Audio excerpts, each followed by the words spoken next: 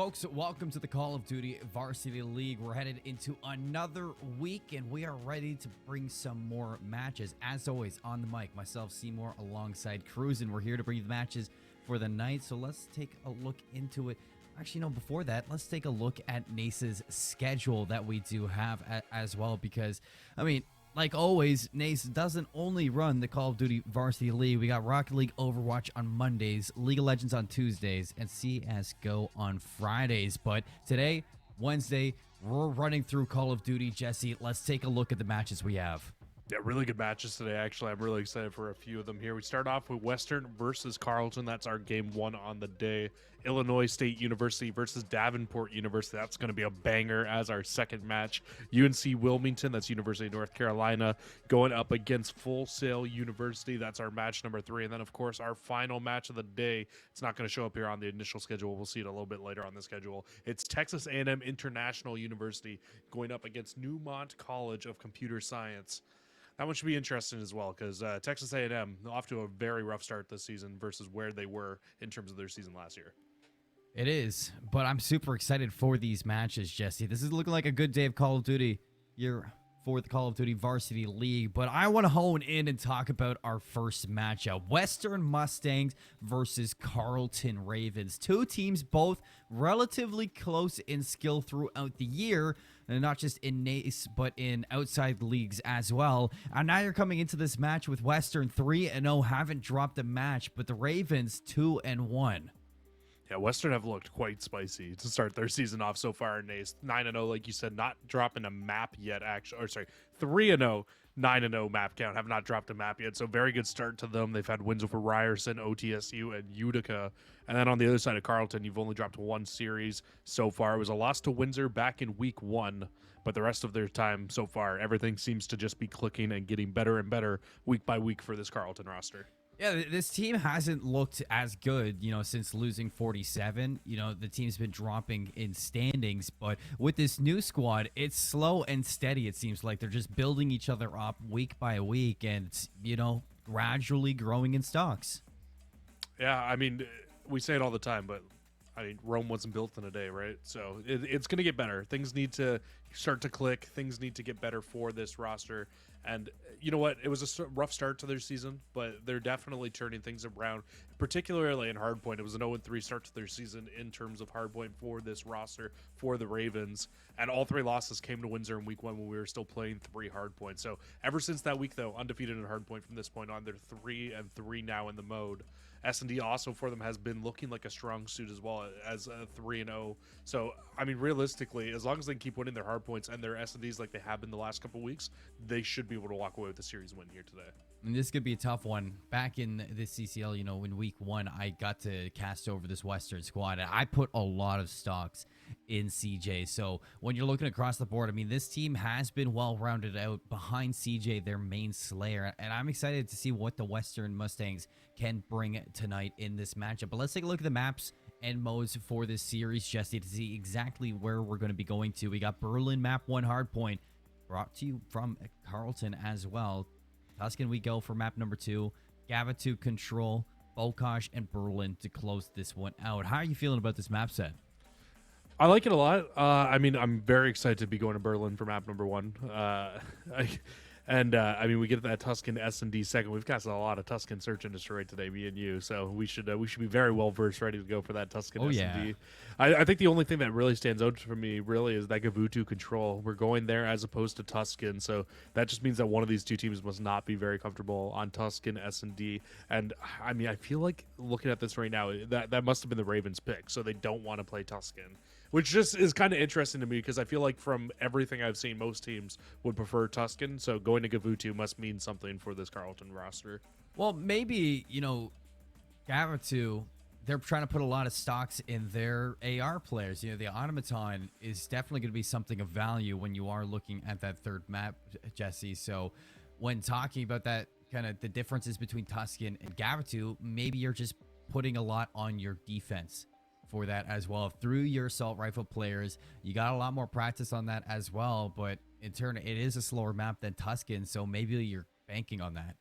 Yeah, absolutely. It definitely could be the fact that you think it's a little bit slower map. I mean, either way, it's going to be extremely tough to be able to get the second zone, to get that B zone so that you can really get a good amount of time and really start to kind of run the score up and win those rounds on offense. It's going to be tough either single way.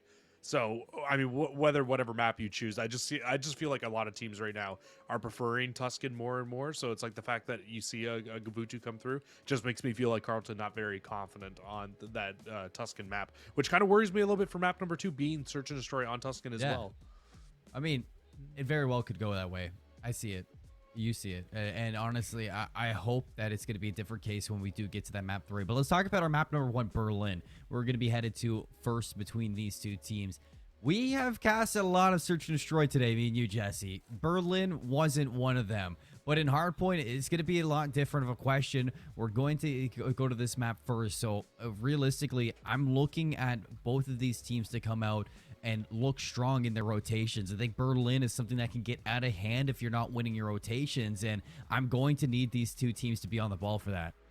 Yeah, absolutely. You're not wrong at all in saying that this map can really, really burn a team if they're not locking down their rotations. So Western, you know, they're 4-0 in Hardpoint right now. You know they're going to come out. This team must be doing something right in Hardpoint to be 4-0 right now. They've also got wins versus some pretty notable teams like Utica as well. Not just a win, it was a 3-0 win versus Utica. The Hardpoint was pretty handily into their favor. So the fact they're able to come out and do that leaves me with a lot of confidence in this roster going into Hardpoint. So Berlin, if you can lock down those rotations, like you said, really look to gain a lot of time on money hills as opposed to inside of scrap hills. That's when you can really start to lock down time, be able to win out these games. But we are into map number 1. It's going to be the blue side of the map. Western starting off, Carlton starting with those closer spawns. So look for Carlton to be the first team able to hop into this hill. Let's rock and roll with some Berlin. Redden, maybe pre-firing this door. Aztec on Carlton's going to open up the kill feed. Less numbers to Western for this break. Richie and Zuzi going to answer back, but look at that. 3 for 2 on the inside of this point. Ravens are locking down this hill for the early time of it. And now that they have the stack up, now that they have the setup on the inside, let's see if they can lock down the rest of this. Here comes Western, but on the inside, it's all the Ravens when the kills come flying through. One player left. It's Richie in a big 1v1 for the rest of this time. Aztec does not want to take this gunfight through the wall. Richie gets the shots on in, but Aztec's going to win it. Aztec wins it, and Aztec also goes 5-0, now 6-0. Finds streaks off the first hill of the game. This is a perfect start for Carlton here. You don't allow any time from Western. You get a good amount of time for yourself, and you already find streaks. If you can find the 7th in a row, unfortunately not going to. That 7th, 100%, could have led to a good amount of success for this team going towards the later half of this game. The strafing run not going to be used to the same effect that glide bomb could have been used to. Ravens are on the rotation here, and they're winning their gunfights. They are really bringing it to the Mustangs inside this Berlin, and they are looking sublime, Jesse. Aztec has the cross, 9-1 to start this off. It's 41 unanswered points out of the Ravens, and the second hill definitely could get out of hand, but here come the Mustangs on the regress. Richie's going to be the first one in. Redden's going to find him, but it's a 3 for 2 on the inside of it. The break's going to be there for the Mustangs. The Ravens trying to get things back together. It's Royalty for a one-on-one on the inside of this point, but Zuzi comes crashing, finds 3 in a row, and going to break in for the Mustangs. So one thing I'm noticing right now, Colin, on the side of Western is CJ is not here today. So it is Richie filling in for CJ at the moment. So that's a big loss for Western. You're losing out on one of your better players, but what they are winning out on right now is the rotation over towards our third hill of the game. And I mean, you're only at 12 points right now, but this is one of those hills where if you lock down all this time, they've got the setup that they want. This could absolutely turn into a full 60 for this roster. Richie in a good position, finessing his life. 2 players drop for the Ravens. Richie cutting off these rotations as well, so it's good flurry of kills early from the Mustangs to climb this lead up to 30. Ravens are setting up for a re-break through upper courtyard. Richie has control of burning, so all eyes are going to be on that courtyard, but the break's going to come in through the Ravens. Royalty finds a big kill from Richie to open this one up. You still have the spawns in the back for the Mustangs, so it's going to be early to re-aggress into this hill, but with 20 seconds, they need to start thinking ahead to the next hill because Ravens have map control. You know, Richie finds streaks as well throughout that round, but you're not wrong. Main focus right now is going over towards this next hill. The issue is while this hill is active and that spawn is still free, you will spawn up in the back of that crane over and over again. So you're going to get these last, few seconds here for Western, but it just is not going to work out. Unfortunately, you just got completely trapped by Carlton. It was a perfect setup and a perfect spawn trap for Carlton to put you in the back there, and now they get the spawns over towards the new hill as well. Iron Shady looks like he's got some shots onto Aztec. Aztec just going to lay down, hit the deck, and look to survive for now. Richie dropped the strafing one run in, and so it is going to scatter these players. Aztec wants to invest one as well. It's a full kill of Mustangs, including a team kill, but no time converted onto this. Aztec's going to drop the late strafing run in, keeps Brady down and in for this count so far, but Shady still tearing things up on the inside. It's going to allow Mustangs to start collecting this time. And look at the Ravens, where they're going to be coming through. Ravens are going to be able to regress this from the respawn. It's a pinch on either side. Brady, can he stay alive? No, Mojo finds not just one, but both of them. That could have turned out really bad. The explosive barrel ends up going off, taking out one of the players on Western, and almost opened up an avenue for Carleton to be able to break their way back into the hill. But no, Western, they will get onto the back of that time, and that break is really important for Western. You don't get that break, you're probably looking at a 50-point deficit going into P5. But no, you get the break. Now it's only a 20-point game here. Heading into P5, it pops. Carleton will be the first team in control of this hill, but all around this hill right now are Western players looking to try to pinch on. Yes, they are. One by one, they're going to tumble in, and one by one, they're going to find these kills. Last player on the inside is going to be Rada, and Zuzi gets some early shot swaps to the secondary. MP40 in the back pocket is able to finish up on that kill. It's a 3-for-1 on the inside, but off these respawns, Ravens are finding the necessary kills to nullify this points that the Mustangs are trying to accumulate. Mojo, 1 HP in a dream. He is going to drop, still trading these kills. Are both squads. Nobody getting good time on this hill 5, Jesse. All the focus is going to be on the back spawns for this office rotation. And look who's won them already. It has been Western who locks down those spawns, and Carleton is making the wrap through the top side of the map right now while also reinforcing the hill, the old hill, trying to stop Western from being able to lock down any time. Carleton's main objective here is to get these top side spawns they have, but look at Richie in the back. Richie in the back. He finds one, can't find a second. The damage is done on the inside for Shady to have more of a comfortable hold. But on that front line, it's Redden to go big, Jesse, to close this out. So the Ravens are able to break this early. That's a huge break, and it's all off that play from the two players pushing through the top side of the map. You get one of your other players to spawn up on you, and it just makes life that much easier. The break from upper courtyard much easier to make than what you can see from this bottom side, from this train yard side of the map. And Western, they are struggling right now to try to break back into this hill, and it was off the rip. This is where Carleton went on their big streak and was able to get 40 seconds off the start of this game. Was the same hill. Oh, Royalty trying to stay alive, but it's a team stun from Redden that takes him down, and that's going to allow Western to get in for this scrap time. But again, the rotations, one out by the Ravens. Zuzi's trying to sell spoiler to that, but he's not needed. Mojo and Richie, they find 3 down, and Ravens now, I don't even know how you pull yourself out of that one. That was a great play from the Ravens, but it's still not going to lead to time off the start. They get a couple of kills, stop Carleton from getting immediately, but they were just spawning so much closer. The reinforcements were able to hit that much quicker. You get right back inside of the hill. Now the clock starts ticking again. Carleton starts rocking this up more and more, and Western, they need to try to get inside of this hill, but everybody is falling. That's a 4 dead, and a great play. Now look for Carleton to try to push the left side and flip these spawns out. The Ravens just won 4 different 1v1s to lock down that hill, and that is going to turn into some heavy time. Jesse, you need to look at the rotation here if you're Mustangs, and you need to make this look clean. Last time around, you were able to lock it down early, and you're going to be the first ones here once more. Richie's going to take a last swing at this for the scrap time, but he's going to fall flat on his face. So this is where all your stocks need to put down into this one. But Brady, 4 in a row. He might just find the opening in the back. He gets one. Mojo's completely watching it right now, but it does not matter. Brady sneaks underneath, gets the right timing, finds the kill. So you still got 2 players back here, but Brady will find his 6th in a row now, trying to look for streaks as well. Won't find the final kill there, but he'll be this player just anchored up in the back. And there it is, 7 in a row. That's a glide bomb. That could be a very big difference maker towards the back half of this game, and Carleton continuing to grow this lead. Ravens just had a perfect rotation from 3 to 4, or from 2 to 3. Inside of this, Western tumbling on in through this upper courtyard. Mojo's going to have to win a big one-on-one here against Redden. It's not going to go his way, so Ravens are going to be in control of this hill again from the front line. Zuzi, look for the break. The collapse is going to be out for the Mustangs. Can they find the kills? So far, the answer is no. Aztec's going to find Shady. Still spawning up are the Mustangs, but while all of this is happening, Jesse, again, Ravens are on the rotation. Ravens have absolutely locked down every single rotation in the back half of this game. And we were saying when we came into this, what do we need them to do? We need them to rotate strong on Berlin if we want to see them come out with a map win. It's absolutely what Carleton is doing. And again, they will be the first team here, the first team inside of the new hill. And Western right now, without having CJ on this roster is struggling to keep up in terms of slaying at the moment.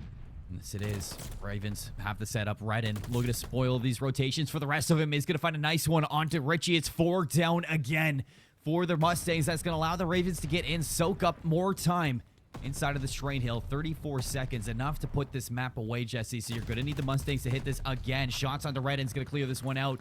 Not enough just yet. Aztec still on the inside. There's Shady lockdown too, and there's the break you need. You get the break in the back, but Carlton's still trying to reinforce in the front. They're trying to make sure you can't get any time here. But if you're Carlton, I think you want to just kind of sit back right now. Don't know why we invest the streak here with 12 seconds left on a hill. That doesn't make much sense to me. At least you have a big lead right now if you're Carlton. The main focus, though, is to go back to P1. My only worry now is what if Western goes on a run, they get the rest of this time, and they get the spawns over to P2. That could end up being a make-or-break moment for this game if Carlton ends up losing it, investing that streak there. It would be monumental for Mustangs to make this happen, but Ravens, they're going to win the gunfights on the inside, start collecting this time on P5. Aztec right in the center. Red Zuzi wins 2 on the outside. Mustangs starting their re-aggress. It is a 4 down to answer out onto that early break that the Ravens had, but off the respawn, Carlton right back into gear. They're going to find the necessary kills to take down the Mustangs and negating this time on P5. Only 15 seconds left needed for Carlton to put this game away. If you're Western, you realistically got 1 shot left at hitting this hill. Mojo finds the break, snaps with the secondary. Redden's going to get the better of him for the break-in for the Mustangs, but you only need 7 seconds left. Mojo They have and Richie, spawns for P1, though. they find 3 down. They have the rotations, Jesse. They need to make this look perfect. This absolutely needs to be perfect from this point on. You can't even let Carlton get in for a second at this moment. The old hill will finish. The new hill will pop. And look again. Carlton makes the full wrap through the top side of the map. They're trying to break this from the front side of the hill again. They're trying to. They have broke it down. 3 seconds remaining. 3 kills for the Mustangs. They're holding on for dear life inside of this hill number 1 and hill 5 that we saw. Ravens setting up for another attack. Royalty on the pinch. Shady's going to shut him down. It's a 1-for-1 trade on the outside of this hill, but Brady's going to split for the difference. Mustangs finding the kills when it matters. A team kill from Richie, but Aztec on 46. Does he have enough health to make this happen? No. Brady coming out off that respawn. It's another pinch setting up for the Ravens. You got Royalty from behind. Is anybody going to check this player? Shady should spot him out, but Royalty's going to win it out. 3 seconds left. They find the kills. They find the map. Wasn't easy at the end, but the Ravens get it done. Oh, man, that got really, really spicy at the end of that game, and you're able to get inside the hill at the very end there and just lay down behind the desk so you don't get dropped. It's a great play to secure those final 3 seconds, but that game got a lot closer than you would have wanted it to if you were Carlton in that situation. I mean, you were in a spot where when that team pushes at you and you're just stuck inside of there. You are. As Carlton, you really sorry, as Western, you couldn't afford to push outside of that hill, to get outside, to be able to push and get into the right situations, because you couldn't allow more than 3 seconds going to the other side of and going to the likes of Western, or going to the likes of Carlton. I've got all my names backwards right now, but it was a great way to be able to close that game out for themselves. Just, oh man, I was getting worried there, and that streak usage really, really upset me. I thought that was a really poor streak usage. I didn't see anything wrong with the streak. I mean, it's why hill streak? 4. Okay, why streak a hill with 12 seconds left? I mean, it just scatter Western at that point. You only need like what, 20 seconds left. Just drop the streak, scatter the spawns, pick them up one by one off those respawns, and just put it away. But I mean, it didn't work out the way that they hoped to. So yeah, I can see where you're upset about it. But I mean, late game, you have a comfortable lead. Why not use the streak?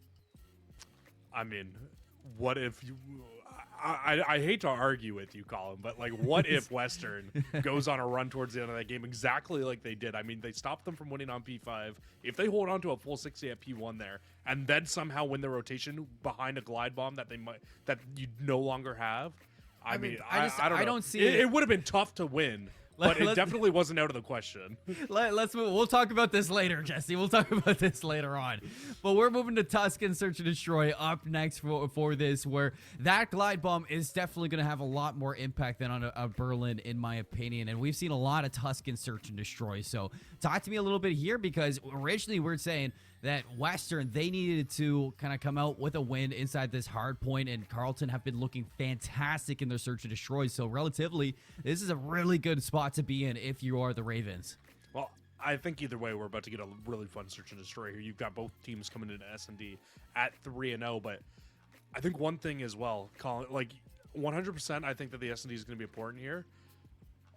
Western without CJ, though, just kind of looked a little bit lost at the start of that game. It feels like they're kind of missing a leader at the moment. So I'm kind of curious as to who inside of Search and Destroy is going to step up on this roster. Who's going to be the play caller? Who's going to get the job done? Because just because your captain's not here today, just because your main leader is not here today, does not mean that you can come in and you're allowed a free loss. You got to be giving it your all. That map number 1, all the way through, it was not looking very good until the very end of it. So hopefully they've heated up now. They've gotten into a good spot where they might be able to go on a bit of a run here. But you would like to see a little bit stronger of a performance out of this Western team going up against Carleton. 100%. I mean, we saw the pieces starting to fit towards the end of that hard point, but even still, it was already too big of a deficit to climb back from when the pieces started to find their way into the puzzle. So hopefully they can carry that momentum into the search and destroy. But when you're really looking at this squad for Western, what would you like to see kind of carry over into the search and destroy? Maybe a round 1 strategy that can throw things up? I mean, you know what I'm going to say. It's Tuscan. I would love to see a B hit right off the rip. Just completely keep your opponent guessing. You hit towards B, or even if you send everybody in towards the middle of the map, hit towards bottom church, make your rotation over to B that way. You don't necessarily have to go through the patio side of the map. You can always hit through different angles. But I would absolutely love to see a hit towards B right off the rip here, just to kind of throw a wrench into into Carleton's plans, make them think about it a little bit more. Both these teams 3-0 in search and destroy, so clearly they know what they're doing. So it just kind of comes down to making the opponent guess and really just kind of feeling them out in the early rounds. It does look like these teams are ready to go for this map too, Jesse. So Toscan, it's looking like it needs to be the answer back for the Mustangs in this sense. And I think I'm so down for that B hit, but it's very unlikely. It's very unlikely in this. I mean, we just saw Tuscan in 2v2 search and destroy all day long, and it was constant A hits even in 2v2. So when we're back to 4v4, that quick plan's just too strong. Yeah, I think we saw maybe 3 B hits all day long, if that, and we casted a lot. We casted a lot of Tuscan S&D earlier on today, even in 2v2s. You don't see it hit too often, but that A site, it's going to be very, very important. You get that bomb down, you get the post plant set up in the broken apartments. That's when you can really start to run away with scores against your opponent. So love to see either of these two teams be able to get that to full effect. I think the only thing I don't want to see, though, Colin, is if that hit is not working, to keep doing it over and over again. You eventually need to switch things up. I hate when I watch teams do that. Well, you need to make adjustments throughout search and destroy. It's the way that you just stay fresh and you stay ahead of things. And if you are kind of stuck into that position, I think you need to look at one player and one player in general. I think that Mojo on Western has really been a player on my mind who's kind of steps up with CJ. And if Mojo on that SMG role can win those routes inside of a Tuscan and open up this map for them, that is what will lead to those adjustments and what will lead to things. It goes the same for Carleton when you're looking at their submachine guns as well. You just need to kind of win out on those overextension plays, and you're going to need your SMG working that side of the map. Yeah, you absolutely do. Your SMG 100% needs to be working that side of the map if you want to find full success. Even more so importantly, too, like that A side of the map, if you can get a sniper on there for defense, like to really shut down that push and really kind of mess with your opponent, that's when things can work out to full effect for your roster. It just really comes down to whether or not you can execute on said play. It's a lot easier said than done, but it sounds like we're getting ready to hop inside this Tuscan S&D. I'm excited. I mean, we've seen so much Tuscan, Jesse, and we're only going to start by seeing more now inside of NACE today. We're starting off with the Mustangs on the attack. Richie looks like it's going to be your bomb carrier for the squad. A quick hit to A. Set nades aren't locked down. Aztec cooked, but it hits the wall. I think he hits the wall because he was trying to bank it in there. That's generally where the set nade goes, and they will find a kill behind the nade as well. Shady finds another, so a 3v2 lead here for Western. They can put this bomb down at A, and you don't really have a great retake opportunity right now for Carleton. Aztec tries to take some shots through middle of the map, but this bomb is down now, and you can push back and get into a good post plant setup here. Barely missing out on timing for Zuzi. 35 seconds, numbers against, and you have the post plant that you want if you are Western. Here they come. Ravens starting to traverse through the middle of the map. They have control of it, but now they need to take these gunfights, and there's limited time to make it happen. Wrapping around you on 2 different ends. Brady finds one. Aztec finds actually the opening kill. Zuzi for the trade. Now Brady doesn't know where to look. Going to take some shots from Shady, and he's going to find the kill for Western to take this first map. Yeah, that was a really good first round there for Western to be able to close that out and be able to really kind of shut things down for this roster. I mean, it's just a good push, right? You hit towards that A site, you even get first blooded, but it was just a good answer back, able to find 2 kills through middle of the map with Shady and Zuzi able to do so, and neither player falls throughout that round either. Great first round for Western there. We'll see if Carleton can answer back, though, with a big offensive win for themselves. Back to the A site. A 2-2 split for the Mustangs. Very passive split for the Mustangs over towards Church. Mojo's not even in a position to spot out Redden, who's already in top burning. By the time he gets there, Redden, ready for the gunfight, is going to find that first blood. Drops back down, snaps to Zuzi. So 2 kills early and the bomb down. 3 kills. And now it's last alive is going to be Richie. Opens up with a kill into Brady. Makes it a 1v3, Jesse, but 31 seconds left. You got to find all these kills. And, well, there's number 2. 1v2 is made. Suddenly, this is a little bit interesting. Speaking of 2, though, he's only got 2 HP, so he's got to wait for that to regen. He's going to get another 1v1 off-site, and unfortunately ends up falling, not able to get the 2v4 or the 1v4 clutch. Would have been tough as well, because as soon as if he even finds this kill on to read in here, I'm sure that Royalty would have been hightailing it out of there, not to give him a timing to find that, and to be able to find the kill. You would have had all the information, but you get the job done. Cleans up the round. And that's going to be another 1-1. Who would have thought, Colin? We see 2 A hits. We see 2 offensive wins for these teams. And people are just learning so well right now how to hit that A site on offense and just really use it to full effect. Even that, I think Redden got some fantastic timing into Church to really open up that round. It's going to have to be an adjustment for the Mustangs going to the future defending rounds. So let's see what they have this time. It does look like Zuzi trying to work their way through Command Center. With that kill off of Mojo, might be the go-ahead to push out here. Royalty looks like he's ready for, let's see if he can find at least one. He's going to need to find at least one here. No, and he does not even get the one. So the full wrap now from the Western players over to B. This should be bombed down. But you've got 2 players still in position for Carleton that might be able to make a play. Zuzi finds a second, though, and now all by yourself, Aztec in a rough spot. I mean, Brady just a little bit too hot to the draw, and Aztec not in a position to help him out in that situation. You see the post plant is set up. Mojo's going to get caught looking the wrong way, so Aztec does turn this into a 1v3, but again, it's just, I mean, numbers against. What can you do at this point? Aztec makes it interesting. Again, 1v2 for himself, 21 seconds. Both players in the Mustangs have disengaged from the site, so he's going to have to flood on in to find these kills, but Shady's going to spot him on the exit. Now the information is there. And Mustangs are in a fantastic spot to put this round away, and Shady's going to put the nail in.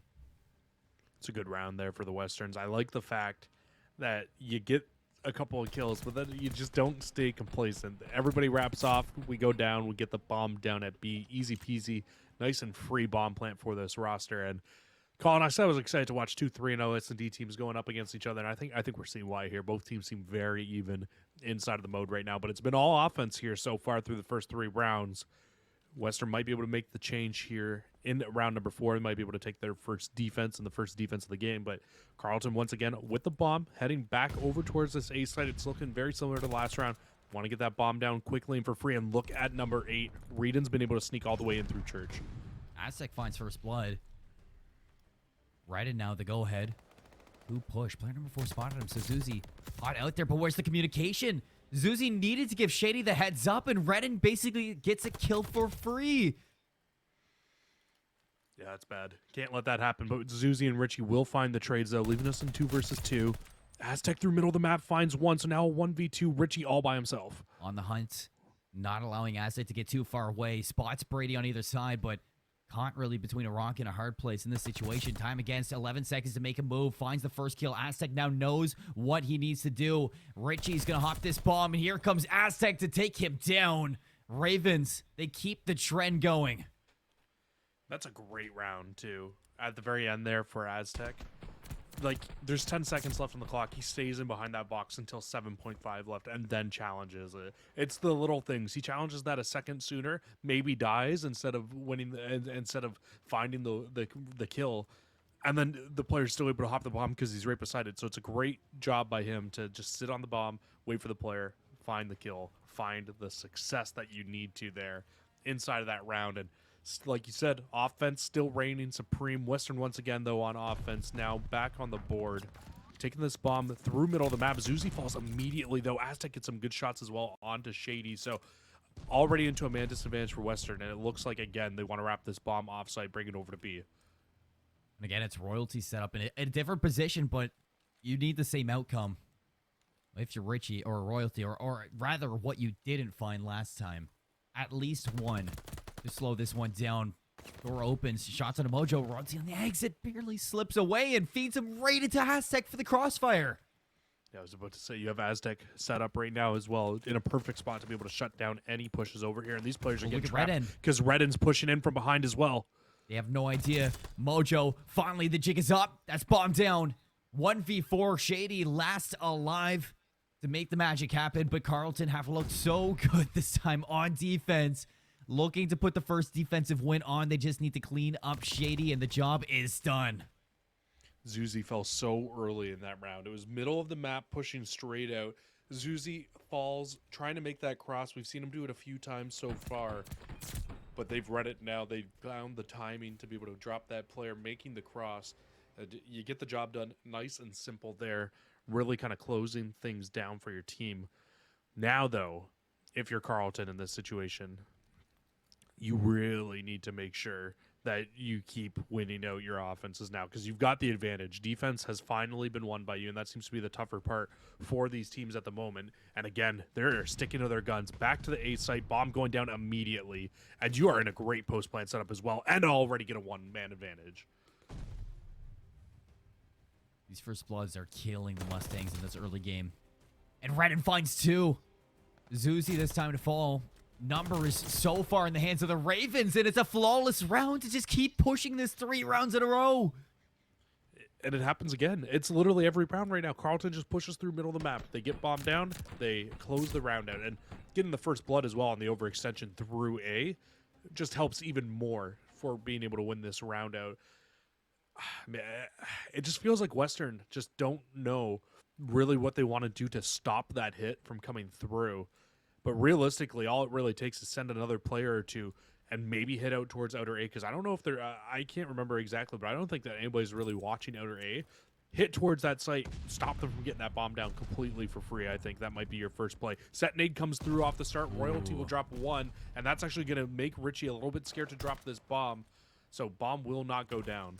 Redden dies off a 5 streak, but you still have Aztec on 4 in a row. So possibility for streaks in the end for the Ravens. When the dust settles, it's 2-on-2 for the Mustangs and the Ravens inside this round. Bomb gets recovered as well. Player number 3, Richie, moving his way through Church, but very disconnected from his other player. If this bomb drops, it's going to spell trouble, but in fact, looks at Aztec through the middle of the map. Is going to find that. The trade's going to be through for Royalty. Now the jig is up. Mojo knows this, but Royalty finds the right timing, and he's going to keep the ball rolling for Carleton. That's another Carleton round victory for themselves here. And another great showing from this roster. Another defensive round. Colin, they've been so solid on offense. Up 5-2 now. All they need, one more offense. This game is theirs. They take a 2-0 lead against Western. I don't know if many people were expecting this outcome, but again, Western without CJ on their roster right now, it's really showing like it's taking full effect on this team right now. I mean, I don't even know what the Mustangs need to do to figure this out. They just need to stop the bomb from going down at A. That's the first job. They need that, and the first bloods are just not in their favor around the outside. Shady's going to find Brady, and Richie on the flank is going to take down Reddit, and look at this answer back. It is exactly what you needed. Aztec all alone in a 1v4 may have the bomb down, maybe in a really good spot, but now they know exactly where you are, and you can see those blue arrows are surging. Player 3 is going to come around. Richie is going to finish it out, and Western stay alive in the search. And they do exactly what I called for too, Colin. They sent 3 players towards the monument side of the map. They all pushed through A. And what happens is, yeah, you've got a play watching over there for Carleton. But as soon as they find the kill onto that player, the person who was on the bomb is completely helpless in that situation. You're able to push through, gets the bomb down, but as soon as you get the bomb down there, you're still just kind of stuck in a sandwich of Western players. They find all the kills, and they find the round victory. Unfortunately for them, though, they will need to find 3 more in a row if they want to be able to take this game. It's not completely out of the possibility, but that defense was a great start for them here. A very slow offense for them so far, though. Not taking that mid-map control like we've seen, but Redden might actually not be in a great spot. Zuzi could get in behind him here.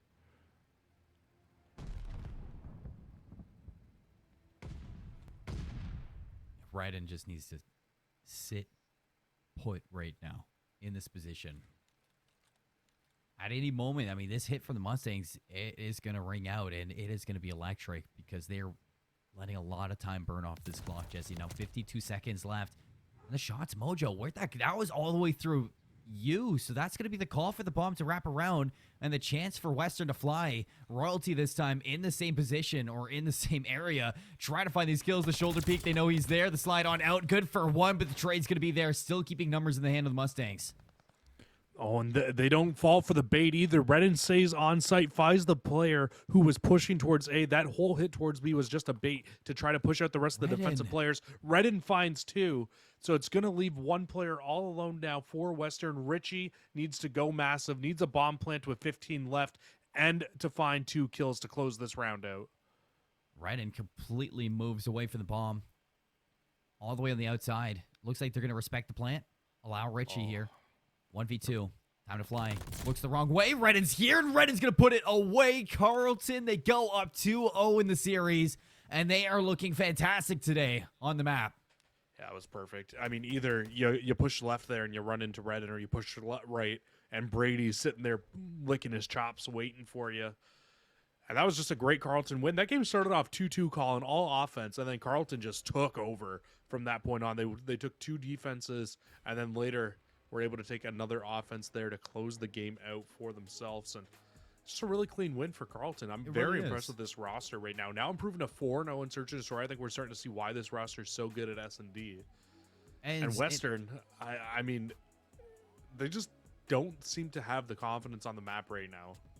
No, I totally agree with that. And I think one thing that really is standing out inside of the Search and Destroy that may be the case to the hardpoint and the way they started the hardpoint as well is this team on Ravens are adjusting and they're trying new things and they're always changing it up, and their teamwork is just on pace. You can see as soon as a first blood comes through, it affects the pacing of players on the overextension, of players all the way around for the squad, and you can just see the ever so evolving play style that is this Ravens roster today. Inside that Search and Destroy, we saw it plenty of times. Yeah, we really did. It really does feel like this team is just ever evolving, like you said. And they started off 0-3 in Hardpoint, now 4-3 in Hardpoint, 4-0 in Search and Destroy. And I mean, Control's like their one mode right now, where like even in the recent weeks they're 1-1 inside the mode. So not the greatest, not the worst, but you would definitely take that over being like 0-2, 0-3 in the mode right now as well. So I definitely don't think we're gonna get any complaints out of it. And I'm glad to see this roster really starting to piece it together, because like I said before, they really kind of struggled at the start of the season, and it felt like it's because you lose 47, like you said, your best player in the offseason. So now it's kind of about picking your pieces back up, building that house, and really finding the fundamentals, building those fundamentals with this team. And now they seem to have them, so putting them all together is now leading towards map victories, and they're on series victories. I'm excited to see when this team is playing against other teams, outside of the division, or, future, like farther down the line, whether it's inside their division or outside of their division, because this team has made successful waves throughout this year.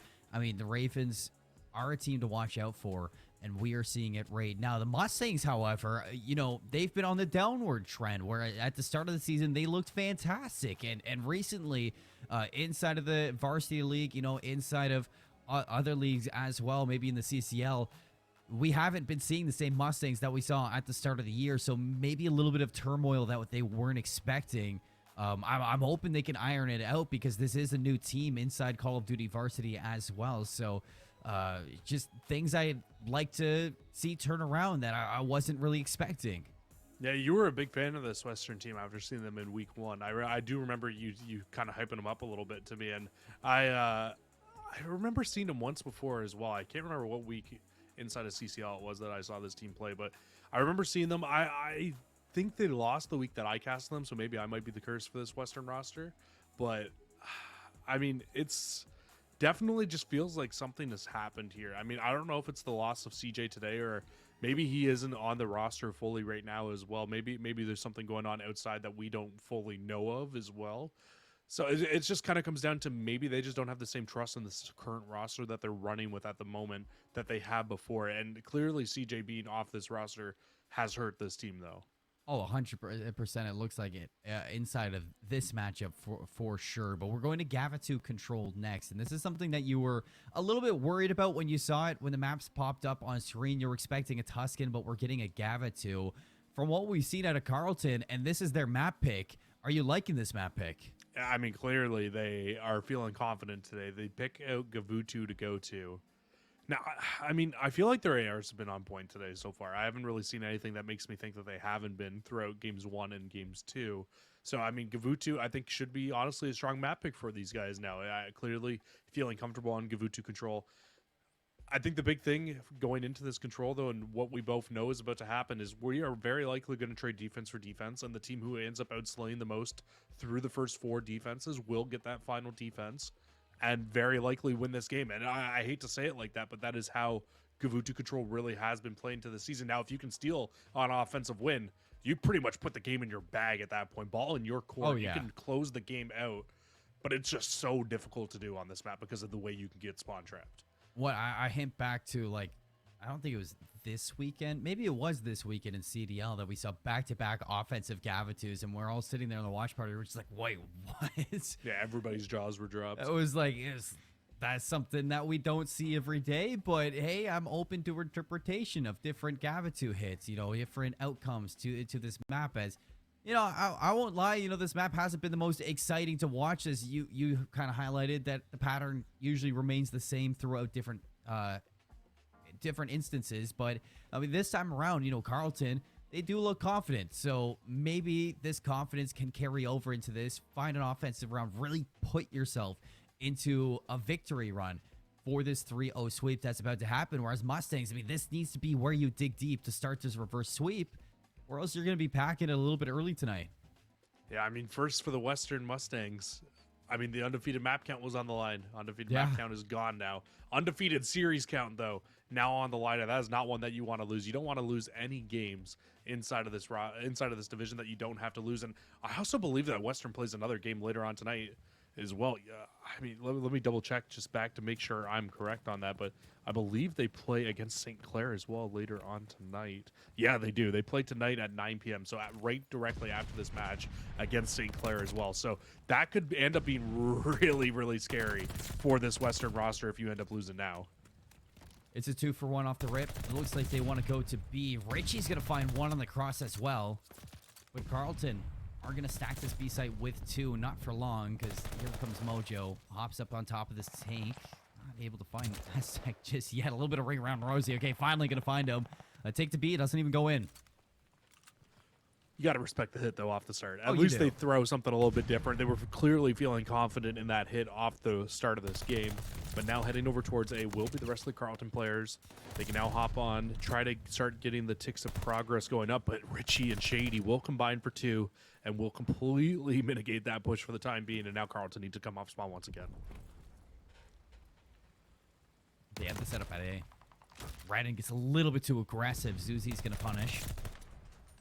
But off that top boat control that Brady has, some shots ringing out, and it's good so far, but Shady is going to clear off that pressure inside of the A side. Ravens are going to have to re-aggress into this one. 34 seconds left, Jesse, and again, they lose another player right off the bat. That's going to thin these lines for the Ravens, trying to get to that. Royalty's going to win a big fight, but trades are just favoring Mustangs at this point.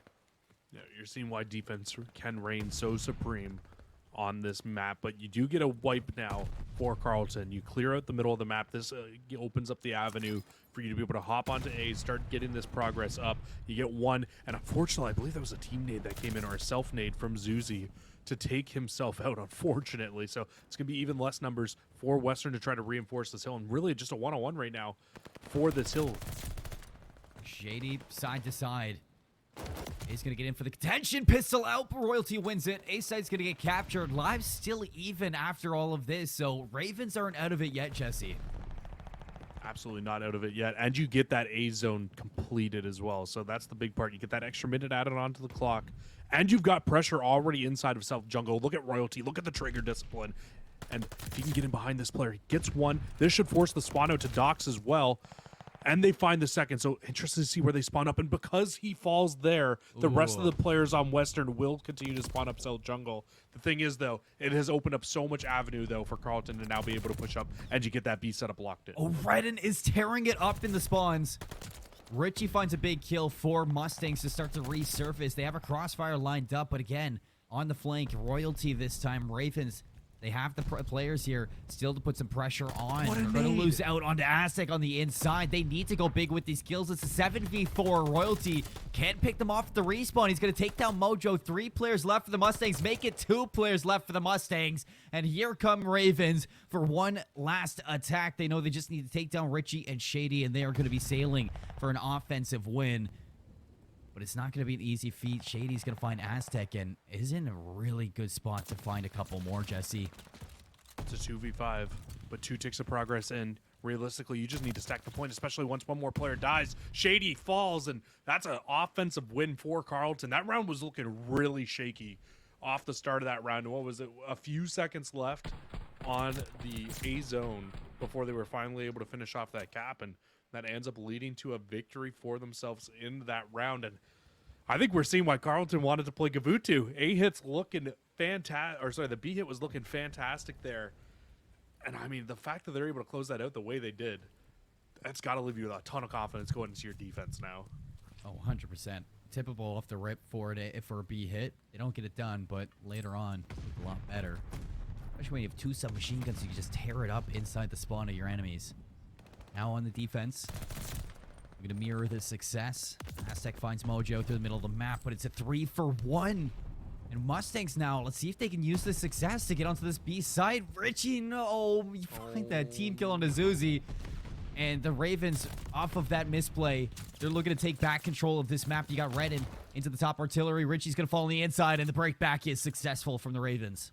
The break is successful, and this is the even scarier part. Is you still have forward progress for Carleton as well. So look for the spawn trap to start to be engaged here. That's a big first kill. Completely opens up the right side of the map. You can now start to make your way back over to A if you're Western.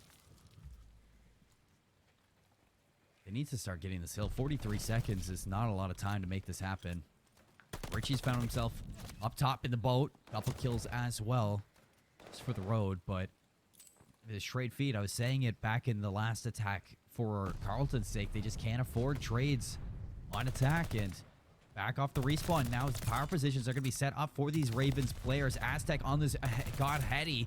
Find Shady, but that's about it. In retaliation, you're seeing a big 3 down. Now stack this hill. It's looking very similar to the Carleton offense. Everybody kind of struggles. We make a kind of last-ditch effort over towards B. Doesn't work out, but then now we can hit onto A, get that first tick. Second tick coming in very quickly as well, because we do have a stack.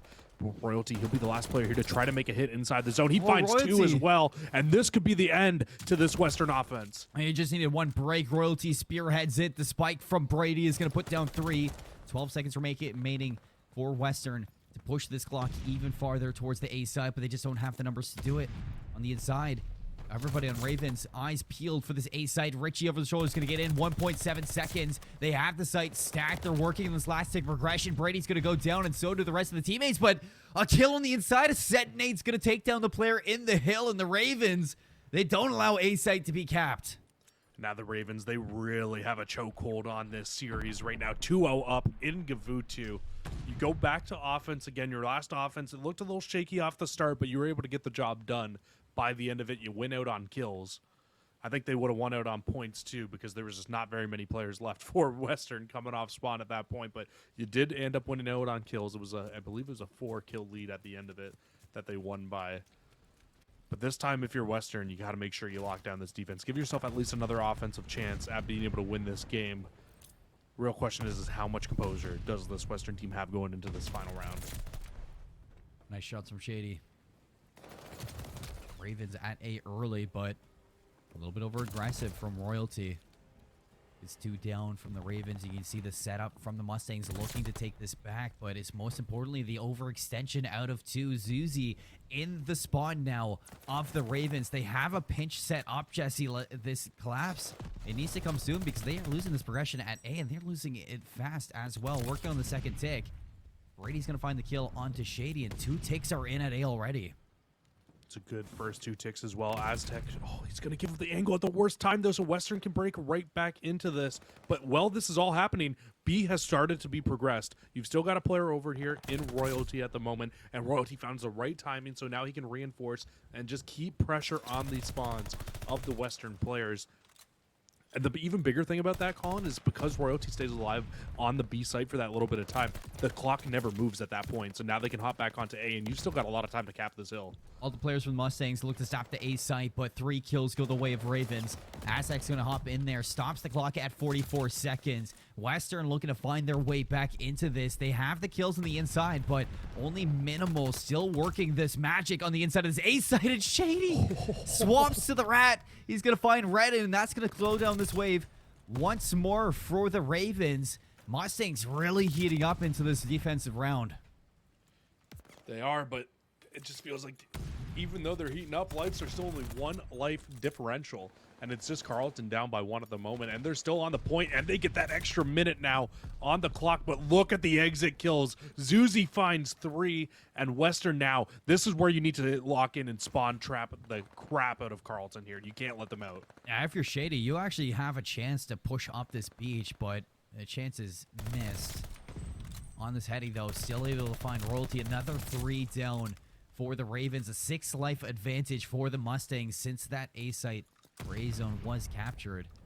And now forward aggression. Ravens are going to realize this. They're slowly trying to break out of this hill, or out of their spawn, but not finding any opportunity just yet. Zuzi's going to find another one. Red in this time. It's 16 lives to 8. It's told double the lives of the Ravens right now. Westerns are smooth sailing on this defense. 34 seconds. And the Ravens, they're just sitting still. They don't even look like they want to hit this. This is the right play for the Ravens. You can't give up any more lives here. There's no point. You've already got that one round buffer, and you're down like 7 lives here in this round. So if you give up any more rounds at this point, what this is going to do is not only give Western a good chance of being able to win, but also might even look to feed them streaks. I don't think the Carlton players know that nobody's really that close to streaks at the moment. You do win another one out here for the Western players, so now up 8 lives in the round. Only 4 seconds left. I don't think anybody's going to be pushing anywhere any longer here. But now comes the $1 million question. Can Western take an offense here? Because that defense gives them not only a good amount of lives back into their favor that you didn't have on the side of Carlton, but gives you a good chance to now make your way back into the game. They stay alive for now.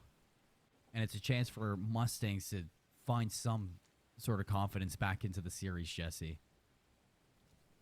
So you look at the lives, and after that round, I mean, in the kill column, Western's not too far away from this, like we're kind of talking about. So a strong offensive round, and number 5, I think there's to take. Right in on the inside is going to drop Zuzi. That's a big win.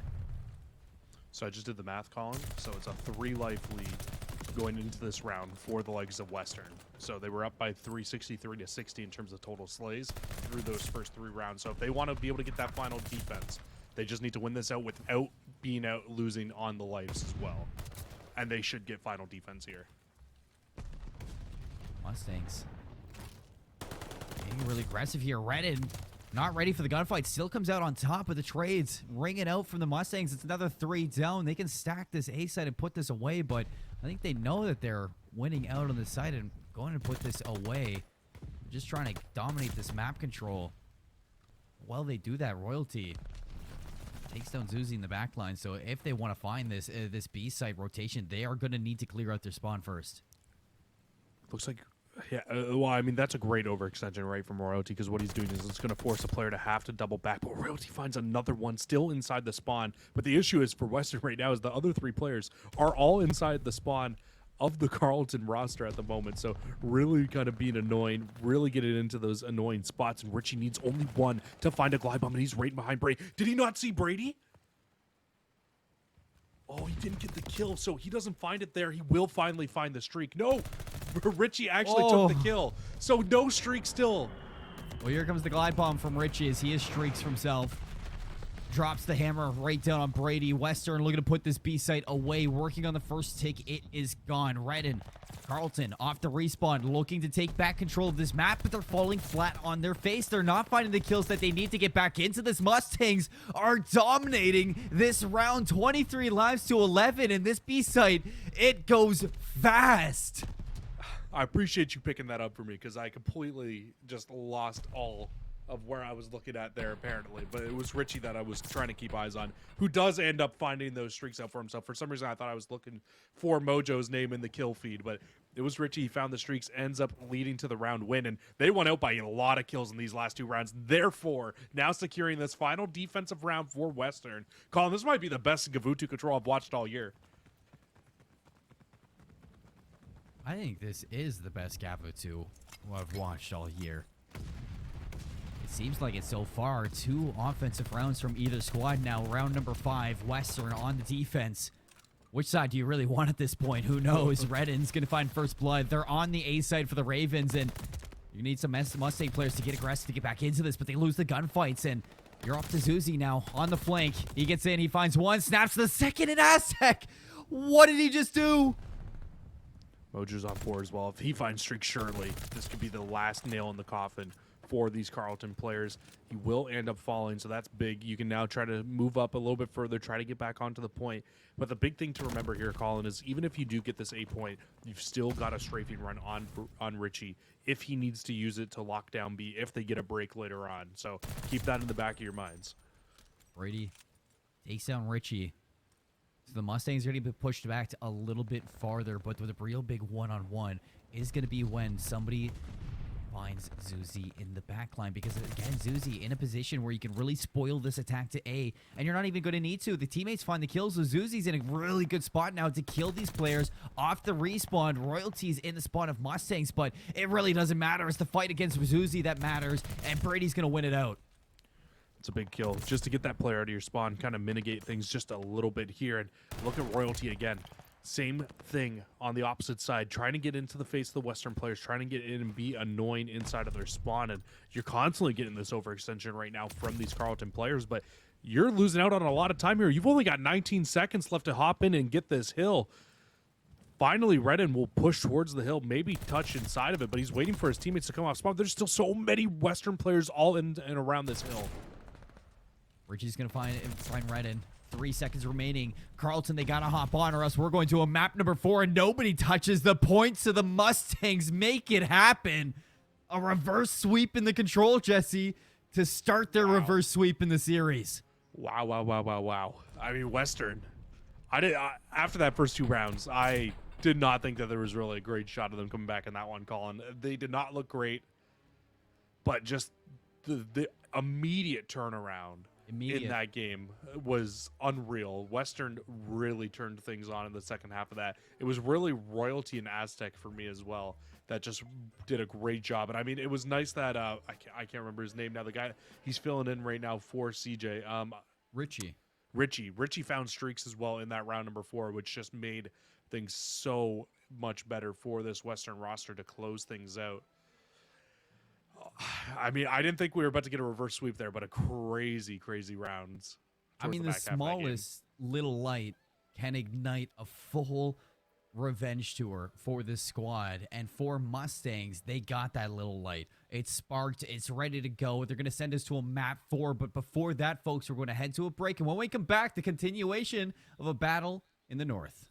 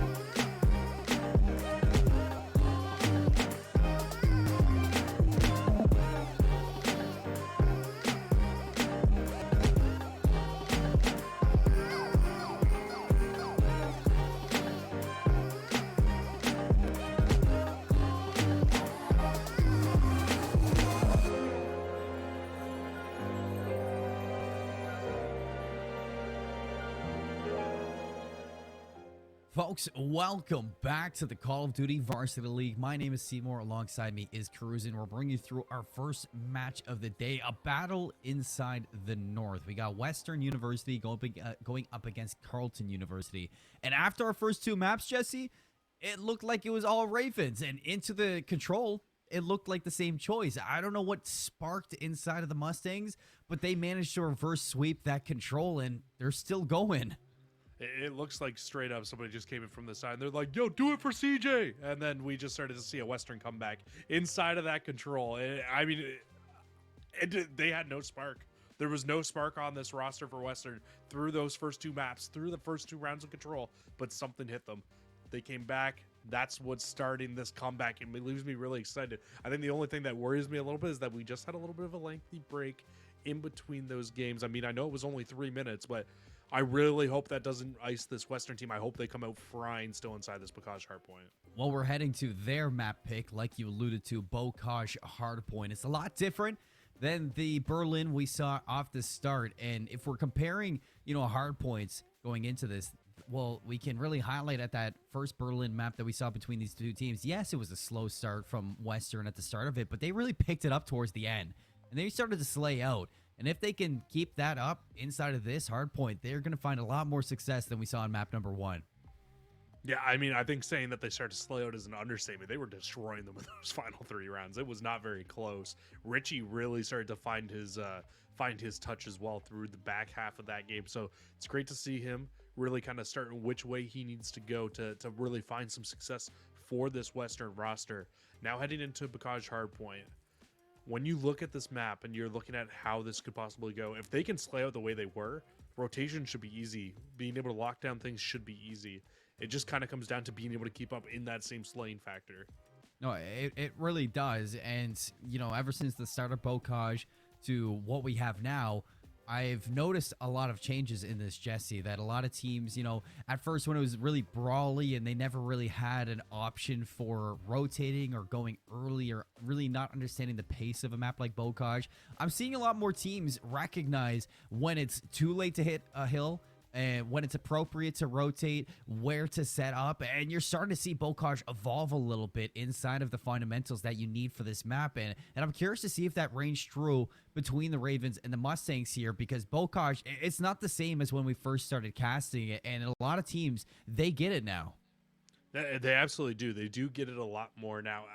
We'll see what happens here in this one. It's just really comes down to knowing where the opposing team is going to be spawning constantly. If you can read those spawns, you can lock things down for your roster. We'll just have to see if one of these two teams can keep it going here. Western still looking to try to make that reverse sweep. Carleton, they don't want to go to a game 5. They just want to try to put this one away. Well, already right up the bat, you can see hill number 1 right in the middle. Not a lot of time to be gained from this first hill. What you really want is the map control, and Ravens do a good job at flipping this one out early. They're going to have control of the better for the rotation, but in return, Mustangs flooding on in and flying, and when they do, the respawns from Carleton, they take care of business. Yeah, it just wasn't enough, right? You had too many close spawns up for those Carleton players where they were able to keep reinforcing this hill. Redden's going to have one-on-one with Mojo here, so this should give the okay now for Western to start to fly forward. It's really just royalty for this player pushed up at the moment for Carleton trying to lock things down, but it just does not matter. Still spawns on the left-hand side, so tough to break, and Carleton's still in control of them. And they go. Carleton, they don't have control of the hill right now. They still need to find a few kills before they can make it happen. Shady wins 2 off the rotation. It's going to draw some of these red arrows back, but while all that's happening, you see Western, they make the heads-up play to push through Barn. They're going to find a few. They're going to keep Carleton outside of this hill. They haven't got this job done just yet. Richie wins the fight on the inside. Western looking to follow up off of their main Slayer, and they do exactly that. They win the fights from the front, and they're pinning Carleton back behind Shed. Yeah, that's the big thing that they've got right now, right? You can just lock your player Shady inside of the hill right now because of how much forward progress you have, how much you're able to pinch these players in, and everybody spawns up close again here for the Western players. Unfortunate for them that the spawns do end up flipping out now. It looks like they were controlling everything perfectly, but you can already see player number 5 is making the full rotation over towards New. They say, hey, you know what? We don't even need to worry about the scrap time right now. We'll send just Zuzi over there. Zuzi gets the job done, and now it's just a battle for the rotations. Richie on the case as well with Zuzi. But they're losing the fights on the inside of this. Grandma's under control of the Ravens. It's 4 down. 2, give it to him. You can still see the spawns in favor of Mustangs for the back, so they will be able to hit this quite considerably quick. Just need to find a few gunfights before that happens, and there it is. Shady, Richie, they find 2. That should start the push from the Mustangs. It's 3 down for them, though. And Aztec's going to clear out Zuzi, so still collecting this time. But Ravens, they're getting a lot of time off of Grandma's Jesse. I feel like more and more so recently, though, we're seeing this, Colin, where teams don't want to hit this from the spawn side of the map. They want to hold it from the front side, because what it allows you to do is just keep the opposing team pinned in the back. Issue is, though, is if you get a wipe like we just saw from Western, you got the closer spawns, you can rotate, get back into the hill quicker. And Western, because they get all 4 dead, they push forward, they actually flip these spawns out, and now you've got Carlton trapped up in the back as we rotate over towards the barn hill, looking like it's going to be good for Western to get some initial time here. Looking good indeed. 51-56 after 3 hard points. Royalty finds the win through the middle of the map, but you can still see Ravens trying to traverse their way around. And look at that kill feed. It's all Zuzi. He's got 6 in a row, so that's going to be a strafing run in the pocket of the Mustangs. They have control early of this barn, and they've already pushed this lead to 20. Zuzi off the respawn, looking to clear out their spawns, but Carlton, they take the hit from the front. They are going to get in for the contention. Aztecs still alive, not for very long. They take down Redden as well, so Mustangs are doing a great job at battling back so far. Just building the lead and building it at lead. Higher and higher. As long as you can keep it going, that's when things are going to start to get really, really scary for this Carlton roster. You can really put them on the back foot here. And again, with 15 seconds left, look at Richie. He's going to make the route over towards this new hill, making that first player here, and he'll find one. So hopefully for him, he's hoping that he's going to be able to flip these spawns out. We'll see where the rest of the Carlton players spawn. And those Carlton players are actually just going to spawn straight up on top of the new hill. Let's see if they can pick this up, though. You can see Mustangs surrounding them. Mojo on the high ground. We saw how good that is earlier in the day, Jesse, and it is raining true again. A quick break again for the Mustangs. Even though the Ravens spawned in, they were never able to set up with a good setup, and again comes the second wave of attack from the Ravens. Western shut it down once more. Now pinned in the backline are going to be there's Ravens. The Mustangs are set up on all their power positions. The crossfire is going to be out, and having trouble are the Ravens at getting back on their feet ever since they lost that Grandma's Hill. Yeah, absolutely. Love to see it. Western has done a really good job of not only controlling the spawns, but controlling where they want the other team to spawn. And once they get them in that exact position they want, they do a great job of finding all of the kills. You just see it again there. Another 4 down. Streak is going to be invested here for Richie as well, just trying to get some information as we head back over to P1. Unfortunately, can't find the player inside of Grandma's, but you've got that information now. You got to imagine that player's going to get hunted down. You have to imagine. But what was 50-50 after third hard point? Now 136-68. Western, you can see why this is their map choice. They're looking great. As we're headed back to the second set. Fantastic lead so far. Ravens looking to flip this map out. Excuse me. Looking to flip this map out. And they're going to find the kills, so that is going to put some pressure now on the respawns of these Western players. Another wave to take down before you successfully flip out these spawns. Shady's going to find Redden. Mojo's going to find a second, and so far the Mustangs hold on. That's Western in the back of the spawn, exactly where they want to be spawning up for this new hill at this exact time. But what Western did really well in the first set of rotations was holding a lot of hills from the front. Even this P2 hill, they weren't the first team initially in hold of the spawns. They hit it from the front. They spawned Carlton out towards the bottom side of the map, exactly what they wanted to do. This time, though, they will have to go for a more orthodox hold this time, a more normal hill than what we're used to seeing. Carlton, they find the break from the front. They flip it out, finally, into this one. So they've actually connected Hill 1 to Hill 2. Quite considerably successful. Here comes the Mustangs. Richie still with that strafing run. Curious to see if it's going to get invested anytime soon. They do get the break once more from the front. You talked about how good they've been in this situation. But still a few more kills before they're able to collect it. Richie's going to hunt down Aztec. And yeah, I mean, the Mustangs, they are just looking fantastic, Jesse. And again, I mean, it almost feels like that was by design. You lose the spawns that originally you would want, but they just don't even care. They say, hey, you know what? Yeah, that's fine. Let's just hit it from the front again. We break you from the front all the time. They start to hold, and you end up going 50-50 on that hill here with Carlton, as they'll be able to pick up the scrap time. but still not the worst situation for yourselves. You're still going to be up 40 points, maybe even 50 points actually going in towards this third hill. I apologize. And when Carleton now tries to break into this one, Western's going to try to hold this from the back, and again, you get one player to sneak through, but even if these spawns flip out, Western won't even care because they can just hold from the front like they have been. Well, Shady wins the fight onto Brady. Should be some spawns locked down for the Mustangs in the back. We'll look at that swift kill feed of Red Ravens. They fight the good fight. They take it down. They get the squad spawns now to reinforce this Grandma's Hill, but this hasn't been the recipe to success for this team. They need to turn it around, and it needs to be in this Grandma Hill, but on the inside, it's 3 down for Ravens. They're going to be right back on this respawn. You got to be careful not to get spawn trapped. This is exactly where the Mustangs want you. The Mustangs from the front of the hill right now are just playing unreal at the moment. This is the exact situation that you want to be playing in on this map. If you can really control where the other team spawns, like you're forcing them to keep spawning up in the back of these hills, and they're not being able to push out anything. Yes, you'll get in for this little tiny bit of scrap time here for Carleton, but Western, the damage is done right now. 55-second lead, heading back over to P4 once again. And look at this. From the front side of the hill, they're going to set up a hold as Carleton gets the spawns in the back again. This team looked like a brick wall inside of Barn, and Richie finding the kills around the outside is just going to make it a little bit easier for the players to win the gunfights when it comes to the inside battle of this Barn. Royalty in for a second of contention. Carleton trying to grasp at straws to keep Western out of this hill. And the hit is good so far. 4 go down. Brady's going to find the beatdown on Richie, making it happen. The only player left is to take down Shady, and Brady's going to find that one. Almost 4 in a row, but Zuzi takes him out. So Mustangs looking to fight from the front again, and just like that, they fight from the front, and they're into the hill. The switch that flipped inside of that control for Western is exactly the switch that needs to flip right now for Carleton if they want to be able to make their way back inside of this Bocage. Down, what, 80 points now. It's going to be a very tough comeback here inside of this game if you want to make your way back into it. 214 to 131. Western only needs 36 seconds to close this game out. And again, the whole pinch onto these players of Carleton inside of the hill. Only one player left. It's going to be Redden. Redden gets cleaned up, and now everybody on Western once again can fly forward and try to hold this from the front.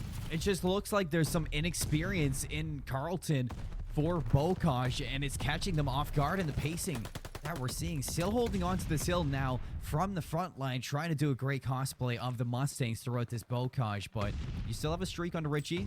Again, curious to see if that's going to get invested here. 22 seconds onto this hill, so I don't expect it to be. We're running into the third set of rotations, Jesse, with a very sizable lead out of the Mustangs. You're going to need to see it change, like you say. If Carleton wants to finish this in 4, it's going to have to be a monumental comeback to close it out. Because if you're Western, you only need 20 seconds to close this game out. Now Carleton still looking at needing, what, 95 seconds to close this out. So a big differential inside of this game at the moment. And Western once again setting up to try to go on a big flank here. Zuzi will get the trade off screen and might just be able to flip these spawns out. He doesn't. Carleton keeps spawning up on that left-hand side, but look who's in control of P1. It is Mustangs. 10 seconds left for them to put this away. Ravens are going to have to find this break. They're fighting from the better side of the map, but when the kills come through, they're just not finding the necessary ones. Royalty is going to be the one to at least find the kill inside the hill for now, but 3 seconds left. Shady's going to hop right back into this, and it's going to be a map 5 at the hands of the Mustangs with a fantastic game number 4. Bocage, you can see why they picked this. They looked a whole step ahead of Ravens from the start of this game. Yeah, they really did. It was poetry in motion, Colin, watching that game, because every single time they went to a hill that they didn't have spawns on, we were like, oh no, they don't have the spawns. And then they were like, yo, don't worry, guys. We will just hold this from the front, because apparently that's all you need to do on Bocage Hardpoint to be able to find success. And you are starting to see teams learn this and do this more and more often. I just have not, I don't think, ever seen a team do it to this effect where you're holding from the front. Usually the way you find success on a map like this is you early rotate, you get set up exactly where you want to, and you zone the team out, push them out, win all your gunfights. What they were doing was bully hardpoint. They were just hitting from the front over and over again. They would find a wipe, and then they would zone you out and keep you spawning where you want to spawn, but just like make it so you don't want to spawn there because you're just running straight into trap after trap after trap set up by Carleton University. You know, and with Vanguard, it seems that's the case with a lot of maps. Well, certain hills in certain maps, like you got Grandma's inside of Bocage that you really want to box a team out to those favored spawns and really fight from the front line. It's the same thing when you're looking at, let's say, Churchill inside of Tuscan or P3 inside of Berlin. I mean, every single one, it might be different size maps, but in Vanguard, we're seeing that a lot, that fighting from the front of the hill tends to be the better way to handle it. And it's just because of the way that squad spawns work right now, right? Because you spawn up on your players. So if any of your players are alive inside the hill or near the hill, you will keep spawning up in that situation. And it just sucks for your team, in all honesty, when that happens. And that's why you can really hold hills from two different ways inside this game. I think it's why squad spawns are a thing. It's to make things like this happen. As much as people like them or hate them, they're here to stay right now for this game. So you got to learn how to use them and got to learn how to abuse them. And clearly Carleton has figured, or sorry, clearly Western has figured it out there inside of Bocage, because that was just a masterclass of how to set up, how to hold from the front, and how to really shut down spawns and make sure that your opposing team is just not going to be able to do anything about it. And Berlin, finally, Colin. We waited all day for it. If you guys don't know, we did a 2v2 tournament before coming over to do this. And all day we had the same exact map set, Berlin map 3. We did not see a single Berlin search and destroy. We get it in game 5 here, though, Colin. And we get it with a map 5 as well, Jesse. I mean, this game has been nothing but exciting between both Canadian rosters. And with the start out of Berlin and Tuscan that we saw from Carleton, we very much were counting out the Mustangs from this. But I mean, even in the Gava 2 control, I was counting the Mustangs out because they were down 2-0, but they're looking to reverse sweep, Jesse. Something that doesn't happen every single day. And heading into this Berlin, I would 100% give Mustangs the edge into it right now. If you're the Ravens, you are shook. You need to take this little bit of time that you have before this game 5, mentally reset, find whatever zen you had inside that game 2 Tuscan, and you need to recreate that inside this Berlin. 100%. I could not have said it better myself. And the other thing with this with this Berlin search and destroy, we need to look back at our Tuscan though, because as much as I want to keep looking at this and being like, you know, Carleton or Western, you're making that big reverse sweep, yada yada yada. They're like, they look good. Let's not get me wrong. The search was, I think, arguably where they've looked the worst so far though. Carleton really kind of ran through them in that S&D. It was very, very obvious that Carleton had a better game plan for Tuscan search and destroy. Now, that's not saying that we're going to go to Berlin and they're going to get absolutely run through here, because I don't think that's going to happen.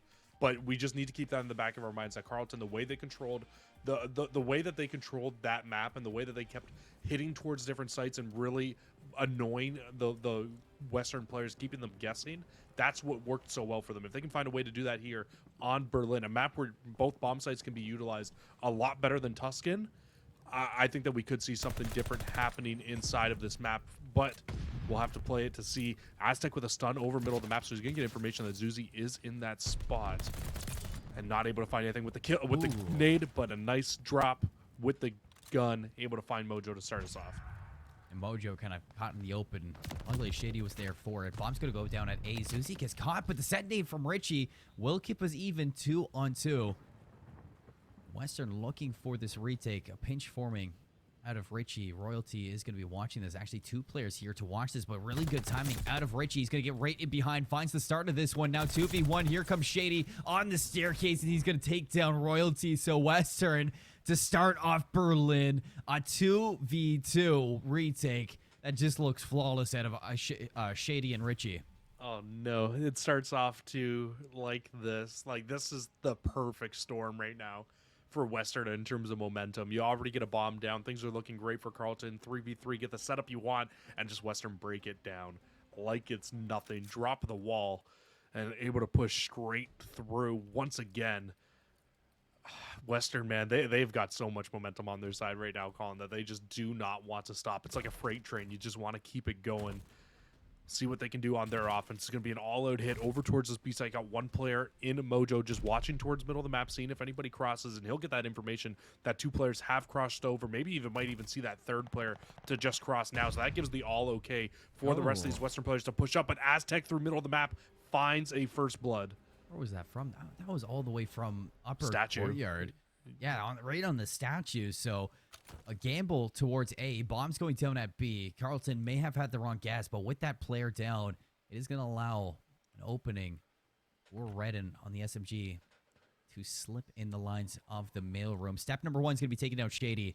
They need to take control of this warehouse, and I think they know that. Royalty trying to check this one is going to drop to Shady, who's on the exit now, but Brady's going to pick up, keep the numbers in the hands of the Ravens. Have to get into the site. Richie's going to be taken down. Zuzi now in a 1v1 for this back spawn. Player's going to hop the defuse. Aztec going to be setting on this bomb comfortably as Brady picks up Zuzi, and another retake, this time at the hands of Carleton. And that's just what happens when you have a 4v3 on the retake, right? That site in a 4 versus 4, almost impossible to break. But you don't have that extra player playing back warehouse where you can help your player who's sitting top warehouse to be able to shut down that push coming in from behind. And because of that, you get a much easier retake opportunity. You can send 2 players through, even if one falls, you still finish that player off in the back. And it makes making that retake much easier and looking good for Carleton there inside of that round. Now heading into round number 3, looking like Carleton knows what they want to do with this bomb once again, heading straight over towards this A site. And again, you really have almost the exact same setup. So clearly this setup is what they want to do. Just a matter of actually making it work this time. Aztec needs to stay alive in this fight against Shady. Shot's going to ring out, but this time around, the bomb goes down. Redden gets picked off of that A site, and that's going to spell trouble for the rest of this. And yeah, Zuzi in such a cheeky spot finds Brady as well. Yeah, but instantly, Aztec and Royalty find to trade things out. You will get another player to drop here. So Royalty in a 1 versus 2, and it looks like Shady has some sort of an idea that he's trying to put this bomb down now. Will go down, tries to rotate out, and gets out by the hair.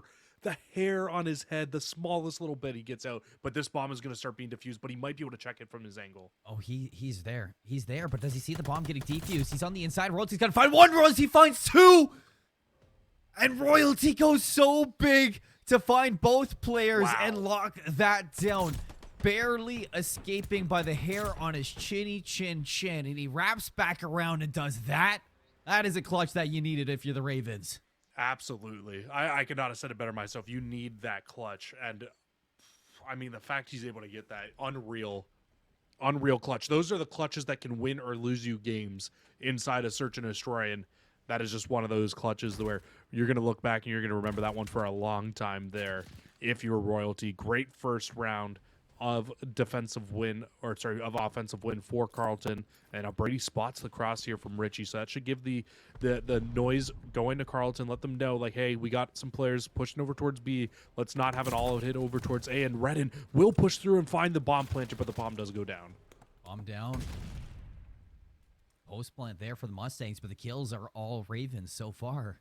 You still have the player back warehouse, but on the hunt are these Ravens players. Opens a window. Mojo finds Brady, and while this is all happening, I don't know who hopped that defuse, but they were sticking it out to the end, and they had no worry in the world. In a 4v2, they just hold on tight, and Redden's going to get it done. Did they get the defuse? I thought that Aztec found one and that they found the other kill in the back. I think there was only 2 players left, so I don't think that they were on the defuse necessarily. But they definitely could have been, though. They definitely could have tried to hop it. They were in a 4v2. It said bomb defused. Did it say bomb defused? It did. So they just found the kills as well then. So crazy stuff for Carleton there. I don't know. Great catch, Colin. Great catch. Looks like we're headed to the B side, Jesse. Yeah, it does. B site going to be where Carleton's taking this bomb right now, right off the rip. But you've got a lot of pressure here for these Western players right now. That's a good heads-up play from Zuzi.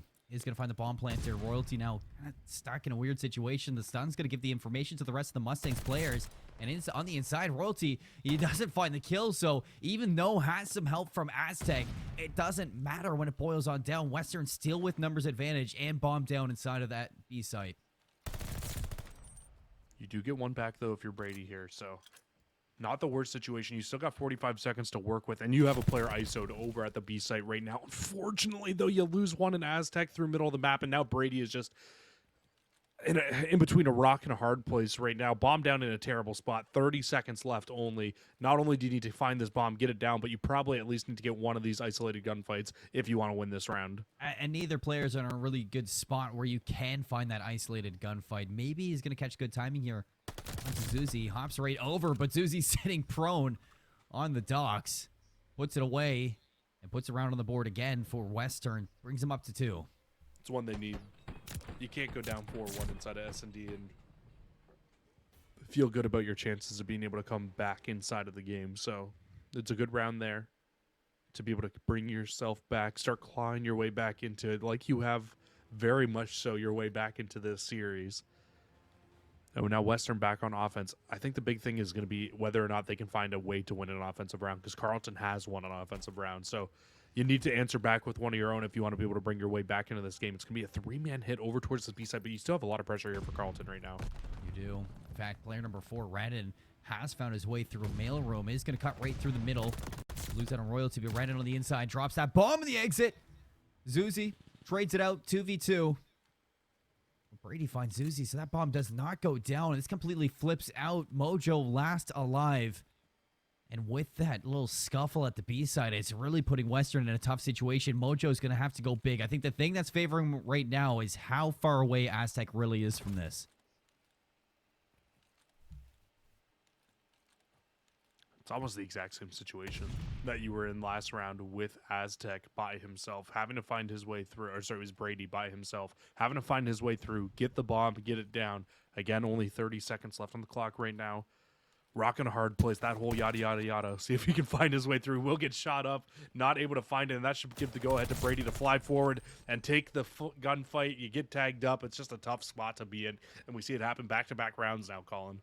Back-to-back rounds, this time going the way of Ravens in that situation. Puts him up to 4, brings him back to a 2-round advantage. Now, these B-side hits have been very quick off the rip, but always spelling trouble because nobody's taking control of mailroom, and constantly you're seeing an SMG player get through there and take control of the back spawn. It was Richie in the last round where Western took it, and it was Redden in the previous round where the Ravens took it. So if they're going to go to the B site again, I need to see somebody inside that mailroom watching for the extension. Absolutely. It's a great call. Now Carleton, though, I thought they were going to be going over towards B, and you saw a lot of pressure from Western over towards A. So this entire room for Western is in complete control right now. You've got a lot of angles covered, and you find a first blood. Royalty will trade. I thought he was going to trade that, but he just got smoked by Richie. Richie, you can't just do that. I mean, he's got hopes, he's got dreams, and you just shut them all down. Mojo spots the player on the bomb. I don't know how Brady didn't spot that out, but now Mustangs in a 4v1. Everything going right for them in that round, and more because Richie found that snap. And leaving Brady in a quite tough situation. Does make it a 1v3, but it has to be an ace. He has streaks, though, so I don't even know if you push this if you're Brady. But he's going to push forward anyways, and this is not a good play. I don't like harping on things, but like you got a round to throw away. You're in a 1 versus 4. You find 1, and you're on a 4 spree. That streak, you know how important that glide bomb could be in the end of this game. If you drop that glide bomb even around the B site, you can find a kill with it. If there was people inside of it. Not a big fan of that play. Like if you can find a way to play for streaks there and find those streaks, they could have been huge. But you can see nobody right now has any streaks for these players.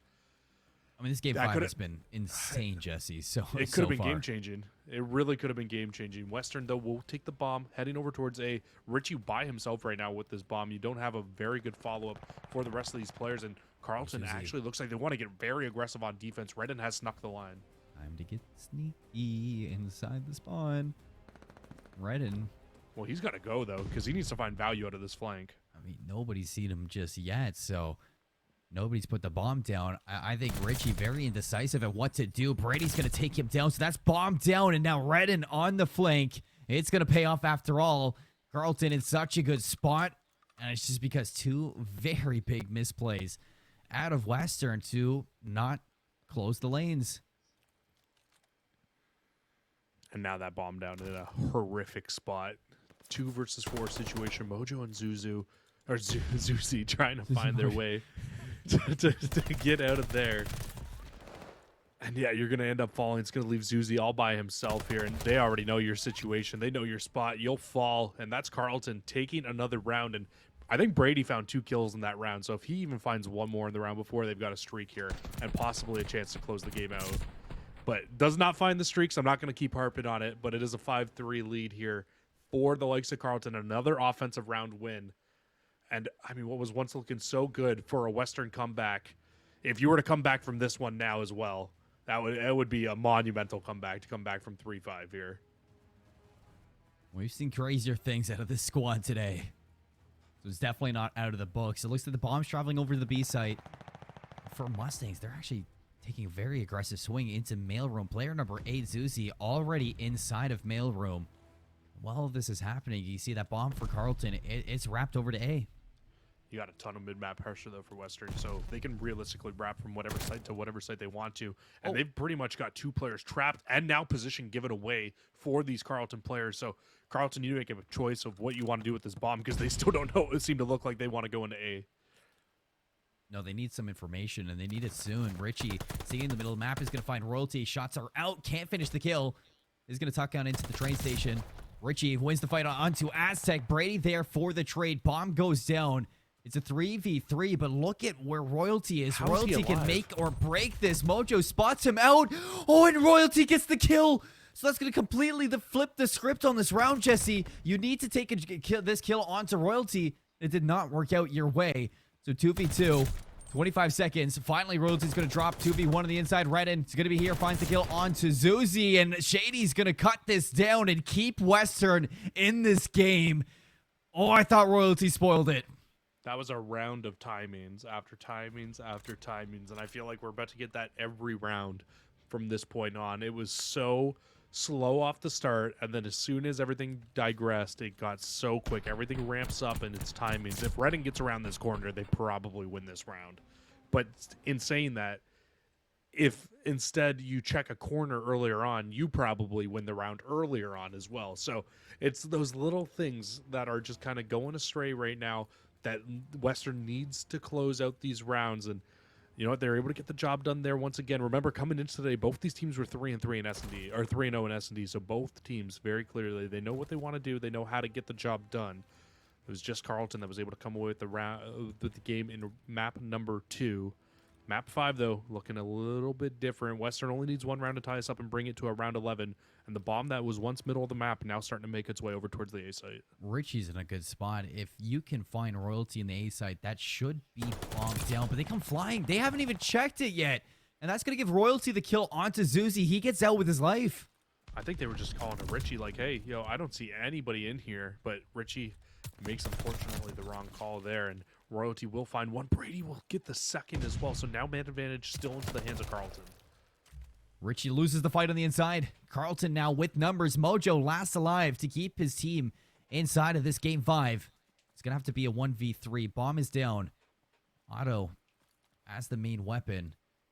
And Carlton, they should know exactly where Mojo wants to set this up. And it does look like they're going to dedicate 2 players in the back line. They line up Mojo. 1v1. He knows he needs to check this. He hasn't checked it for a while, and he doesn't see Aztec there on the bomb, so this gives him perfect chance now to be able to back up and reposition. You can't back up that much, though. 21 seconds. Mojo, he knows he's gonna get into this. Where are you going? Where are you going? Oh, no way he sees him in that situation. Aztec's going to hop this bomb. Mojo, can you get there in time? You got to fly. You got to go right now. Mojo for the 1v3, and he's going to send us to a round 11. No way. He just 1v3'd in round number 10. Colin, we said you need something crazy to come back inside of this game. Mojo finds the perfect timing. They line up in the back, and I don't know how you win that 1v1 with the way that you just played it, but Aztec chased the kill, didn't go for the defuse right away, and unfortunately for Aztec, he needed to be the aggressor in that situation. And if you're going to push up and you're going to chase a kill, you need to push it a little bit more than that. And now Western, 1 round away from making the ultimate reverse sweep right now of all reverse sweeps coming into this one. back on offense for themselves, going over towards A, but it looks like a hard counter. Coming out of Carleton, you've got 3 players all inside of the site right now. Oh, this is going to be a bloodbath. Around the outside, Aztec finds 1 in retaliation, 2 from the Mustangs. Numbers now in the hands of Western, and you can see the positioning. They're going to wrap this right out, and 2 players here from the Ravens are going to be ready for it, but Redden gets tagged up. Going to be forced out of the situation. It's Brady who has snuck the line to even us into a 2v2, but now they know where both players are, and they're going to go right back to A, and that's where Redden's actually made this one absolutely doable. He's going to find Mojo. Zuzi not in a spot where he could drop this bomb, Jesse. Things just got so tough for Zuzi. Needs to be a 1 versus 2 now for Zuzi. He has the bomb in hand at the very least, so he can wrap this bomb off site. Might even be able to get an isolated gunfight here, but Redden's in a really, really good spot to see if this player tries to cross and move this bomb. Oh, so cheeky. Is he going to check it? Looks the right way. Oh, he didn't see it. Oh, he didn't see it. And he checked it and didn't see him. I don't think Redden saw it either, so he's going to drop this bomb at the A Oh site. my god. Or he's No, not going to drop the A site. What are you doing right now, Zuzi? Okay, maybe it's going to turn out your way. Finds Redden. Makes it a 1v1. Brady, last alive for his squad. Zuzi has to go to the A site, Jesse. There's no time to go to B. This is almost exactly like what you get when you're playing defense. Brady doesn't see him? Oh, Okay, he does okay. see him. If he didn't move, he wouldn't have seen him. Carleton make the... Oh my god, they got the job done at the very end. They shut the reverse sweep down. Colin, what was that round 11, brother? Oh man, they are playing with our emotions, Jesse. Brady just barely seeing him in the last moments. Bomb almost went down. If Zuzi escaped, that was so doable, but I mean, what is up with us getting round 11, crazy round 11s this week in Search and Destroy? On Berlin, so both times. Oh, both Berlin on round Berlin. 11. Berlin round 11 is the place to be, ladies and gentlemen. I have absolutely no words. Can we take a look at our maps, please? Oh my god, that was absolutely wild. I mean, Berlin 250, 176 to start us off. That goes the way of Carleton. Things are looking great. As you go to Tuscan 6-3, goes the way of Carleton. They're feeling fantastic. They go up 2-0 in Gavutu. Things are looking like we're going to close it out here. Mustang saying, no, sir. We are going to take this back. They take it back, reverse sweep the Bacage. Or, sorry, reverse sweep the Gavutu, smoke them in Bacage. And then we go to Search and Destroy. Another 5-3 lead for Carleton. Western bring it back. Western have the advantage. And just an absolutely insane round 11. If you're not watching the Call of Duty Varsity League right now, I don't know what you're doing. I have no words, Jesse, for that. Mojo 1v3s to send us there. And Brady almost fumbles the bag inside of it. They get it done. It was not pretty.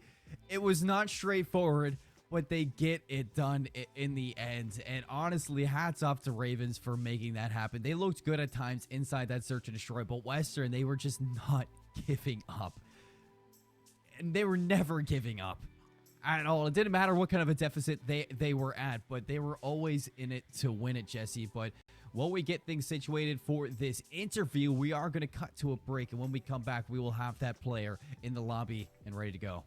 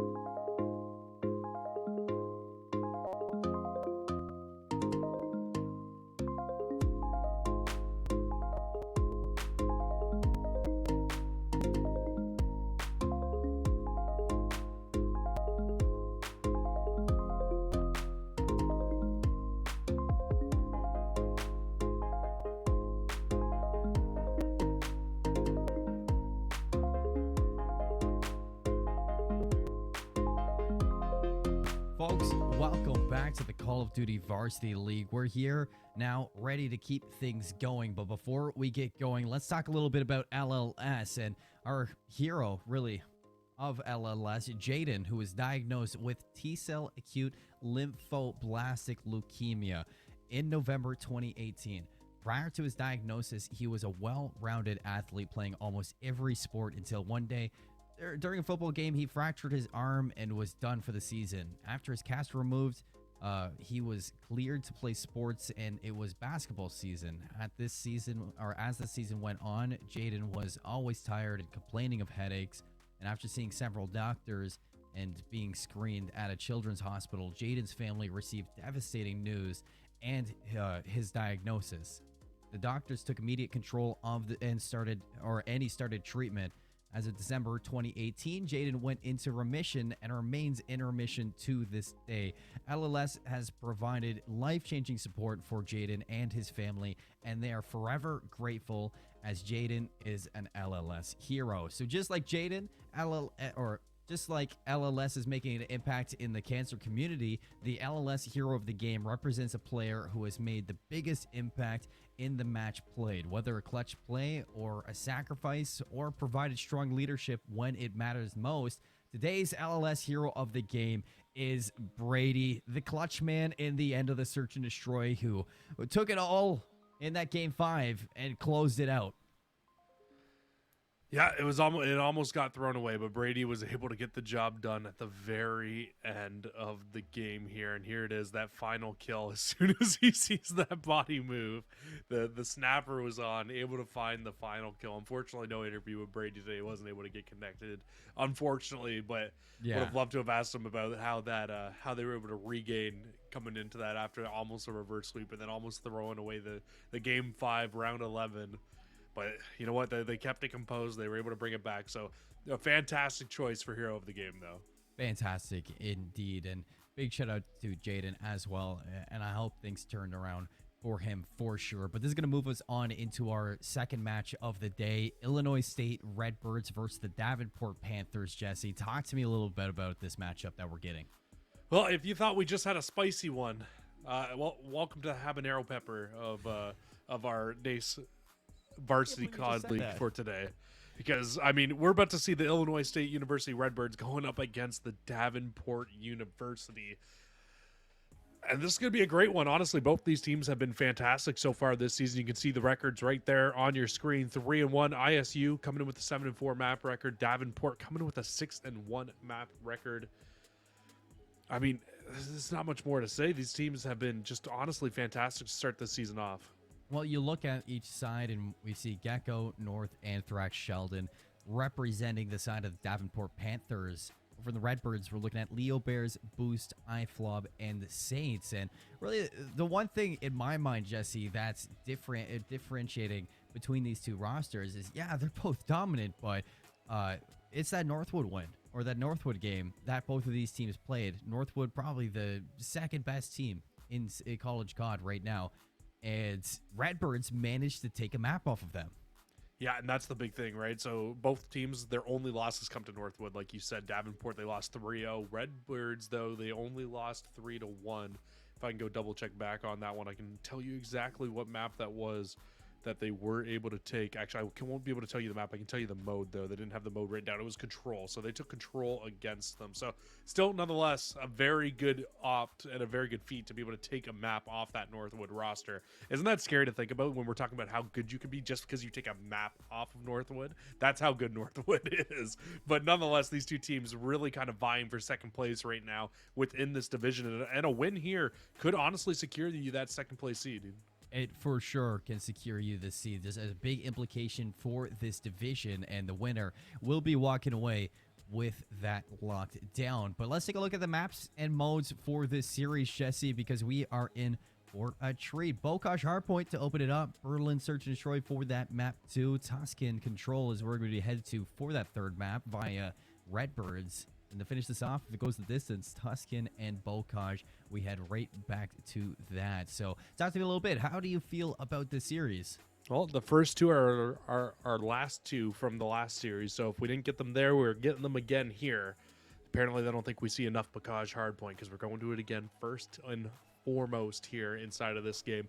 Excited to see if one of these two teams can play it kind of how we just saw the University of Western do it, or Western University, I should say, do it there, because they were dominant inside of that map.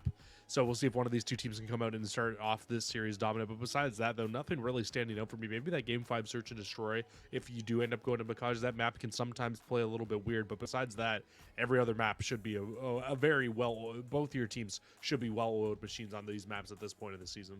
It is going to be a tough one for both parties when it comes down to it.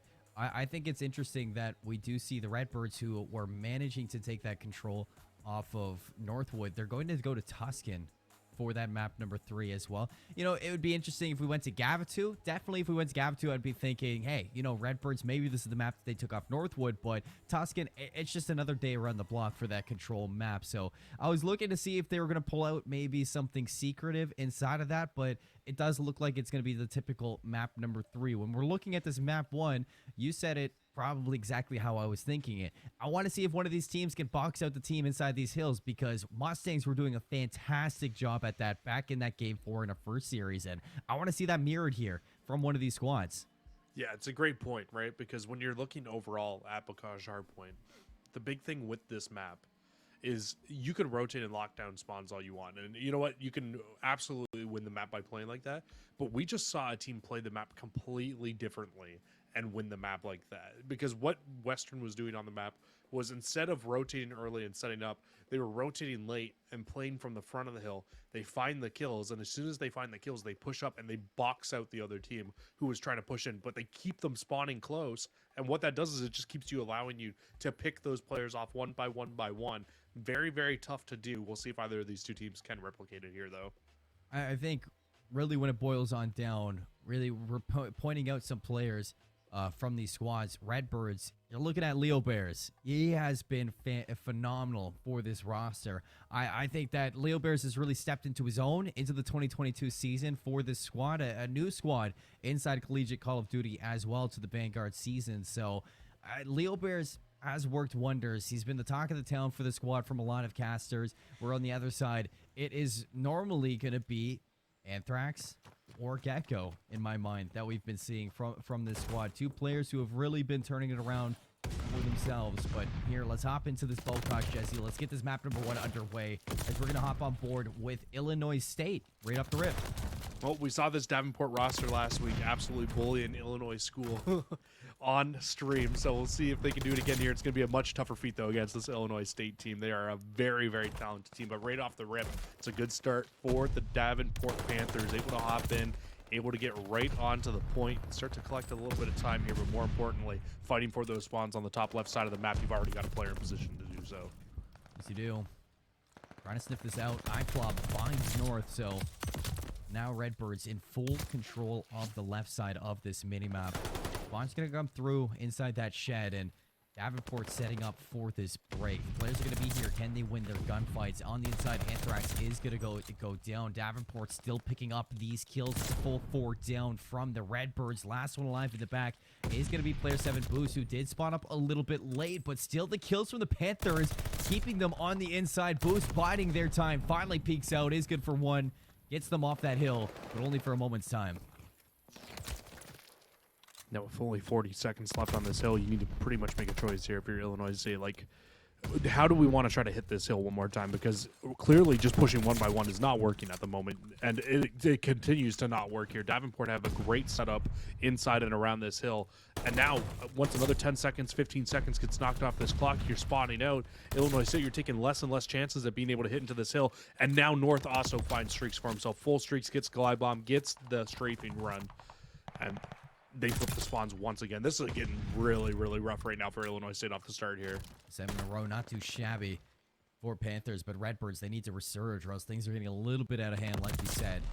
Looks like they're fighting for the front of this grandma's house, but look at this frontline setup that the Panthers have acquired. Saints is going to sneak through, manages to flip the spawns out for the squad. So Redbirds kind of getting blessed there. They're going to be able to reinforce this hill right off the bat. iFlop inside the window, looking to hunt this player down. Sheldon the wrong way, but maybe look the right way as iFlop's not able to get into this hill, and Panthers are once again finding the necessary kills to just box out Redbirds. Yeah, you were calling it out like they were getting blessed with these spawns, and in my head, I'm like, oh no, are we about to see what we just saw Western do? And it's exactly the same case. Davenport, from just sitting inside of the hill, forces Illinois State to have to push through every small little choke point, and what that does is it just allows you to get these kills over and over again and just really start to pick off and slay out these teams. Teams are learning more and more lately how to play Bocage hardpoint, and you're starting to see it here. Anthrax as well with full streaks. Gecko has a streak. Davenport is running the score up right now, Colin, and I think the biggest thing that's standing out to me right now on the side of Illinois State, we hype them up all the time. Leo Bear, 3 and 13 to start this game off. He has been in a blender. He needs to find a way to pick it up in the back half of this game. Definitely going to be looking for that. Leo Bears leading the charge this time around, but North gets the better of them. And again, 3 make it 4 down around the outside as Boost drops last. And Davenport pick up the kills to now push them over 100 points, Jesse, in the moment. Redbirds trying to resurge from this and get back into this hill, but they're just not winning the necessary fights. Finally, the contention's going to be in, but Sheldon finds Boost. It is going to be Saint that flips this one out. You only got one player really close to here for Davenport right now. It's Gecko who's going to push in just to contest the time for a bit. Actually wins the fight for a small period of time as well. But Davenport, main priority for them right now. Push over towards the new hill.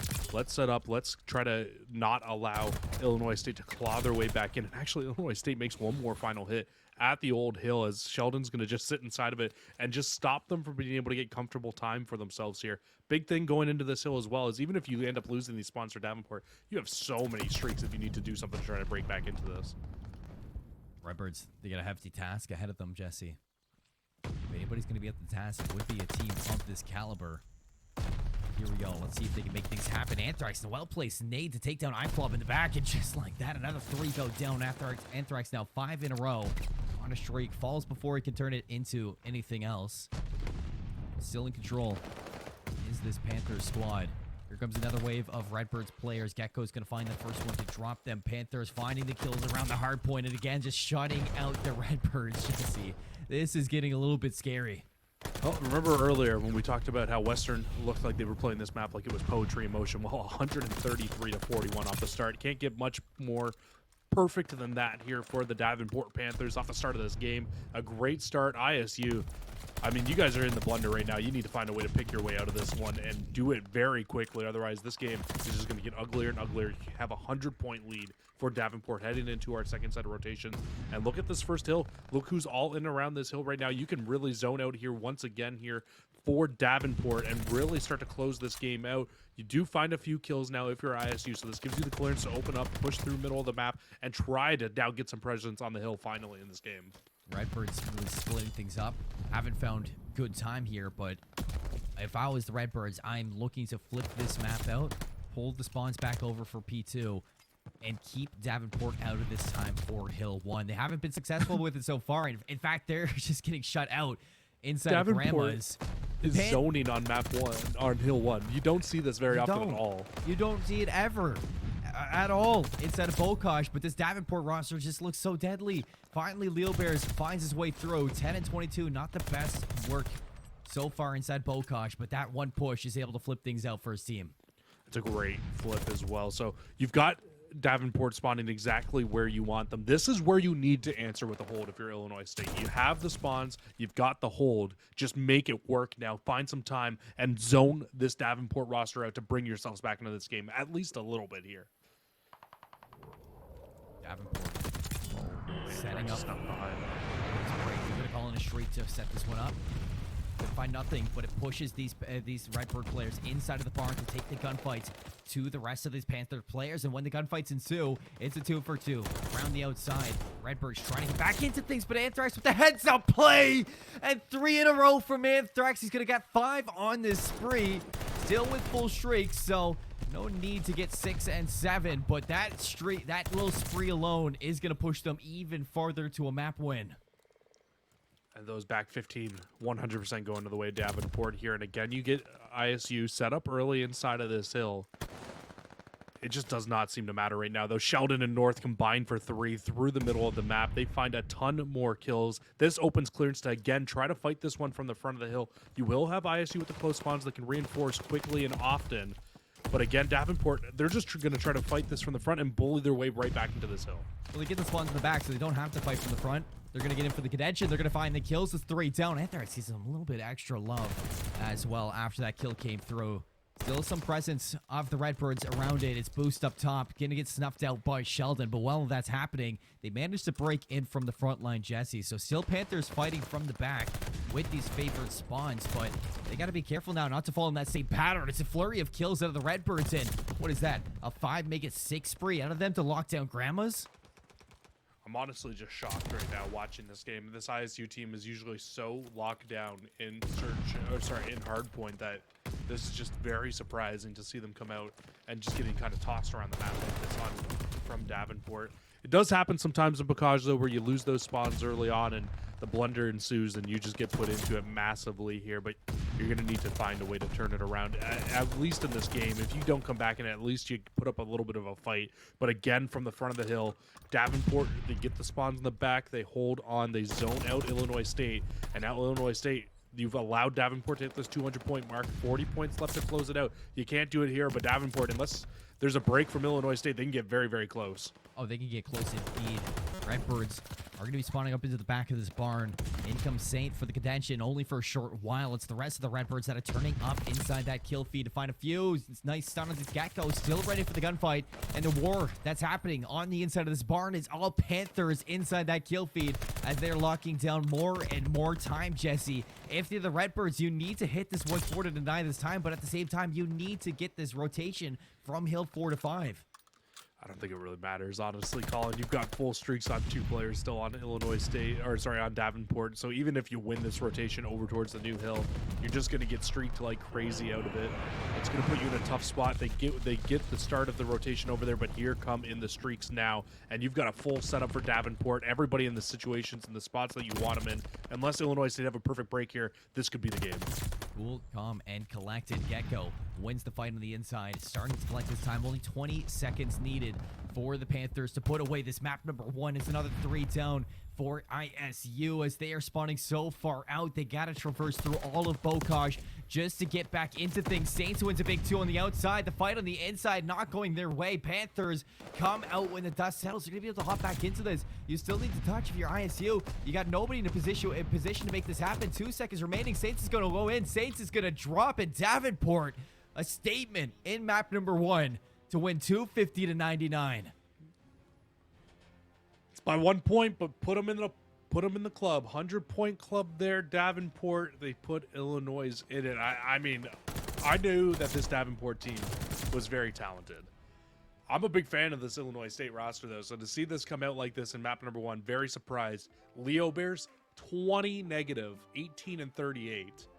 That is just not something you usually see from the kid, and look for him to bounce back in the rest of the series. That is a very shocking outcome from that first map. No, Leo Bears is usually the guardian angel of this squad since the start of Vanguard, and it's shocking to see this. It's honestly a little bit disappointing in my eyes to see a game like that out of 2 big teams inside of this. But maybe, you know, a little bit cold coming into this. Davenport, hot, ready to go. They have a big map number 1 on Bocage, and they look good while doing it as well. If the Redbirds, you just couldn't find your footing, so you just need to kind of erase that from your mind, forget about it, and look ahead to the second map that's coming up. We got a Berlin Search and Destroy, where they can look to bounce back. I mean, we saw it in our last series, right? We saw the likes of Western really get to kind of bully the likes of Carleton on Bocage, Hardpoint. Similar story there. But we went back to S&D after, and Carleton was able to get the job done there. So by no means are you out of the series if you're Illinois, but you were very badly outslayed in that map 1. So I think that's the main focus going into this map 2 is just find a way to keep up with the slay with Davenport, because Davenport have your number there. I think it's just all about trying to slow it down here inside of Search and Destroy. Slow it down, make Davenport have to come to you. Don't push every little thing, because if you play to their pacing of the game, I think it's going to end up very similar to Bocage. And I think one thing that lacks on this Redbird squad that might be hard to make it happen is the experience inside collegiate Call of Duty. A lot of these teams are new to the year for this, and you're going to need somebody to step up to the plate and say, like, hey guys, like, we're playing a really good team right now with the Panthers. This is a top 25 team inside of CCL, and we just need to kind of slow our roll. You know, just take it one step at a time. Forget about that map number 1. Reset. You need that leader to just be in the ears, just kind of hyping up the team, just vibing them out and bringing this one back, like I said. Yeah, it's a good start, right? For the likes of Davenport, you come out with that 250 to 99 win. But now it's all about that rebound. And that was a Redbird map pick too, Colin. I think that is the hard part about this, is that was your map pick. Yeah, that's scary. That's really, really scary. That's your map pick. You lose it that badly. It's all about the rebound right now, though. That's I think that's the story we got to bring into this one, is that Illinois State, they're just looking to rebound now after a very rough map 1. And you know what? They could not be out of this series. They could not be any further out of this series because they're right in this still. You win a Search and Destroy, you bring yourself right back into it. You have a Tuscan control. Let's be honest, Tuscan control can be very similar to what we see in a lot of controls. You get that final defense, you could close it out. So by no means are they out of this game yet. They've even taken a control off of Northwood as well. So they've got a lot of presence and a lot of pressure, very good for themselves in a lot of these modes. It's just about execution as you hit towards the later half of these games. And by all means, I mean, you're looking at Davenport's kind of side of things for that map 1. They came, they saw it, they conquered. Now they're looking to go next. I mean, this squad is a dominant squad. In fact, we saw them last week on stream here for the Call of Duty Varsity League, and they're just keeping it up inside the next one on stream, just looking to do it again, business as usual. But when you're looking at Berlin in total, we look back to that game number 5 in our last series. Jesse, what are you looking at for these squads to kind of bring into this map? It's tough, right? It's really, really tough when you look at these two teams with how kind of rough Illinois State just got beaten on that last map. I think for them coming into this one, it's all about pace. I think you need to slow the pace down completely. Find a first blood. Once you find that first blood, execute off of it. For Davenport, I think it's all about just trying to completely stick to this amount of momentum that you have. Keep running at this team, keep putting them into the blender, and keep making them feel just as uncomfortable as possible on the map. Off the rip, Davenport very quickly moving this bomb over towards the B site. Instantly get mailroom control. Leo Bear also tagged up instantly over towards that B site, and he is ISO'd completely by himself over here right now. The pressure coming out for the Panthers. Bryce has to be careful. He's gonna be in. Stun's gonna ring out. Gecko finds the first blood. Leo Bears needs to answer back. They line up, but he's only good for one. A player's here to trade it out. iFlob here to the rescue.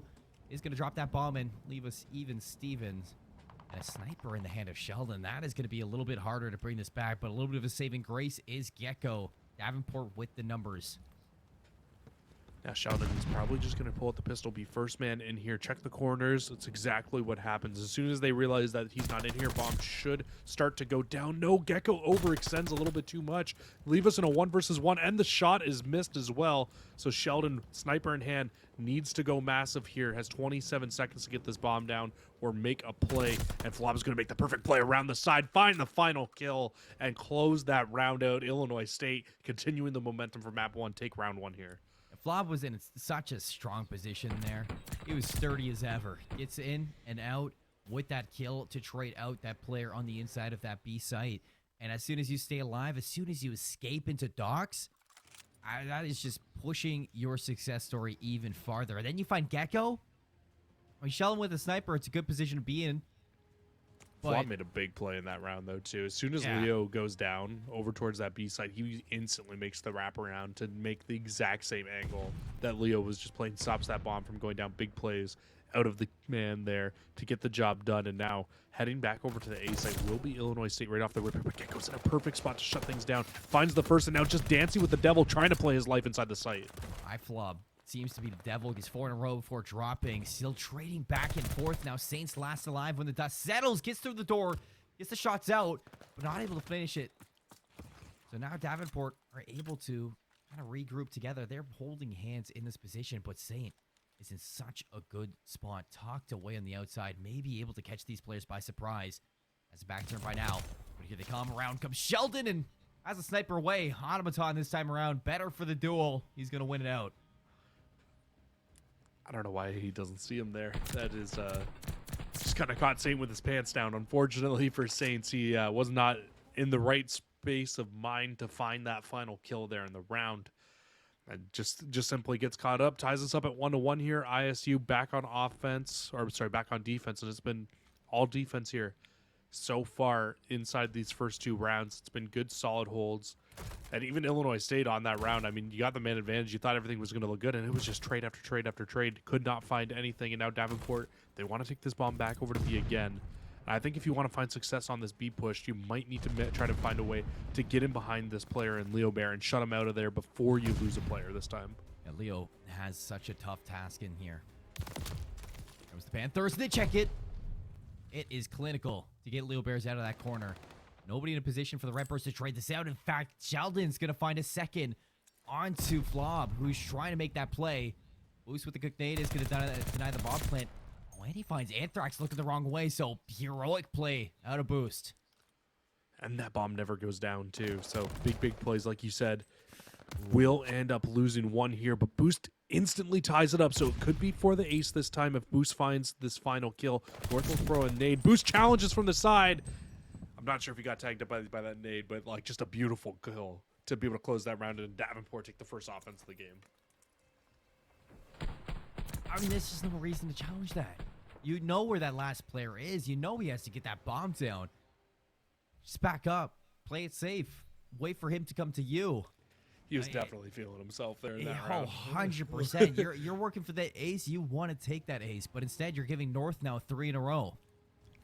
Yeah, it's tough. It's really tough because you would have absolutely loved to have seen him play for that ace. Maybe slow it down a little bit, find that final kill, but he was just playing confident. Sometimes you gotta do it. You gotta play confident. Gecko, gonna fall first. Speaking of playing confident, very far pushed up here, trying to get in a very similar position he was in last time as the only player over towards A. Bomb should go down here, but instantly again, you're gonna get the collapse from Davenport onto the site. It's a 2-for-1 on the inside. Gonna need big play from this players though. Saints not ready for Anthrax to come swinging around it, and Anthrax single-handedly taking care of business inside of the offices. Pushes Davenport now up by 2. It's a really good round for Davenport there. Just to be able to find the small little spots to get these kills, to be able to push in and stop that bomb from going down. You do it back-to-back rounds, and it's really been snuffing out Illinois State on their defenses. So I think ISU, you got to start thinking about maybe hitting towards B on your offenses. That way you're just not completely losing all your players inside A all the time, because Illinois State isn't even having to face anybody in there off the bat. It's just Davenport has a great retake of the site, and bomb never even goes down, and they get inside of there and shut it down completely. This time through, though, will be an A hit over towards the left side of the map, and it looks like Davenport want to show ISU how to hit this site. All right, Flob, a little bit too fast there. Saints gonna have to go big. It's a team kill out of Gecko, but it doesn't matter because he took down Saints. Davenport, they make the right adjustments. Leo Bears now last alive. Does make it a 1v2 and denies Gecko of this plant. So Leo Bears in a situation where you can't make this work. You're just going to have to finesse yourself, and that's not going to happen when Davenport are on their run. They slide out, and they bring him to 4. Well, I thought ISU might have been able to kill that momentum off that first round. Maybe it might have done anything, but Davenport say absolutely not. We're going to keep this ball rolling.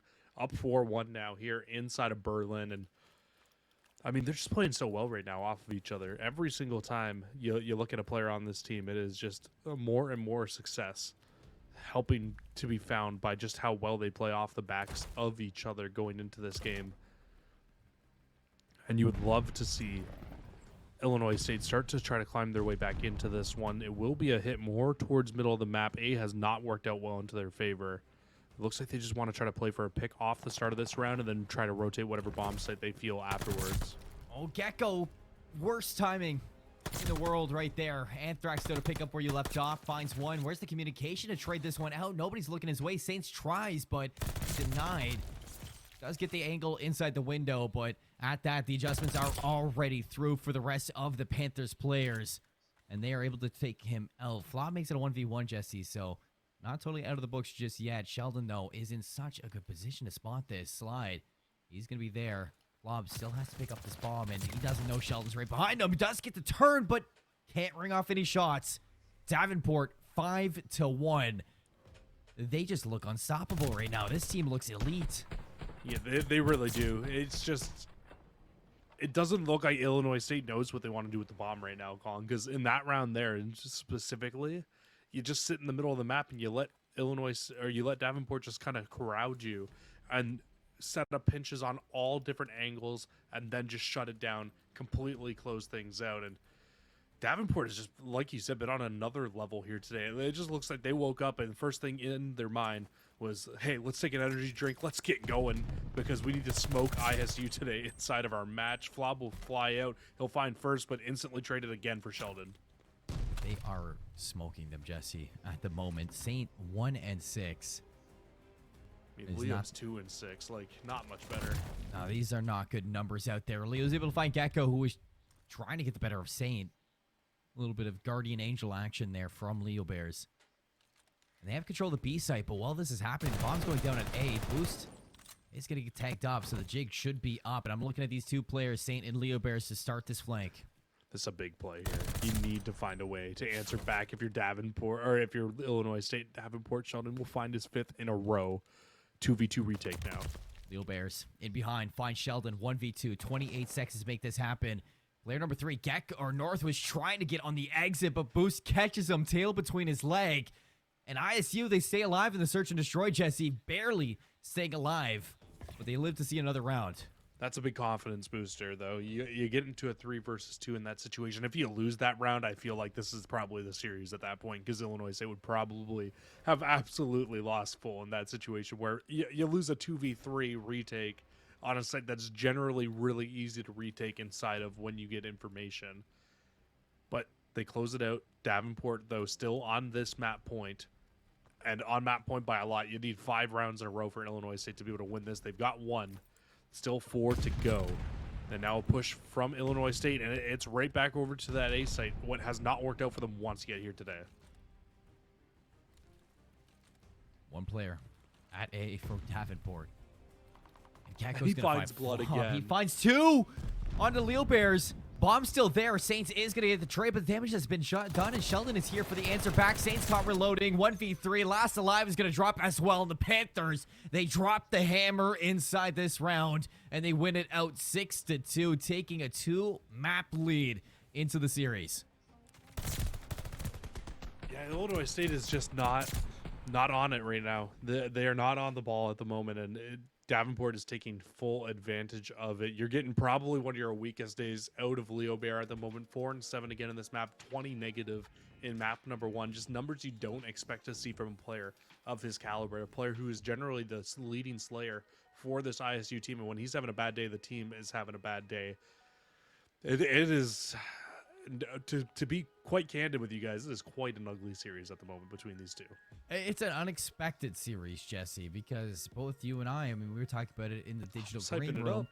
We were like, in the digital green room, this is Redbird's game to kind of prove themselves against a well-rounded out Panthers roster. They've looked so good throughout this season, but they're falling so flat this time. I mean, this is not the Redbirds team that we are used to seeing, and maybe it's because just the experience behind this Davenport squad, because the leadership behind it. They are a strong team indeed, and they're just pushing themselves even farther up the stocks to show how dominant they are against other top teams.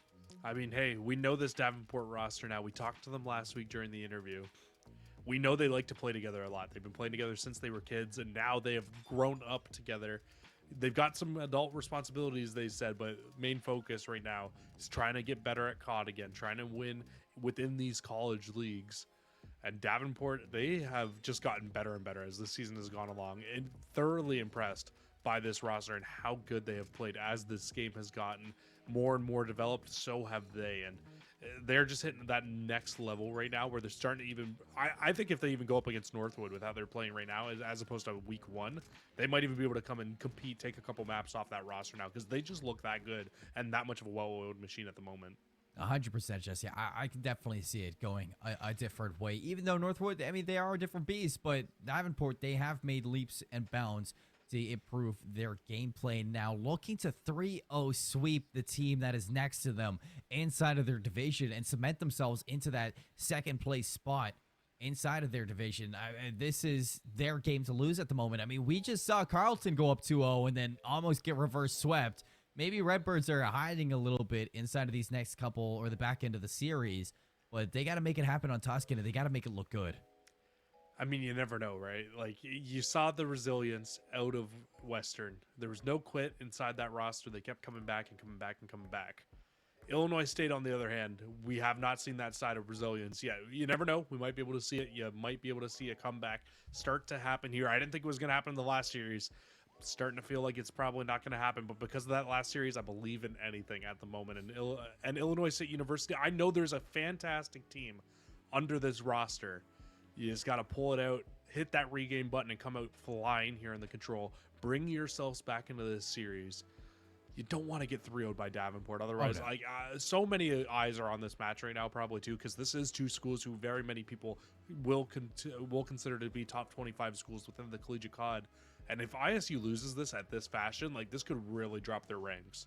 It really can drop their socks inside a collegiate Call of Duty. I'm looking to see this control to look a little bit better in their own hopeful state for that. But, I mean, if Panthers come out like this, I mean, they are just going to shoot up the radar, Jesse. This is such an important series for both of them, and I totally agree with you. I think that Illinois State, this is not the same roster, or not the best we've seen out of them, and they're going to need to show that their consistency is there, because if you're showing some exploits like this, it's just not good enough against top teams, and they are going to exploit that day in and day out. Now, Tuscan Control, we saw Gavatu today, Jesse. What are the viewers supposed to expect going into this control map that's different? Well, I mean, is it really that different though? A site, easy site to be able to cap on to. Generally, you're going to spawn a lot closer for the offense. You can get right in, you can get onto the site. I'd say maybe the only difference is that the B site is a little bit easier to probably get on Tuscan than it is on Gavutu. But even at that, is it that much easier? I think it's easier to get into. I don't think it's as easy to cap though, because on a map like Gavutu, when you get inside of that site, I feel like it's a little bit easier to hold that site and maybe even cap it, but getting to it is harder. So it's give and take, right? But Tuscan is going to be still very difficult to be able to cap a B site. You need to get inside, not only find one wave of kills, but probably find a second wave of kills and then stack the point. And stacking the point is so important on this map so that the ticks of progress come as quickly as possible once you start to spawn those players out. I can hear Brody in my ears like, stack the point, stack the point. Make sure you stack it. Come on, guys, just get onto it. But, I mean, that's for another day. That's just Brody being Brody. If you guys don't know him, shout out to Infinity. He always wants you guys to stack the points in control, and so do I. Make sure you do it, because Jesse brings up a good point. It's hard to lock down this B site inside Tuscan, but if you're gonna want to do it, I think step number one, you get that A site under control, and you need to take control of that back tank inside of the spawn for those defenders, because if you do, you know, manipulating the spawns of those defenders is going to be a big key in taking control of that B site. If you have them spawning outside of church, it's going to make it a little bit easier. Yeah, absolutely. It's exactly where you want them spawning, north side of church. Make them spawn there. You can get inside, stack the point, close the round out.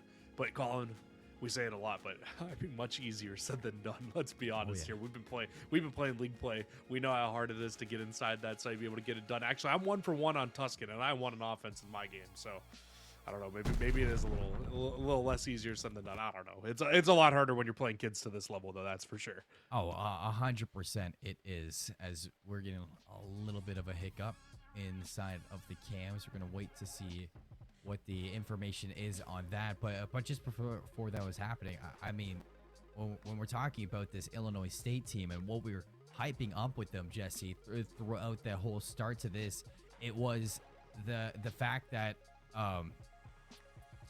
they took a control off of Northwood. So if they take a control off of Northwood, they could take a control off this Panther squad.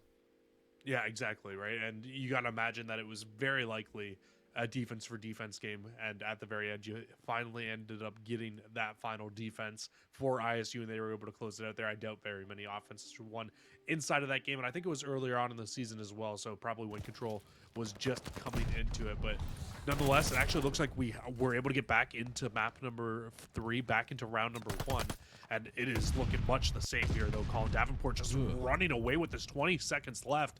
Illinois State needs to get towards this hill and get inside of it. They don't even have a tick of progress. No, they have 13 lives remaining, 15 seconds remaining. Not a lot going their way this time. It is grim inside of Tuscan Control right now for this last little effort from iFlob. Is going to get shut down by Gecko. It's going to be the last chance to get something going here into this first round. But with 10 lives remaining, you think it's only a matter of time before they get cut down. Anthrax finds 2 on the rotation, finds 3 on the rotation. And that is going to be round number 1 underway. As we apologize for snapping back and forth from cameras to gameplay. We're having a little bit of lag on the inside from observer mode, but we are going to be getting through this together as smooth as possible.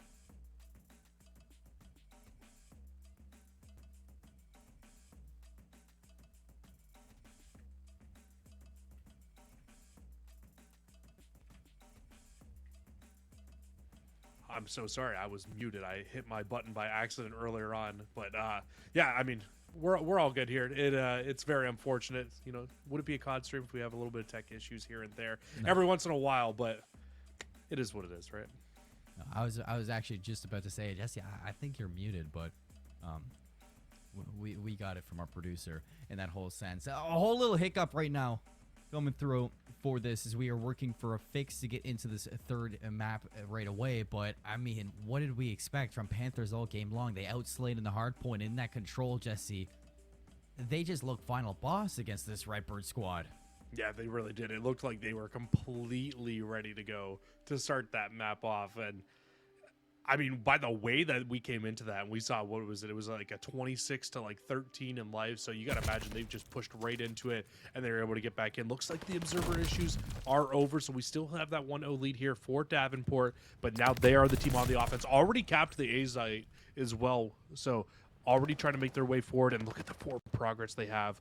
But this is the spot where ISU need to hold firm. 1-11 for Leo Bears to start out this control, Jesse.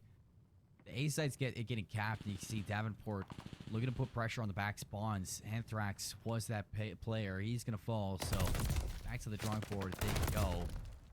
They're trying to work their way into church. And we see this constantly inside of the B site for Tuscan is that, yeah, you can get that A site. You can get it successfully and quite comfortably. But this B site's still hard to capture after all of it. But Sheldon, he may have just found the opening. Absolutely does find the opening. They get inside of this zone now, and this is where you need to stack the point. We say it all the time, but they're actually going to throw a few players forward. And no, is anybody inside of the site right now? I don't think so. Nobody stays inside the site. No, he was on top of Platt. So, like, he was sort of in it, sort of not. And they won't even end up getting a point here when those two players very easily could have gotten onto the point and at least gotten one tip. Anthrax now spearheading the charge from the Panthers. 11 lives to 8. 53 seconds to work with.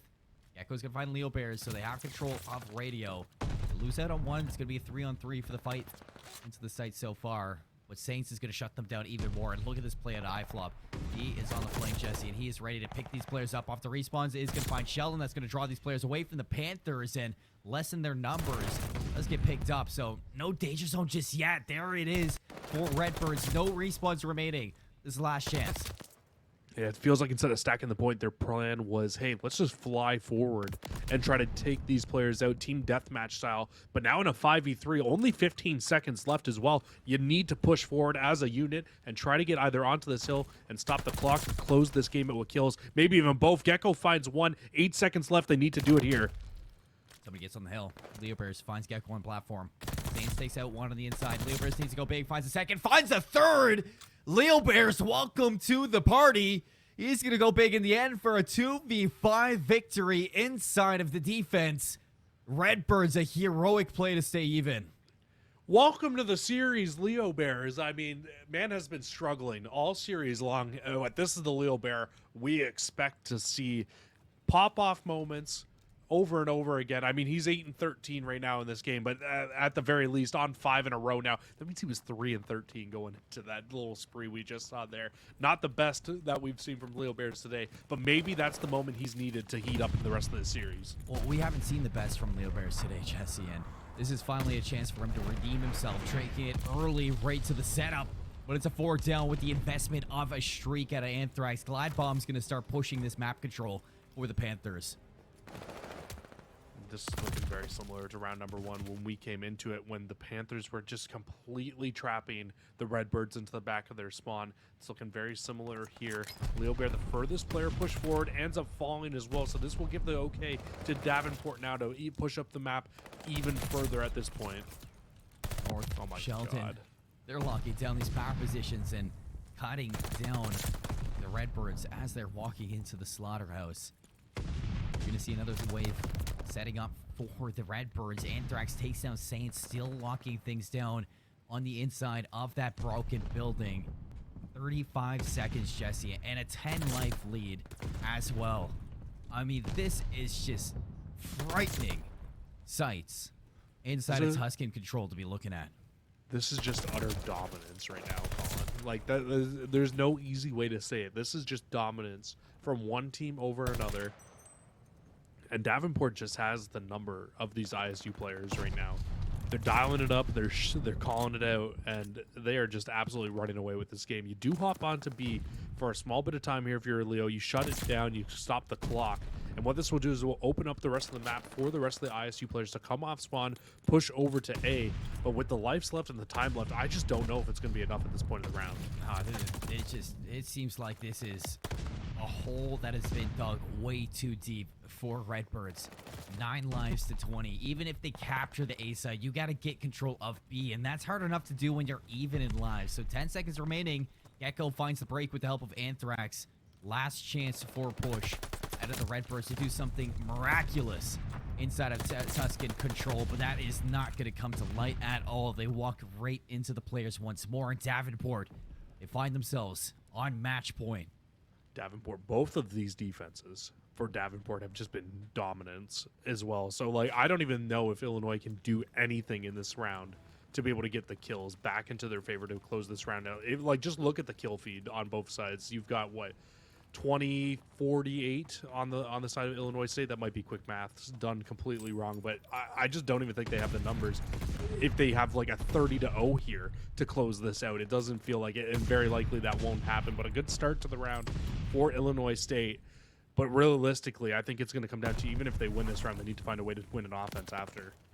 A nail biter round number 2 could have easily drawn a 3-0, Jesse. Leo Bears didn't find that big 3-piece at the end to close it out. They're on the A site, but not for a while. North is going to find the kill onto the boost. It's 3 down for the Redbirds. It is going to start collecting progression in the A zone. And look at the rest of the blue arrows. All 3 players who aren't on the A site are inside of church right now. Now the rest of the players, they're trying to make their way off spawn, trying to push forward and stop this again. And unfortunately, we're going to end up dropping from the game. Very, very unfortunate. But Davenport, they do look like they had it going very well for themselves again there. Inside of that inside of that control. They were up, and you're not wrong at all, Colin. That really did look like it could have been a 3-0. Leo Bear just popped off at the end of round 2 to force a 2v5 and to force that round number 3 and then eventually a round number 4 as well. But, I mean, I'm just seeing so much of the same. I just see a Davenport dominance right now. We're back into it. 18 lives to 18 lives. Redbirds playing it close. Well, it was the same story on the first attack that we saw from the Panther. A-site gets collapsed. Boost alive, not for long. 3 go down. If you're looking at anybody to kind of flip this out, it's going to be player number 2. Leo Bears looking to make that overextension play into the backline on number 8. We'll see what they can do here off the start. It's so unfortunate. We're just having some OBS issues right now with trying to stay inside of the game at the moment. So we'll try to get as much of this game as we can, but as soon as it starts freezing up, unfortunately, it just gets a little bit to the point where we can't watch into it. So we'll see if we can get back into that one before the round is over. But Davenport, they do close off that, and there we are right back into the game. They get 2 ticks of progress over at B as well. So they found the break inside. You've got 2 players in and around this hill. Realistically, it's just north on the solo player trying to hold on to this hill, and nobody pushing forward yet for Illinois State. They want to hit this all as one unit, but what that does is it gives enough time for all the Davenport players to come off spawn, to be able to reinforce. Everybody hops back in. They get on the hill. They close the game out and close the series out here for Davenport, and that has got to be one of the hottest 3-0s we've seen all season long over one of the best teams. 2 great teams going up against each other, but just utter dominance from Davenport here today. Davenport just smoked them, Jesse. And they put emphasis on smoked. A whole point. An exclamation point. They wrote it in the headline of their title. Everything. And that was just dominance from the Panthers. And you said it best. I mean, these are 2 teams that are fighting for second place in their division. Panthers just did that with a team that is fighting with them for second place. If that isn't a statement for the rest of the teams in the division, I don't know what is. It is a super scary thought, isn't it, Colin? To see that Davenport was able to come out and dominate inside of this division like that. I want to go take a look at the division actually really quickly, if I can here. Just go see the rankings between these 2 teams. So it is the Midwest Division. We scroll down here on the website, this beautiful NSL website here, and yeah, so Northwood's at 5-0 right now, but Davenport winning that game over Redbirds, it's going to bump them up into second place, bump Redbirds now down to third place inside. It was off map differential than before, but I mean, damn, Davenport, I don't really got much else to say. Just a dominant series, and honestly not one I was expecting to be as dominant as this. I knew they were good, but this was incredible to watch. I thought we were about to go another map 5, to be fair, Jesse. I was not expecting it to end like that, but I mean, it ends like it does. Panthers look fantastic, and they're gonna sweep this series to just go even closer to that second place spot, probably solidify that second place spot as well. And before we throw it to a break, while we get ready for things to come next, we got an ad read for you where I'm going to highlight ground news Ground News is home to over 180,000 mindful news readers who use their industry-first coverage analyst tool to adopt and balance news diet. The Ground News community is home to people from across the political spectrum. No small feat in an increasingly divided world. Here at NACE Starleague, we want you to be a part of this community too. Check out Ground News online or download the app available on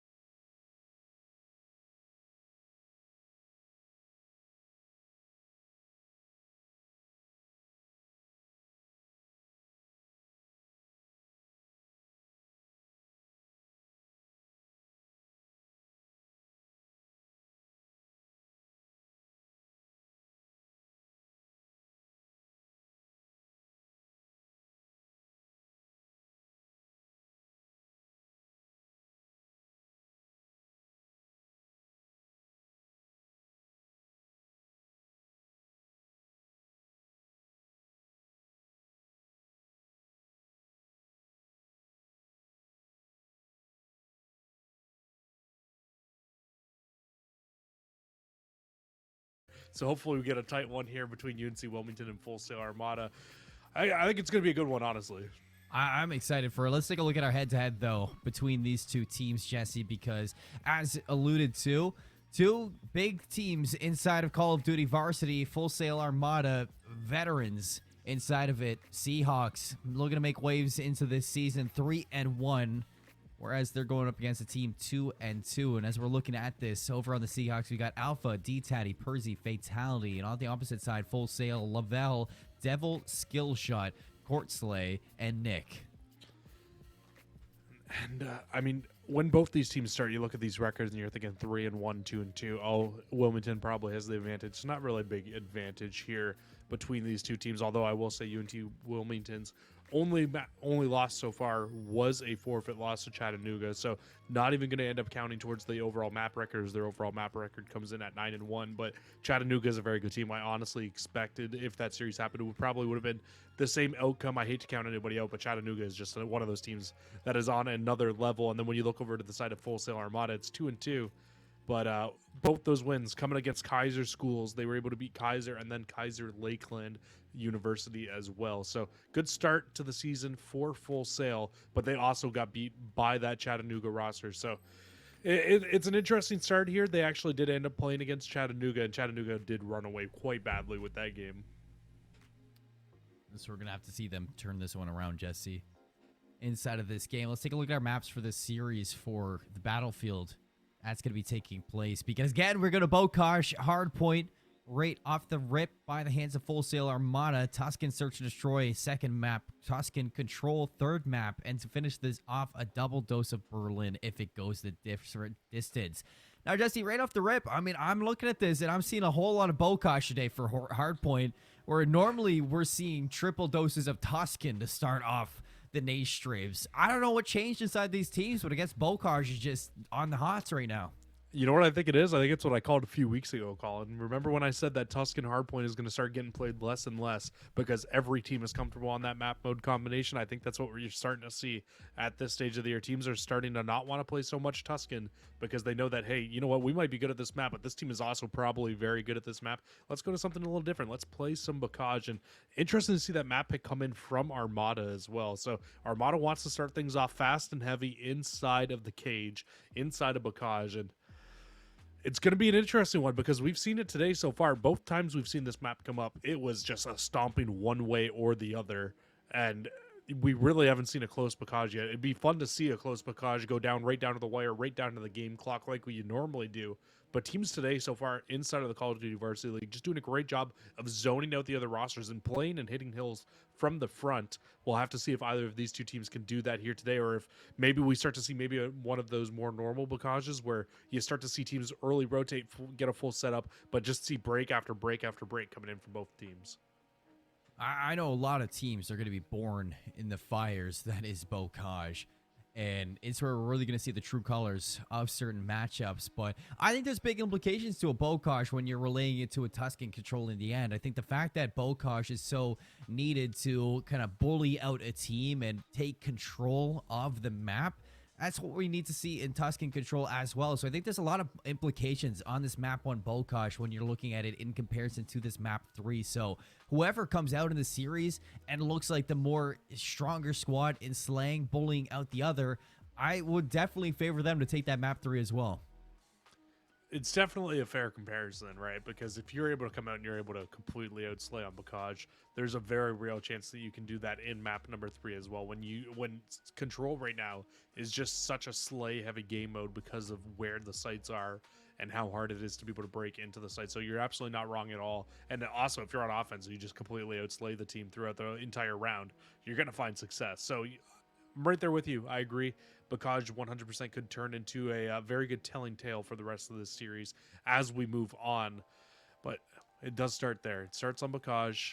I'm just interested to see, because of this being a Full Sail map, how comfortable are they on this map? How are they going to come out? Yeah. How are they going to look? If they come out, because I mean, coming into this one, you look at it, and in my eyes, I know how good of a team Wilmington is. I really haven't seen too much of Full Sail Armada, up to this stage of the year. So this is really my first look at this roster. I'm kind of excited to see how they look throughout this game.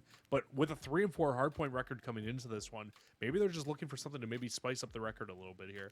Yeah, that could be the case for sure. And really, if Full Sail win this out, they're going to be kind of tied to Wilmington inside of those standings. So for themselves, I think there's something to prove for Full Sail when it does come down to this match on the opposite end. If you are, you're going to need to see some of those players heating up early into this game to take control of Bokash. This is your map pick after all. So, I mean, I'm just as interested in you, Jesse. I'm curious to see who on the squad is going to turn up for them because, like you, I haven't seen much of this roster. So it's a big question mark in my mind on who's going to turn up, who's going to pop off for the squad. Whereas Wilmington, we've seen them time and time again inside of the CCL, inside of the Call of Duty Varsity League. And this team has been on the up and up, on the come up for Call of Duty collegiate level. They bring Fatality into the roster as well. I'm pretty sure he's the new kid for this roster. So if Fatality coming into this definitely could be the improvement that Wilmington were looking at to kind of bring themselves closer to the top of their divisions. It's a great point. It's a great point that you make with Fatality coming in. He really could be that X Factor player because we did see this team last year inside the Call of Duty Varsity League as well. And what happened to them last season was they make the conference plans, but they got absolutely smoked in those conference plans. It did not go well for them. And as soon as that happened, it just felt like this team just kind of fell more and more. But they've now started to pick themselves back up. Vanguard came out, and they're looking better and better as this year goes along. Coming into this hard point at 5-0, you know they're feeling quite confident. And like I said, they are 5-0, but they do have that forfeit loss to Chattanooga. And I really do think that either would have been a very close game where they probably lose a few maps or take a loss to Chattanooga with just how good that roster is. So it's kind of interesting to see the fact that they are 5-0 in hardpoint besides that, though. When I'm looking at the rest of the series, Jesse, the double dose of Tuscan and the double dose of Berlin, I'm not seeing anything too crazy. I think seeing those Tuscans are going to be pretty straightforward to the victor of this matchup. Hopefully, it's a different case for the Search and Destroy. If you lose out on this Bokash, in my mind, you need to bounce back in that Search and Destroy. You're going to be kind of riding the thin line of a possible 3-0. So inside of that, you got to look to bounce back into game number 2, in my opinion, and push this the distance because those Berlins are really where I'm going to be seeing that kind of long distance run take place. You're going to need to kind of push that far if you lose this Bokash. Yeah, absolutely. You got to get to that Berlin, though, right? That's going to be the hard part. And you would think that whoever ends up winning this Bokash will probably not be as strong inside of Berlin. It's a little bit tougher to get a good amount of positioning inside of Berlin. It's a little bit tougher to really have that much dominance that you could with some machine guns. It's more of an AR heavy map. So if you can win out on this one and then go to that map and do the same thing, that's great. But it's not going to be as easily said as done to go to that Berlin and be able to find the same amount of success that you find on a Bokash hardpoint. We apologize, folks, for the wait to get into this Bokash. We're still getting things ironed out, but it looks like we are ready to go. We were ready to go, and then game lobby closed. So, Call of Duty right now. It's just not. It's not on our side today. It's not on our side right now. So, I guess we're going to have to repopulate this lobby and get things together. But in the meantime, we are going to be cutting to a break. And when we come back, Bokash is going to be on the menu.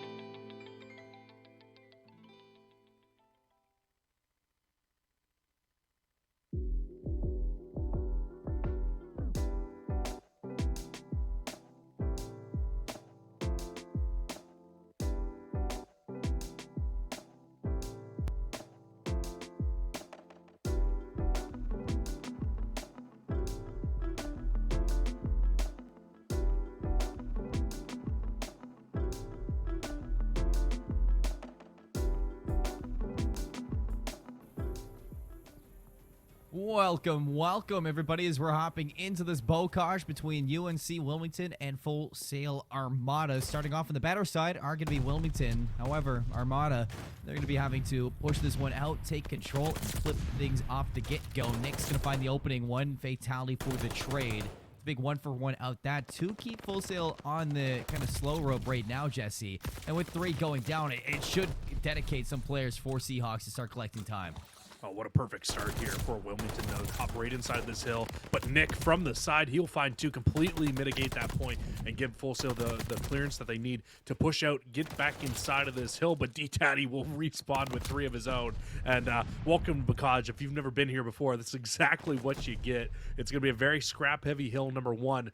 More importantly, though, will be those spawns for hill number 2. And right now, it's UNC Wilmington in full control. Full Sail looking to push from the top side of the map to try to break these spawns out just a little bit. Another 3 down. Armada struggling to get outside of Granny's.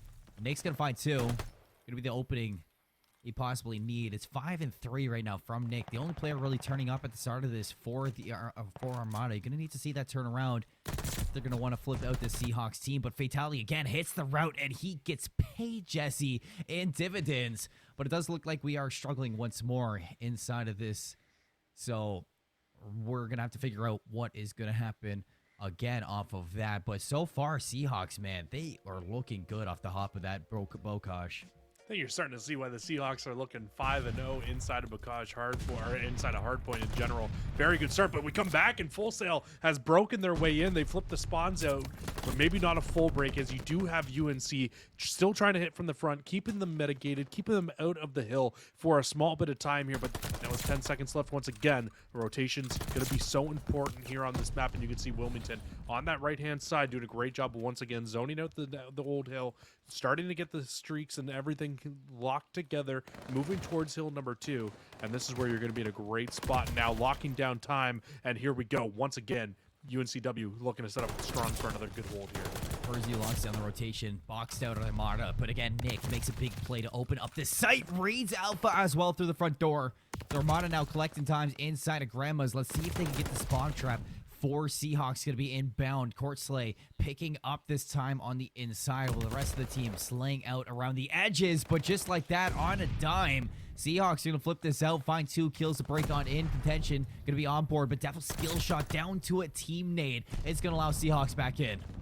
It's a great job from the Seahawks to find their way, get back into this game immediately, back inside.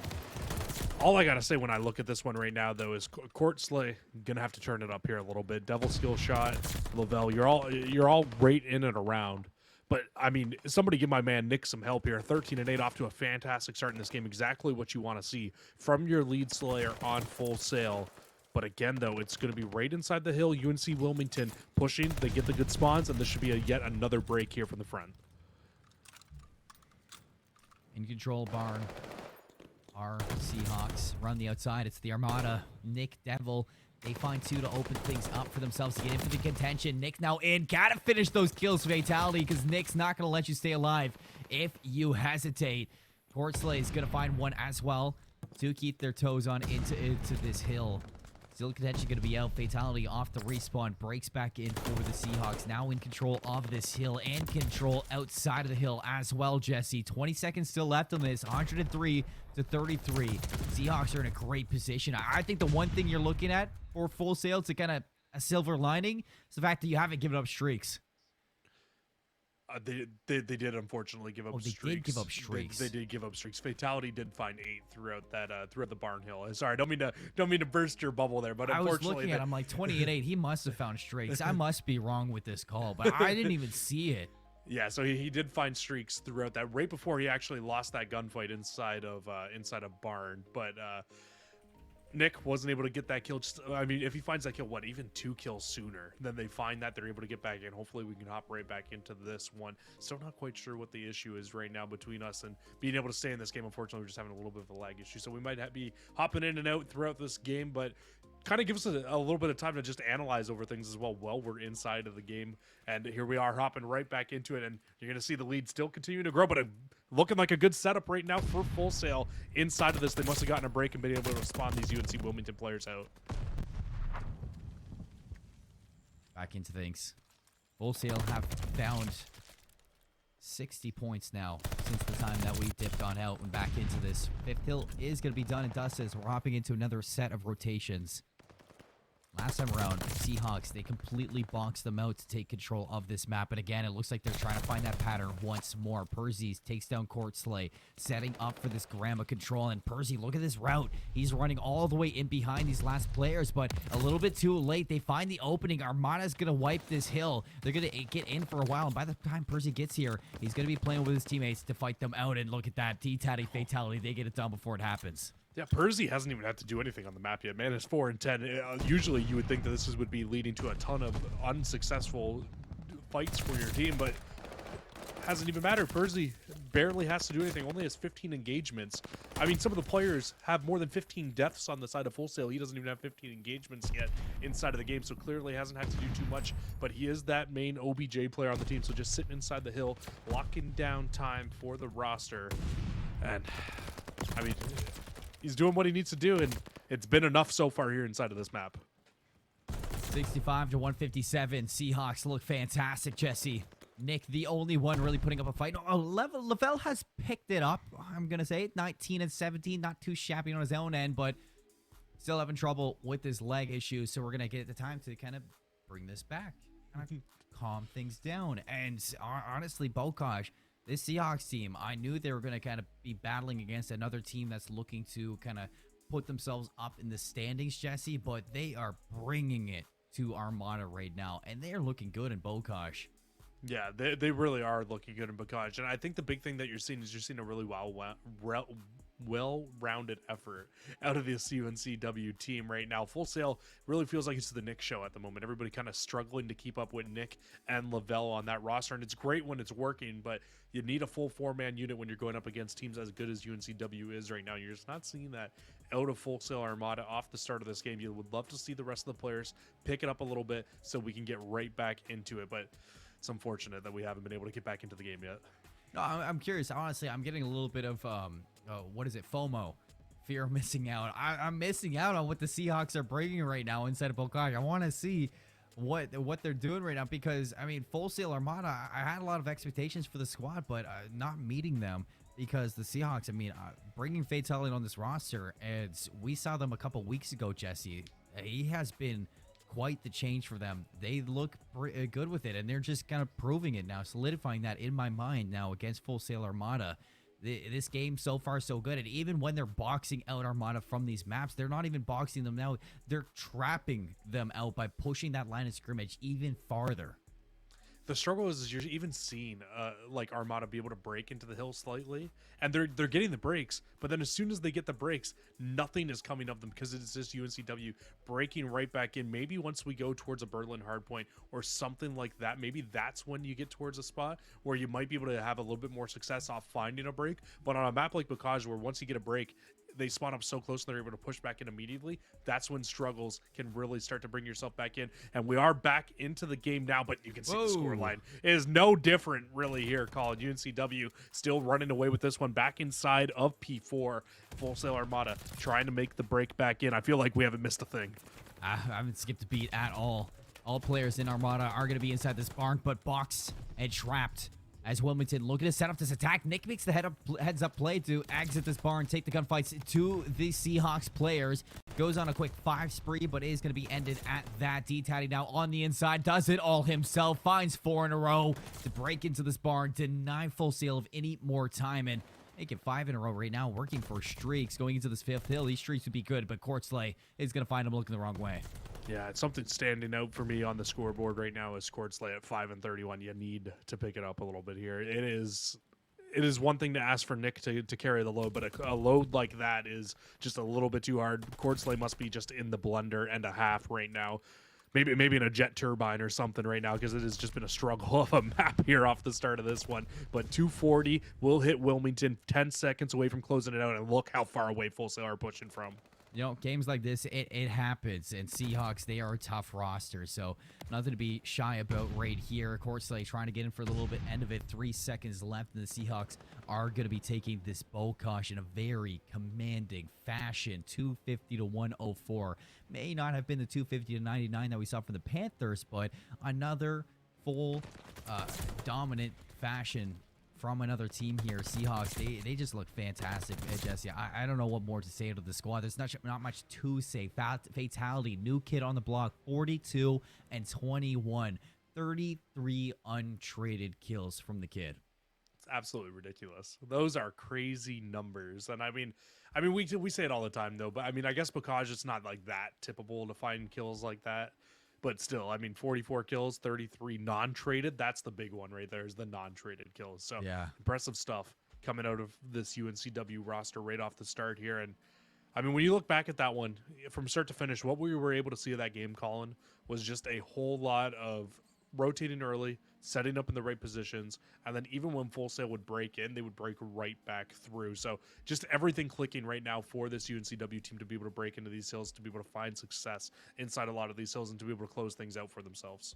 And, I said if you're not going to win the Bocage, you're going to need to bounce back in the Tuscan Search and Destroy to follow. And you're going to need to bounce back in a big way if you're Armada. Now, the big thing to look at is that Search and Destroy, luckily, is a very different game mode than Hardpoint. And this is going to give the chance for Full Sail to slow things down and kind of adapt to their own playstyle, Jesse, which could favor them out inside the second game mode. But it's definitely going to stamp, after watching that map number 1, it's stamping a big... You gotta win map 2 if you're Full Sail, if you're gonna want to see more of the series.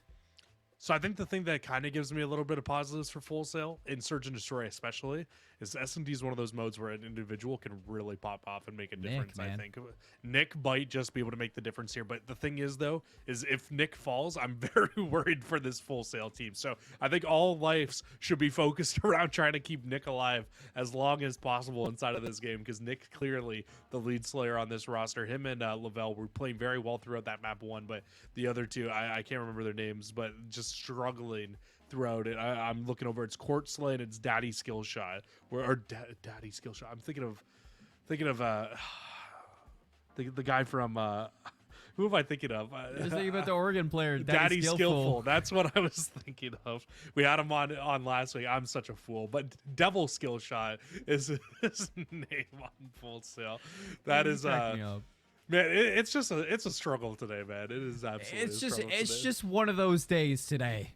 On the broadcast, we're getting through it. We're getting through it ever so slightly. But hey, I mean, Seahawks coming out and looking good is something that I'm excited for. I mean, this is a team that you and I saw back in Cold War, and we were talking about that. This team has what it takes. They just needed that little bit to push them over the edge. And now that they found Fatality, man, I'm putting even more stocks into this team. This team looks like a team that could break into that top 25.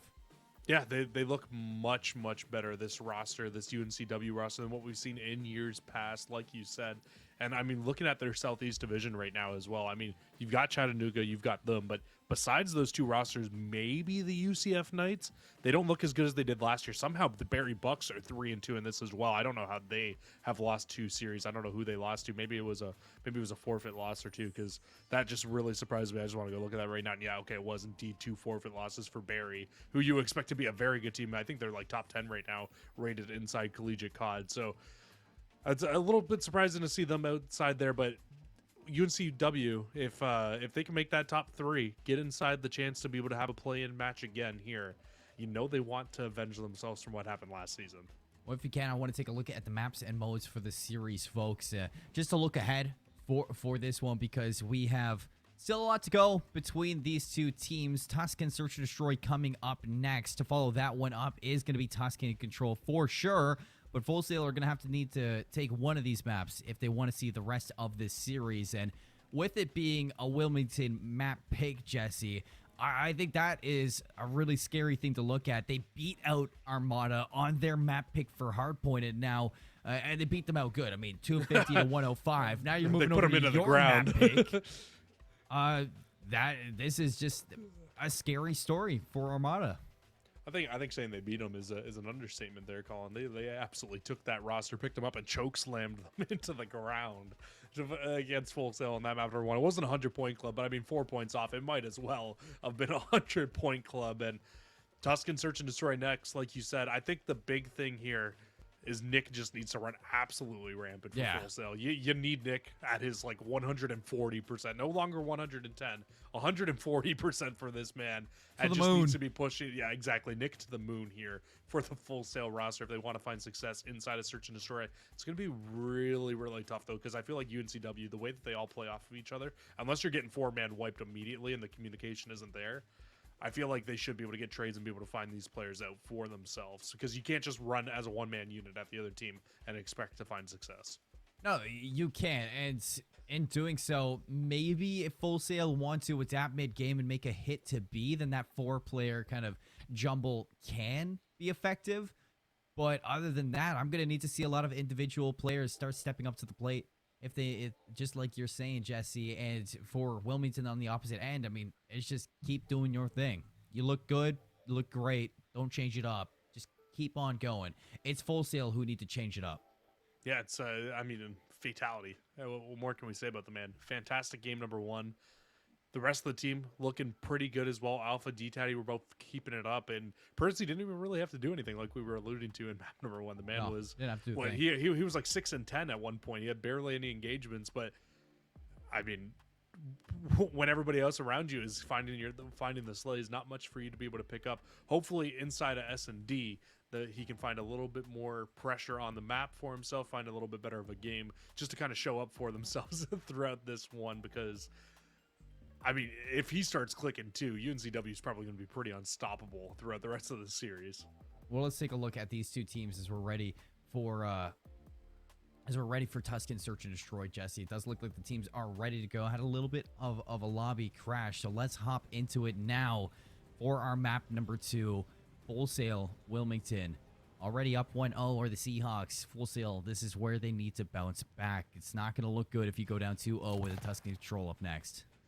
Lavelle's going to pull out the sniper, like this play call. Keeps everybody on this A side of the map at bay from UNCW. Nobody can really get aggressive and push forward. But speaking of push forward, Fatality has found himself into a great spot here and actually will shot down Devil Skill Shot on the site. Nick pushes through middle of the map, but unfortunately everybody around Nick falls, and this was the worry I had inside of Search and Destroy. Well, flawless practically right off the rip. Seahawks keeping it going from game 1 to game 2. Fatality, he's the one to make it happen. 3 in a row for this first round. Already on pace to streaks, Jesse, and the man is nasty. he's just something else. He's just something else. It wasn't flawless because Percy went down, but it might as well have been. Man, of course it's Percy too. Just looking back at map 1, would love to see him picking it up, but unfortunately the flawless gone. It's all Percy's fault. Just got to pick it up a little bit here. But back onto offense now goes UNCW. You can see Lavelle still trying to use that sniper out on the side of the map, but not really finding much success of it. But still over at this A site, bomb does go down. You lose 1 player, but you got the setup that you want. Might be able to close this round out here. Lavelle finding that snipe's going to be crucial. 3v2, but looking to bounce back. D-Tatty, set nade, follow up onto Devil Skill Shot. Last alive is going to be Percy. Said he doesn't have to do much in the hard point, but now if they want to keep it flawless inside the search, he's going to have to turn up in a big 2v1. 18 seconds, bomb is planted for him, and he has that position. You see the player looking over him, hopping it.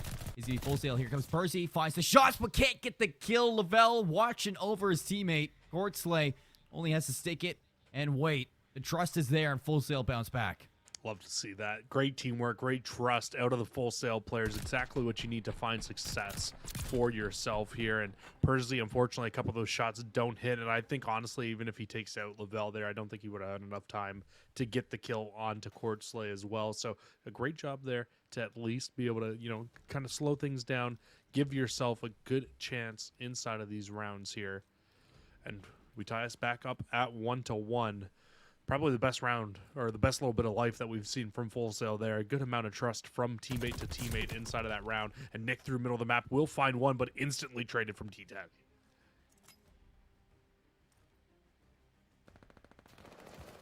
Bomb yet to get to the A side. Percy watching it. Set nade just to check. It's not going to land on anybody, so Devil's Skill Shot has a chance to put this bomb down, but it doesn't seem like they're really comfortable with that idea, Jesse. They're wrapping this bomb out. And if they wrap it into this command center, D-Tatty has been waiting to strike. And he just needs to wait.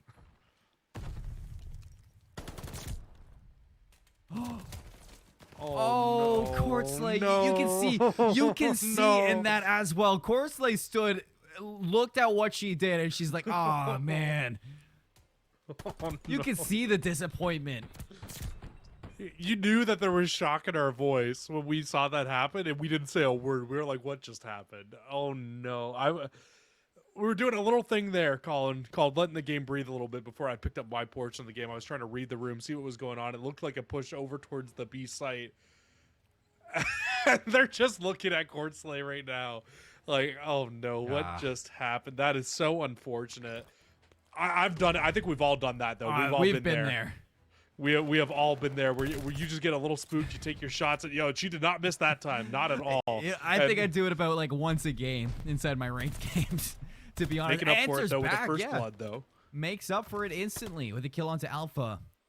D-Tatty pulls it back onto Lavelle, but still numbers advantage, and they are staying alive, so that's good as ever, but D-Tatty still getting the good timing. Is going to even us up 2-2. Evens us up at 2-2, and now pushing through the right side of the map. They might be able to get this bomb down as well, actually, with where they are, with where the positioning is. Courtsley is still inside of this little connecting hallway between church and command center. And Courtsley, sitting in a corner, finds another one. It's a great timing, great kill. Now in a 1 versus 2 is D-Tatty, and he does not want to push that. And if he does, he might just push up and find another death. And Courtsley absolutely making up for the missed blunder in the last round here in this round with finding those 2 kills. Found the opening, found another one there, and now 1v1 left. Courtsley, 4-3 in the round, and a great round out of Full Sail to bring us back to 2-2. Well, the team looked, they're like, okay, if you're going to do that, you need to start turning up for the team. And Courtsley says, all right, bet. 3 kills in round number 4 to even us up 2-2 inside of this map. Going big to put herself on the board. 3 kills in a row to make it happen. Absolutely love to see it, especially after a blunder like that in the round before. To see them come back inside of this round and just really pop off like that, things you absolutely love to see. Gotta pick that bomb up though. All right, there we go. Now we head over towards the middle of the map. It will be Lavelle, first player in again for this roster here, and Lavelle instantly goes down. Not the way you'd want to keep this ball rolling. Nick waiting on broken. Fatality trying to push aggressive. And Nick is going to pay off. The patience is there. However, Seahawks still keeping up with this pressure. Numbers back in their hand, 3-2. Fatality still alive here. They know the bomb is down as well. By the way that they're playing, is it at least looks like they know the bomb is down. Obviously, we don't know for 100% here. They do find the kill, though, into the back of Devil's skill shot. It's just going to be Nick all by himself. 1 versus 2 now. Definitely not out of the realm of possibilities to close this out, though. Oh, Nick, what is that angle? Alpha, in a flash of an eye, loses their life. Fatality's going to get perfect quiet. Nick reads this one, takes the gunfight, but Fatality is ready as well. Oh my goodness, Wilmington, it's not easy this time in Search and Destroy, but they are slipping away with some of these rounds. I think if you wanted either team to have 1 player alive, it was probably Fatality and Nick on both sides. So a great little 1v1 to close that game out. But unfortunately, even with the right read, Fatality just gets the better of Nick there inside of that one. So back to 3 versus 2, and it has been all offense so far here, or sorry, all defense so far here. Yet to see an offensive round win come through yet. UNCW will now get their 3rd chance out on offense. And honestly, as much as I'm not a fan of the hit, I would love to just see a quick plant come in here and to see one of these 2 teams be able to execute off of said plant. Nick finds first blood. Percy to drop. He's going to delay this bomb plant for D-Tatty. And Nick's actually going to get a little bit aggressive. It's going to pay.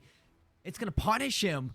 Now, Courtsley last alive. Going to have to mimic that round 3 that we saw out of her. 1v3 clutch is going to be what we need to see. And look how spread out these players in the Seahawks are. Courtsley, got to read these players to the left first off, but no. Going to be taking themselves all the way up top church to get a better angle on this one. But D-Tatty or Alpha spots it out in Wilmington. They lock down 2 rounds in a row now. A 1v3 is already hard enough to be in, but a 1v3 with 0 information.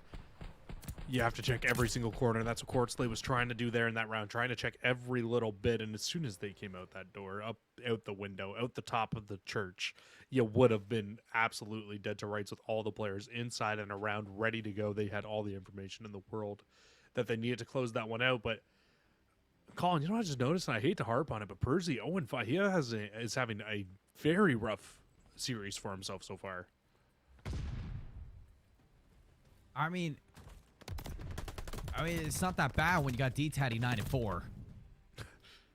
And he finds one, so there we go. You get on the board. The breadstick is out. But like you said, at least you've got a couple of your teammates really popping off here in the game, kind of saving things for yourself. A 2-2 now. Bomb from Full Sail over towards this B side. It might be able to go down, but you do have Alpha still in the back in a great spot if they do decide to try to retake this bomb site right away.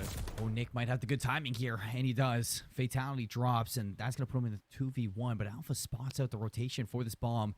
Nick's going to be putting this down right away, but Alpha could get some good timing here to even this up in a 1v1, but gets the shots through, gives away his position, and can't find the kill. And ultimately, you can see Full Sail changing this one up. Devil skill shot, bad timing again, looks the wrong way. Alpha is going to be blessed now with a 1v1 against Nick. Two heavy hitters for the squad, but Alpha is going to have to make it happen, and Nick is in such a strong position to put this round away. No, he absolutely is. Broken Apartments, one of those spots where it's just so hard to be able to get out of, to be able to shut things down. He's just going to hop over, make his push now in through to the church side of the map, and while he's contested and focused on trying to get the player out of the window, Nick pulls the little pants down from underneath his opponent and is like, hey, I'm on the other side now. Shoots him in the back, takes the round win, and I think that's another good round there out of Full Sail. I mean, Nick is cracked, bro. Slowing the pace down has absolutely helped these guys. cracked.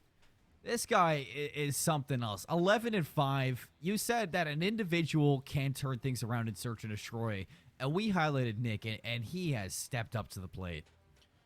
He absolutely has. Now you got to answer back, though, with another defensive round win here, and it seemed like UNCW figured out what they want to do in their last offense, and this time through, it's going to be an extremely quick plant over towards this A side, and a beautiful set nade will take Lavelle out. That sniper gone, and now a really rough spot here for Full Sail. Not only do you need to make him defuse, but you got 4 players in and around this site here.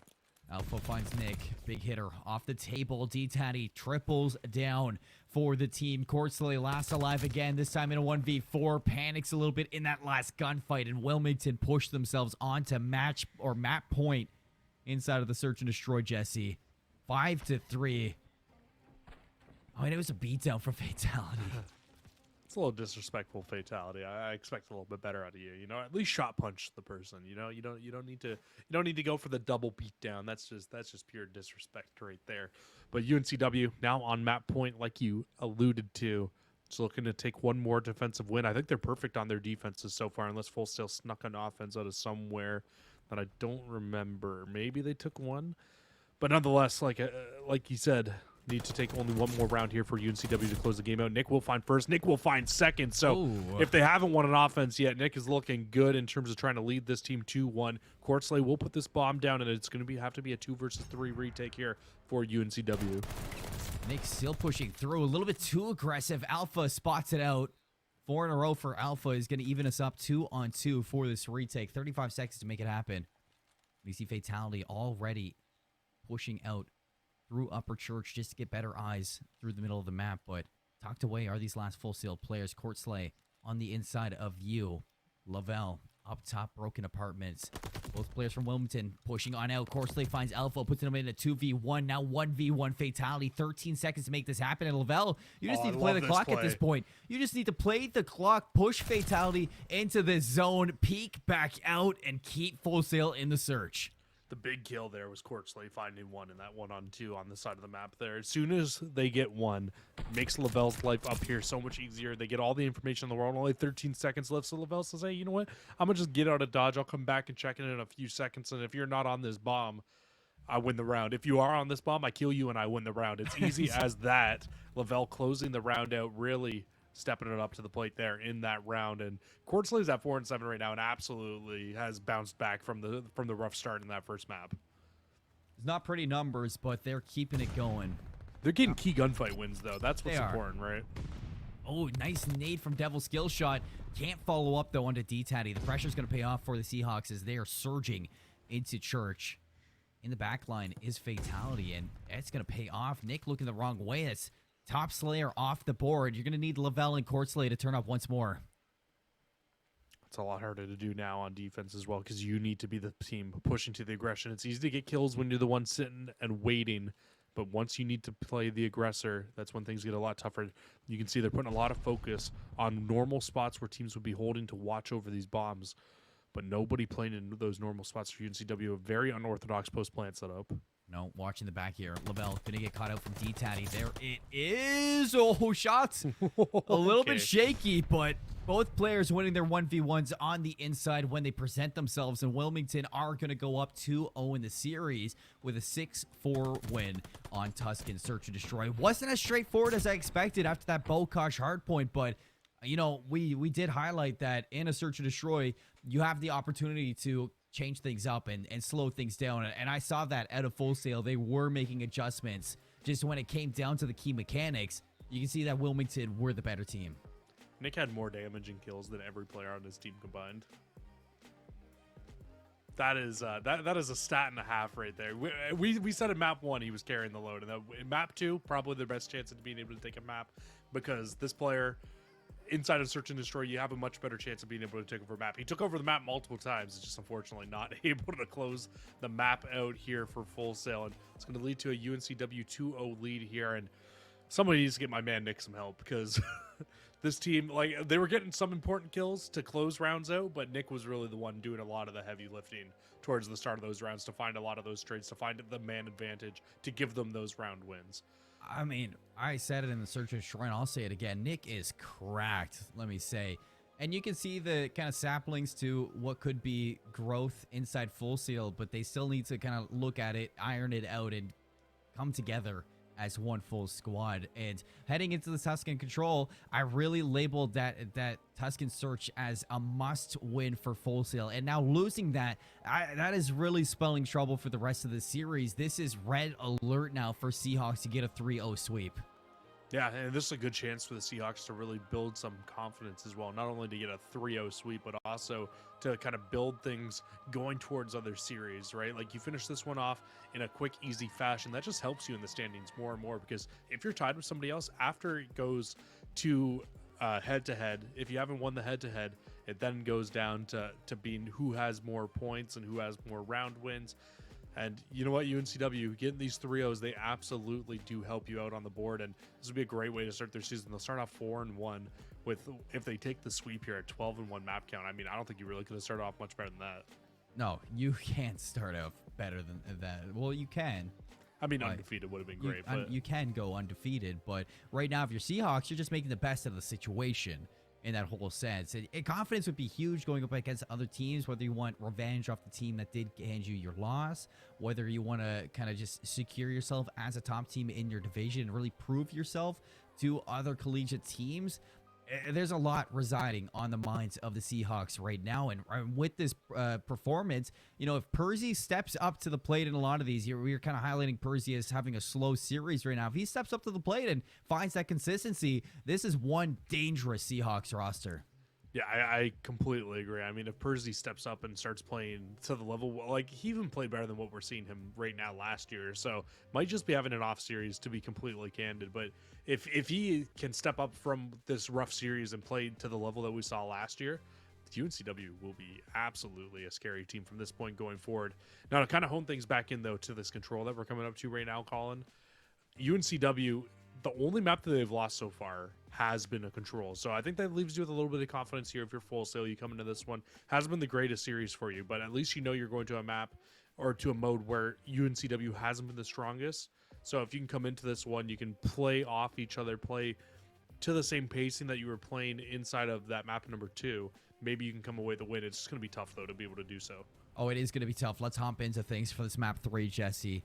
Full Sail looking to pull this one back, get a little bit of confidence under their belt against the Seahawks. But again, something to prove right now for a 3-0 sweep out of Wilmington, as they're going to be starting off on defense as well. That's going to be even harder now for Full Sail to make this happen. A full push out to B. Nick opens it up. He's going to hop right onto B right off the rip as well, Jesse.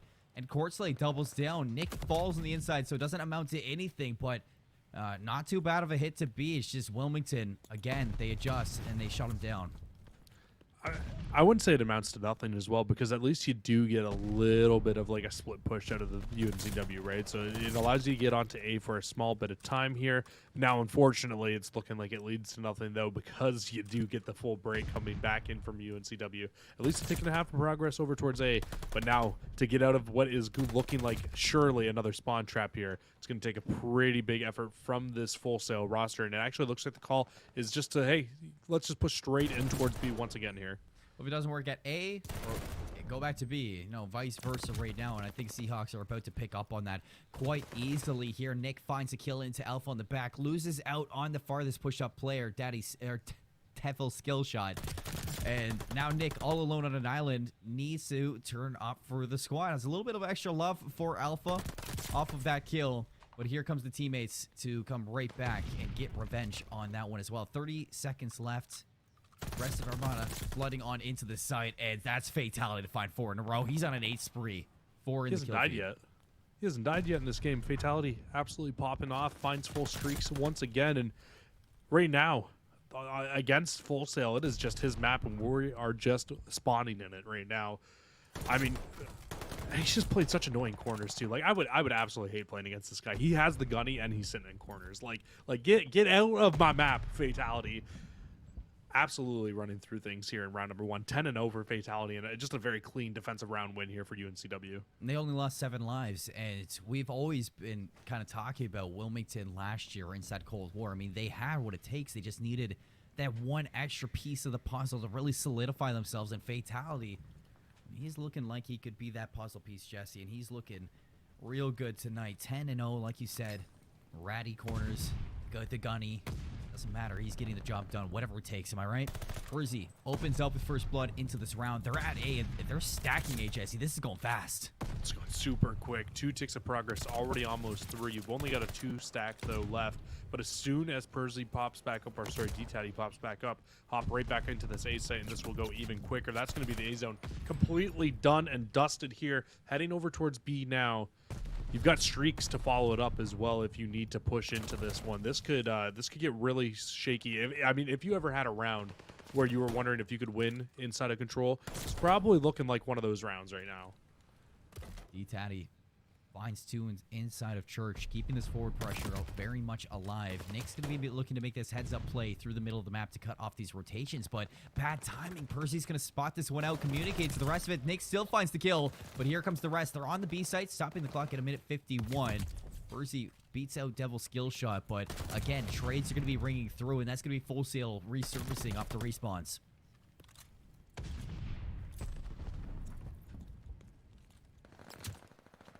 Just trying to see what they were trying to do right off the rip here. I thought that Full Sail was going to try to push out, but no, not going to give up too many lives here. And they actually keep this life lead that they've put into full effect, and you can see exactly why they don't want to push off. Just wait for these players to have to push into them. And it's really the Nick and Lavelle show right now for this roster, trying to do everything they can to keep them from losing this map, and doing a great job here so far. Now a 5 life differential, make it 4 as Percy finds 1, but you're instantly going to get Quartzley back up into that spot, not able to find anything. So Percy gets 2 on the patio side of the map. This could open up things for you to maybe get inside of the north side and really kind of disrupt this setup for Full Sail. Here comes the straight from Fatality, looking to open things up. Doesn't land on the player going into command center, so might be allowing Armada to fully set up in the back. Lavelle finds the kill onto Alpha, looking to wrap this around, snaps back to D-Tatty, gives up the positioning. You're going to need to take this player out, but D-Tatty through the window, spots him out. Devil is going to take him down on the B site. Our Wilmington right now stopping this clock at 49 seconds, but out comes Full Sail to stop this play. In fact, Nick from above is going to take down Percy, looking for the second, reads him like a book, and that is going to end the wave of Wilmington players.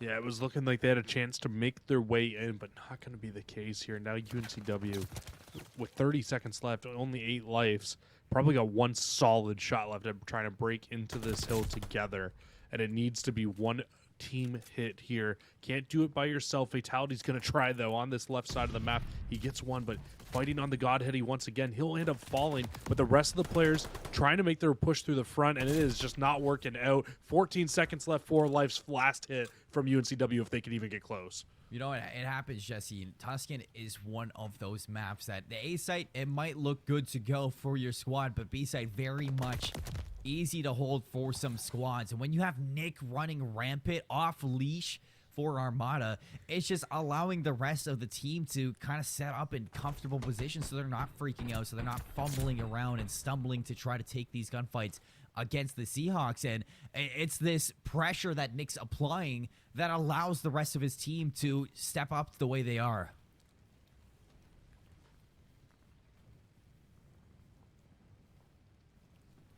Yeah, I mean, you're not wrong. Nick is absolutely above and beyond the top player on this team right now. On 6 in a row, if he can find 7, could be massive. Trying to push behind a glide bomb to get a map win, or to get an offensive win, which may lead to a map win here for themselves. Could be massive. Lavelle finds 2, but it's still just Nick trying to find this 7th in a row and hopefully be able to use them to full effect. And Nick does find a kill, so that's full streaks. Fantastic break off from the Armada, Jesse. This A side is gone. They haven't even dropped a player. Nick has full streaks like you highlighted, and realistically, these streaks could open up this push. Only thing is, starting this push is the hard part. D-Tatty's found his way on into the back line, starting to set up this pinch with the rest of his squad. He's going to clean up Nick, and that realistically should stop Full Sail. You would think so. He's still got a lot of forward progress. Now with these other kills coming in, now I'm right there with you, Colin. That's going to completely stop any push coming forward. You would have loved to have had that one player pushed forward to really shut things down, but it's just going to be Courtsley getting up, getting into that position. She likes to play so much. We saw her kill her teammate there earlier on in the search and destroy. I don't think we forgot about that, Courtsley. Not quite yet.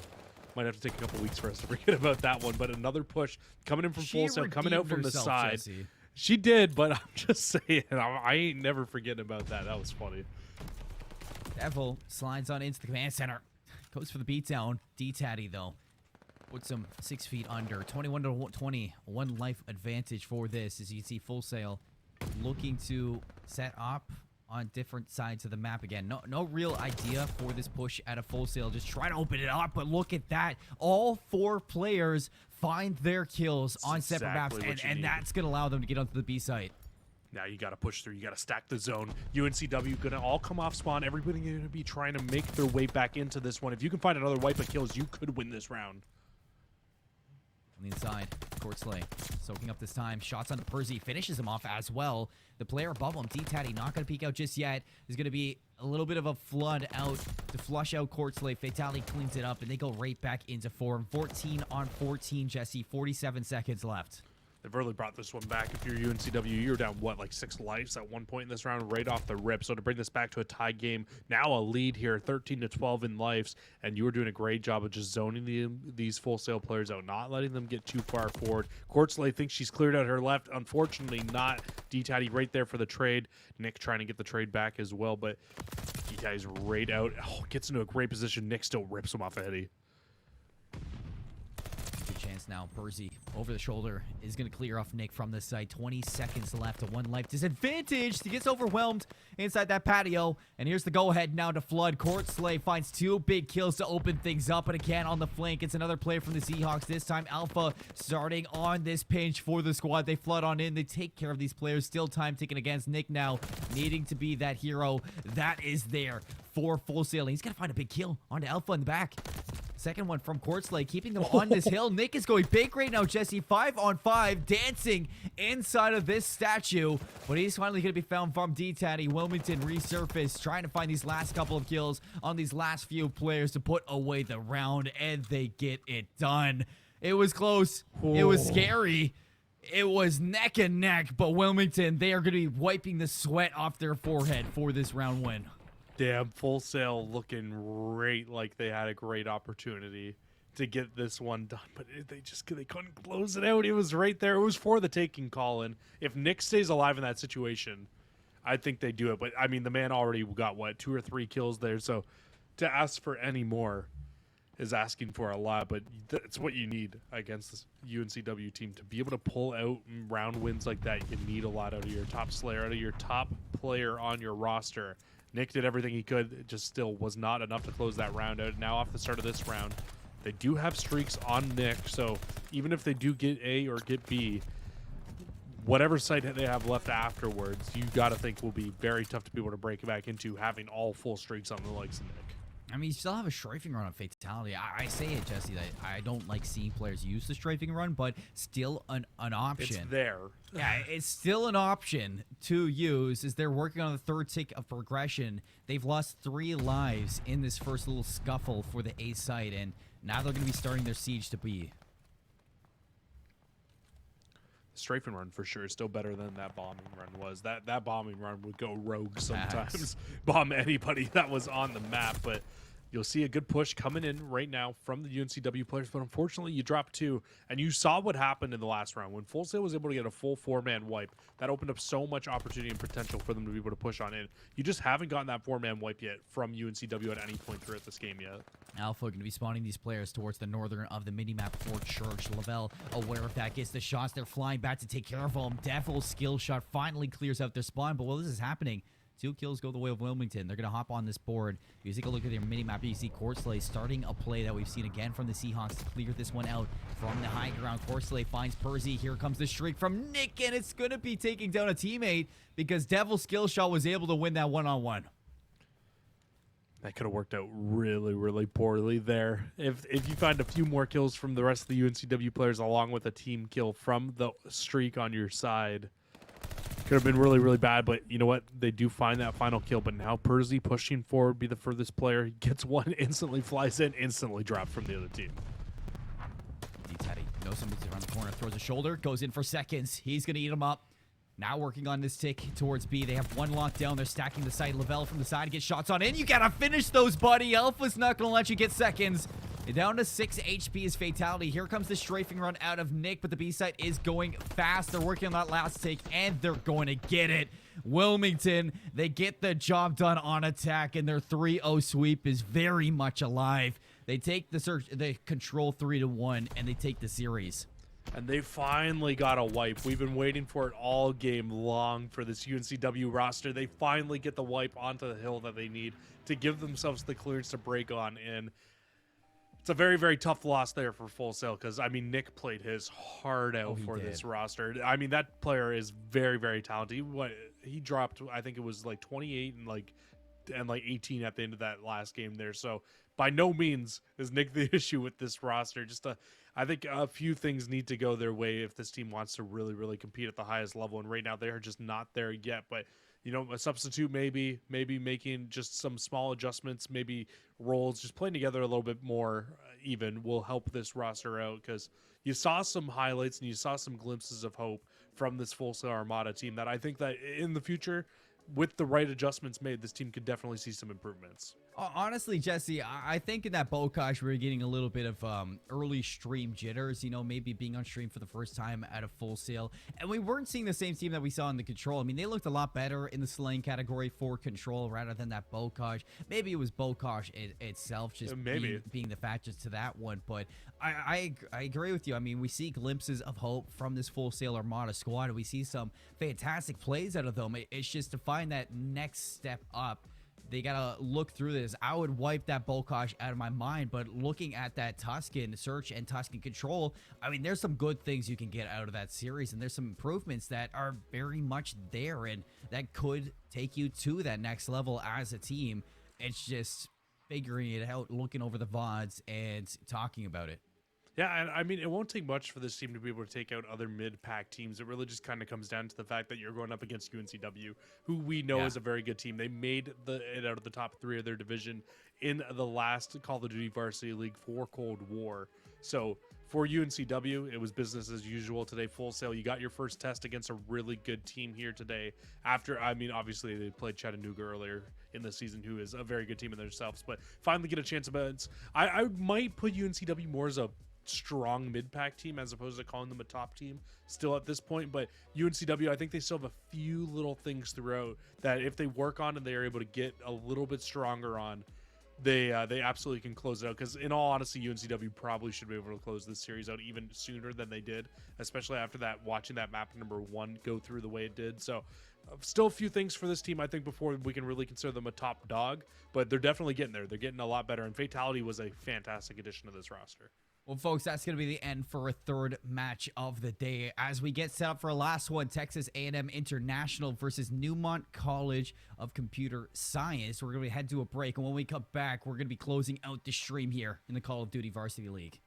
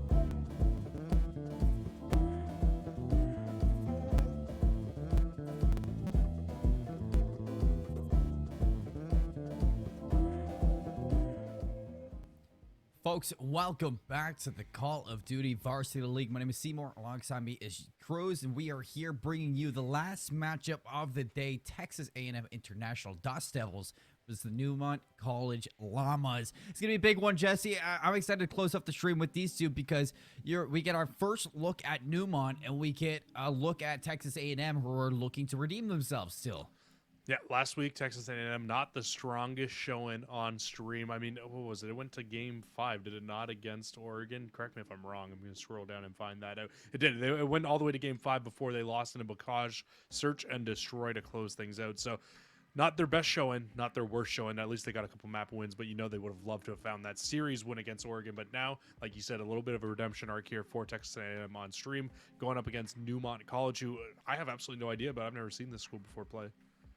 No, I haven't seen this school either, but on stream now, this would be something to kind of show. I think that Texas A&M International, who had a good showing last year, this year still haven't been there. If Newmont can keep kind of Texas A&M down in the dumps, I think that this team could really get something. So as we look at the head-to-head, really, we get a look back at International, the Dust Devils here, 100K, Megatron, the Kevcan, and Cetra going up against the Llamas, Awakening Arrow, Dark Master, John the Cool, and Tizicopia.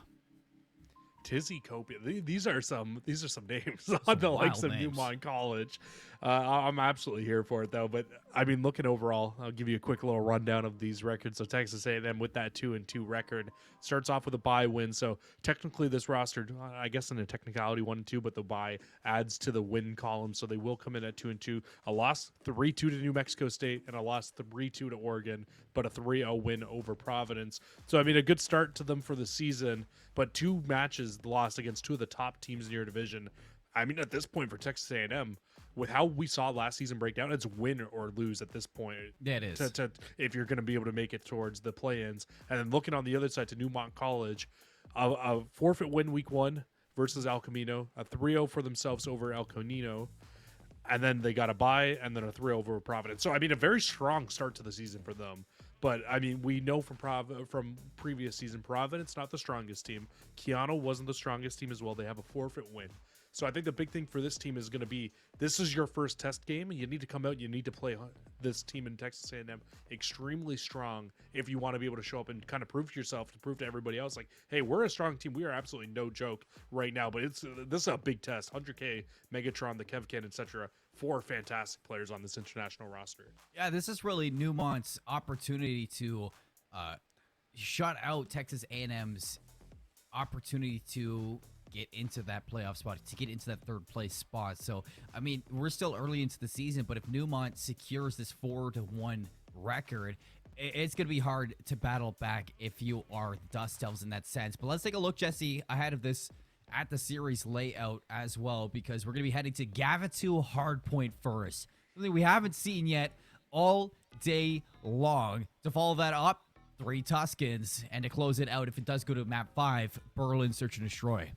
Love this map set, and I mean, it's great to kind of get to step away from Bocage for our series, because we've had Bocage for all 4 of our series today, or our first 3 series today. So it's nice to, get a little change of pace. We go to Gavutu for that first map, and I love me some Gavutu Hardpoint. If I'm being completely honest with you, this is probably one of my favorite Hardpoint maps, just because it's one of those maps where if you rotate and you lock things down the right way, you will get exposed if you're the other team and you cannot keep up with it. And this is, I think, not only is this a great test game for Newmont, but also the fact that now you go up against them on Gavutu, I think this could honestly tell the tale for our entire series because of just how systematic this map can play sometimes.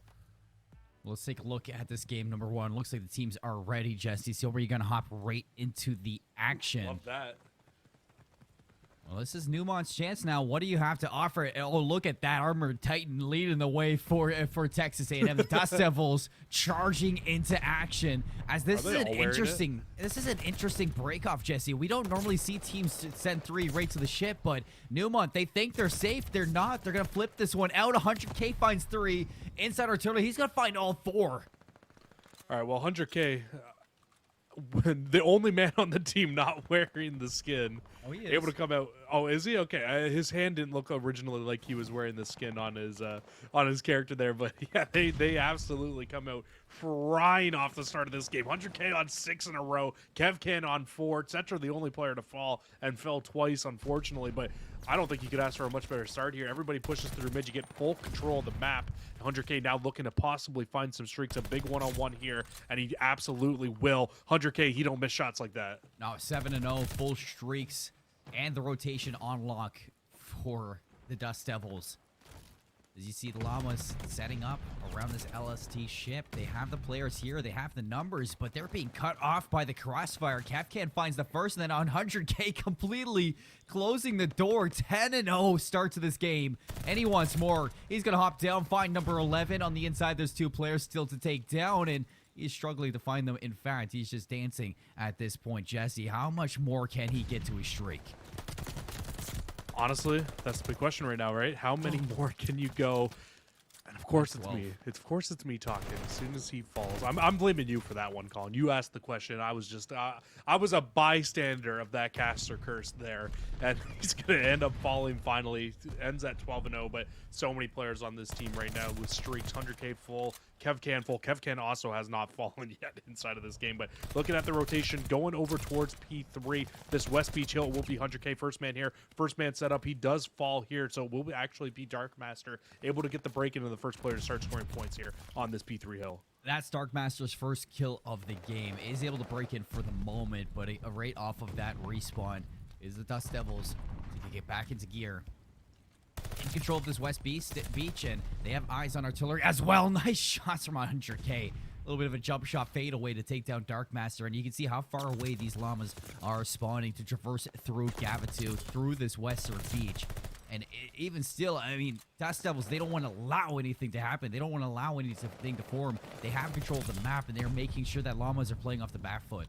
That's what I meant by if you can't rotate on this map, you will absolutely get exposed. You're seeing them get exposed right now. The Dust Devils absolutely off to a great start here. And look at this. You're seeing a push for the old hill right now through middle of the map. Newbon, what are we doing? You're going to get a full push now across the map for Texas A&M International. The Dust Devils not only secure scrap time, you've got 3 players at the new hill. This will be spawns going in their way. And, oh, man, I mean, I was talking about how you can get exposed. You're exposing yourself right now, though.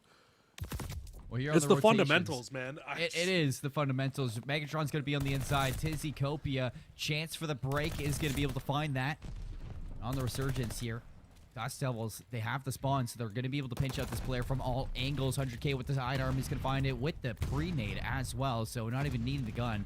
Streaks have yet to be used from the Dust Devils. In fact, Newmont are going to off respawn, find a quick 3 down, look for Kevcan inside of this hill, and that's going to be the break they need to start collecting time. 20 seconds into this. Big break, first break of the game here for Newmont. You can start to get a little bit of time, build a little bit of confidence off of that there. I feel like I took it a little bit too hard on them there, saying that they didn't have the fundamentals, but you can't hit a hill with 15 seconds left when you got rotation on lock already towards the new hill, especially a 3-man hit towards it. Not the way you want to do things, but still can bounce your way back into this game. You're only down 100 points. One solid hit brings you right back into it here, but unfortunately for them, you got a full setup here for International at the moment, and the Dust Devils are not looking to give this up anytime soon here, Colin. Ready over to Docks next. Here's the shriek from Cetra. First shriek could be called in. Kevcan on the front lines. Finds Dizzycopia. 3 down again for the Llamas here. Newmont stuck all the way on the opposite end of this one. And it almost looks like a control the way they're caught in this back line. Megatron watching this crossfire. Everybody watching this crossfire. And then, that nade from Megatron teed up, and he's going to be putting them again on the ropes. But luckily for Newmont, they do get flipped out, so a chance to catch them by surprise, and that they do. Looking like we're playing Apex with that vert nade there. Beautiful throw right over the top, drops it. And the best part is you could see after he threw it, all the players start to run away from the nade, but it just was not enough. You can't escape it every single time. And unfortunately, the nade just perfectly dropped in there. Texas A&M will be that first team to now cross that 200-point mark. The Dust Devils 40 points away from closing this game out, and they can technically do it here. It's going to be tough to be able to do so without allowing Newmont to touch this any more time. But you've got the streaks and you've got some great positioning from KevCan here in the top of the ship. And we've seen dominant games today, Jesse, but this one is a next level up. 42 points on the board for Newmont to hold 230. Here comes another glide bomb from KevCan. He's going to be shutting down the route through that artillery gun. 17 seconds for them to put this away, and all of these players are just having a heyday right now inside Gavitu. A fight from Newmont around the back. They're going to get in for late game contention into this hill. 7 seconds left. You can still end it. No, you can't end it here. So we will be going to that LST ship, but yeah, but look I mean, who's in they're control. there. They're there. Yeah, look who's in control. The Dust Devils, 1 second left needed, and that is a map 1 dominant victory here, 250 to 42. And I just feel bad for Newmont right now, if I'm being completely honest with you, Colin. We know last week Texas A&M were upset about that loss. They did not want that loss to Oregon. And now this week, they come out and they just absolutely handle business. They take complete control of this series right off the rip of it here. I mean, look at the score line: 28-8, 20-2, 13-4, 18-6. I mean, you could not ask for a better map out of the Texas A&M International, and that was Newmont's map pick. So the rest of the series, it's not looking great here for these guys. I mean, we could call it as it was. That was bad. A slapping. That was bad inside that first map.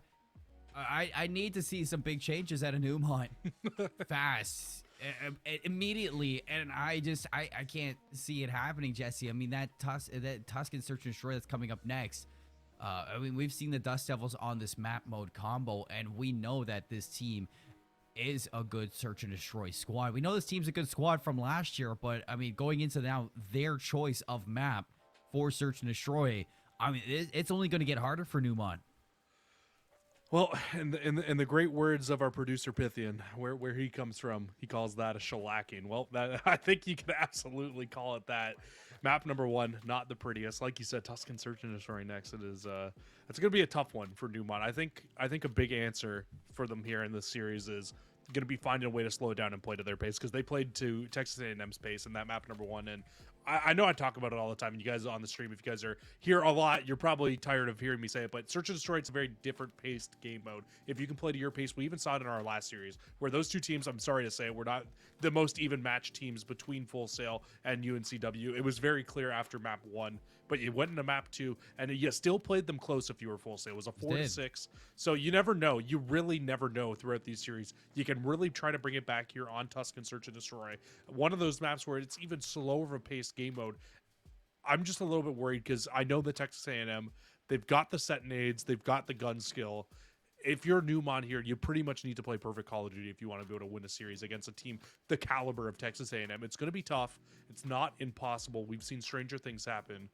I think that if you're Texas A&M, you're probably going to see this team probably trying some different strats than what you normally would, just to try some things out. But at the end of the day, that map 1 was just business as usual for Texas A&M. It was. If I'm looking at this from the Dust Devils point of view, Jesse, the one thing I don't want to see them do is get a little bit ahead of themselves. I know that was a one-sided Gavitu, but yeah, I want to see a little bit of respect going into the second map. Just kind of, like you said, try new things, maybe get a little bit creative, but not looking a little overconfident in that sense, because if you do, that's going to allow an opening for Newmont to take away some of these rounds and kind of strip them of a round win. So if I'm looking at anything, I just want to see them kind of hold it to their own, just lock it down once more and play the game that they've been playing. I don't want to see any overconfidence going into the second map. Yeah, I couldn't agree more. You definitely don't want to see some overconfidence. Interesting sights coming out on some of these guns here as well. But the set nade comes in, the guns come in, and this first round is ending very, very quickly. Only one player left. We'll find one, but that is a Dust Devil dusting there in round number 1. It is a Dust Devil dusting. I love that. Right there. I mean, KevCan's going to be able to close out this round with 2 in a row as well. But an idea from Newmont to get that bomb down early, but you can see that the awareness and the knowledge of this Dust Devil squad, they have the heads up position to drop down into mid, and unchecked, Newmont fall. Well, off the start of this round, Texas A&M International going to take the bomb, take it over towards the safe side of the map, and it is looking like a business as usual hit. Kevcan finds one, and Megatron will pair for two. Bomb goes down, and John the Cool has not left the spawn yet. No, he's big chilling in the back. Finally, he's going to get into things, caught with an 8 in hand, and is able to find one at that, but the rest of the Dust Devils there for revenge on their fallen comrade. 2 quick rounds out of themselves. And 100K this time to get the last one. Was it a team kill at the end? Oh, that's a tough sight. But even still, you get the job done. 2 quick rounds. Like you said, business as usual. You can't get worse than that team kill earlier today, though. You just No. you just can't You're get never worse gonna than live that that down. I mean, it was so funny, especially because our reactions to it. We were just sitting there. She walks around, the player walks around the corner. And she just mows her teammate down. It was a tough spot to be in. Like I said, we've all been there, but I mean. Colin, what did I say coming into this one? You can't play to International's pacing here, and it's what we're seeing off the start of this. You're just letting them run at you while running straight at them back, and you're never going to find success playing against Texas A&M International like this. No, 3 quick rounds in themselves. As again, 100K puts the pedal to the metal, hits the second gear, and already in the back spawn to close this one out. Switching sides once more. Dust Devils onto the defense. I mean, first step, John. You got to leave the spawn a little bit earlier than last time to help them out. Second step is setting up with a strong power position on any of these players. You haven't seen it from Newmont yet. I need to see one of those ARs get into a position to really tee up against one of these players. But no, John's going to run it right through mid. Megatron spots him, and Cetro's going to put him down. This is just, it's so tough. It's so tough because you're just all by yourself every round. It feels like you just push out through spawn, run straight at them, and Texas A&M International smows you down. There is just not, they haven't even been close. Not close by any means, these rounds. And it's hard to keep a positive light looking on things, Colin, after a couple of rounds like that. And we've seen 4 in a row. I mean, I don't even know what to say to do differently here. Maybe just wait back in your spawn, wait for them to push you, and then go for the gunfights, because pushing out towards the middle of the map is just not working in your favor. And let me just say, that skin is absolutely terrifying to look at. If I saw that thing running at me for them on this Texas A&M team, I would be crying, shaking in my boots. You better watch out for the Dust Devils on the map then, inside your right to play games, Jesse, because they are going to be tumbling on in, looking for an Awakening Arrow, finds first blood. Is going to be something different for the Llamas, but look at the answer back. Megatron's going to be fine. This they line up, and Awakening Arrow second into this is the best showing we've seen in a round yet from the Llamas. Now let's see if they can expand off of the opportunity that they have. Texas A&M, they are hot on their trails too. The Dust Devils are hunting already in the spawns. If Llamas are aware of this, I mean, John, run to B, get that bomb down. Yeah, it's a quick motion over towards this B side, or at least it was. But now John the Cool trying to play his life here, but 100K is hunting. John the Cool finds another one though, so 1 versus 2 now left for Kevcan. You're not wrong. This is 100% your best chance, but I would love to see Kevcan just drop the streak in there, run. right? Like it's the perfect time to do so. Not going to be the case. Just drop it, man. He's gonna find that bomb planter 1v1, but amazing arrow. New high score for Newmont. They put themselves on the board, and they're going to find the round. 5-4 out of Awakening Arrow. He finds 3 inside of that round. They did it. They absolutely did it. Newmont comes out. They get a round victory there. 3 in a row for Awakening Arrow. Too soon to talk about streaks possibility on their side. But it's definitely a thought if they can find a few more kills off the start of this round. But it will be Kevcan, still full streaks, trying to push out towards this A side of the map and just complete control still. And they'll just 2-man challenges. It's just the challenges they're taking are just so good. I mean, like, I wouldn't even win that gunfight in a 1 versus 2 there, because you're just getting double challenged every single time. And if you forgot how good Texas A&M International were after the last round, they just decided to, hey, shut up. Here we are. We'll do it again. Well, I think that 3 out of the 4 players just got caught doing some sort of action that wasn't having your gun in your hands. You saw Nate and Tizzycopia, last player there, jumping up onto the ladder, and the first one with, I think, a stun in their hand. So Newmont, just bad timings inside round number 6, and Dust Devils, They're going to be on map point now, inside of Tuscan Search and Destroy. Looking to put this one away. They're going to run it right down mid. Kevcan leading the charge with the second player, and this is something new from Newmont. They're taking this all the way through Command Center. Oh, he knows. Here it comes. Time to drop the hammer. Awakening Arrow finds another one. Cetra this time, but Kevcan instantly answers back, and 100K is going to get the information that these players... They are flooding on in. Kevcan, a second one on John Cool. 100K takes down Tizzy Copia. Darkmaster last alive, and he is on the run. Peekaboo through the window. Is able to find one into Megatron. Looks like he was trying to do a no-scope 50 fakey, but not going to be the case. Still alive for the short moment. As you can see, Dust Devils holding hands to clear out the A site. Darkmaster in an unfortunate situation, Jesse. Really is an unfortunate situation, but... I mean, I feel like we've been saying that all game here for Newmont, just not able to find a lot of success around a lot of these lives here, but Darkmaster looking for anything they can find. We'll get a couple shots in, but 100K is just a bully. It's just plain and simple, 100K is a bully on the map. We've seen it last year, we see it again here, and that's a 6-1 victory to Texas A&M International University, and this has been a slaughterhouse of a map 1 and 2 here, Colin. Yeah, it has. And I think that this Dust Devil squad is just taking care of things. And that one round that they lost, I mean, I think they were just getting a little bit ahead of themselves, like I was saying at the start, that I didn't want to see from them. But they picked it up right after it. They got the job done, and now a 2-0 lead inside of this. Nothing in my mind doubts that the Dust Devils aren't going to walk away with a 3-0 today. It's just really... What kind of growth can we see out of Newmont College? What kind of changes can we see, if there's going to be any changes at this point? It's the first showing of this Newmont College team, and nothing has impressed me so far. Colin, you're a good lad. You know, you always try to find a way to spin some positivity onto every little situation that we have here, but it's just a hard one, right? We can take a look at our maps and modes here, and it's just one of those situations where this happens in every collegiate level as well, where you just have schools when they're trying to make their way in, it's just not going to go well against A1 schools like Texas A&M International University. I'm not 100% if this is one of those schools that throws money at their roster, not throws money, but like picks rosters up and is able to bring them in with scholarships. But nonetheless, a school that we saw be very talented in the last season. So it's a hard team to go up against. And when you're a new team like Newmont, it really kind of just comes down to learning those fundamentals. And I think that's where this team needs to go back to the basics, learn the small little things about the game that will help you improve up against teams like Texas A&M International. Because I mean, the gun skill is there sometimes. You're seeing gunfights won. So it's like doing the little things right, learning the timings. Clearly, this team isn't like a full-on competitive roster. It's just kind of a team that comes out. These matches are fun for them to play. They're just trying to have a great time and just trying to get better and better every single weekend, week out.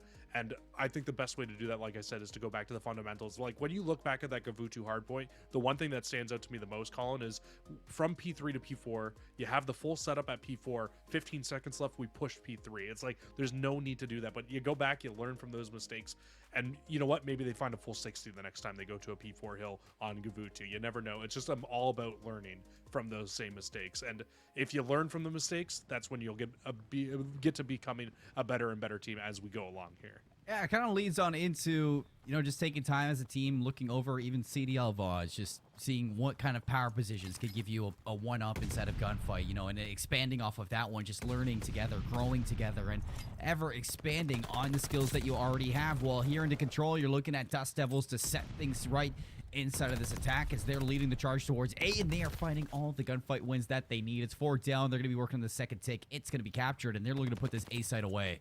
Oh my god, that might be the fastest I have ever seen the A site captured here. Kevcan is absolutely trolling through middle of the map as well, but the full push from A side over to B side, you find all the kills in succession as well. A few players will spawn up, but nobody in position, and now everybody on International stacks the point, and they are just going for it here, Colin. Dizzycopia finds 2. Awakening Arrow off the respawn, takes down Cetra, and that is going to be a resurgence out of Newmont. They find the kills off of a big 2 out of Tizzy. And now Dust Devils back to the respawn. They're going to have to go again for a second wave, and they are not waiting whatsoever, Jesse. Right out to the gates they go, flying into the faces of Newmont College. Cetra opens things up. Texas A&M to follow this one out. The Duffs Devils collapse on 3. It's 4 down once more. You can see how far Newmont are spawning in. These players heads up awareness on where the respawn is going to be coming from. It is just a kill feed of blue, a sea of Dust Devil kills as they walk away with both sites captured.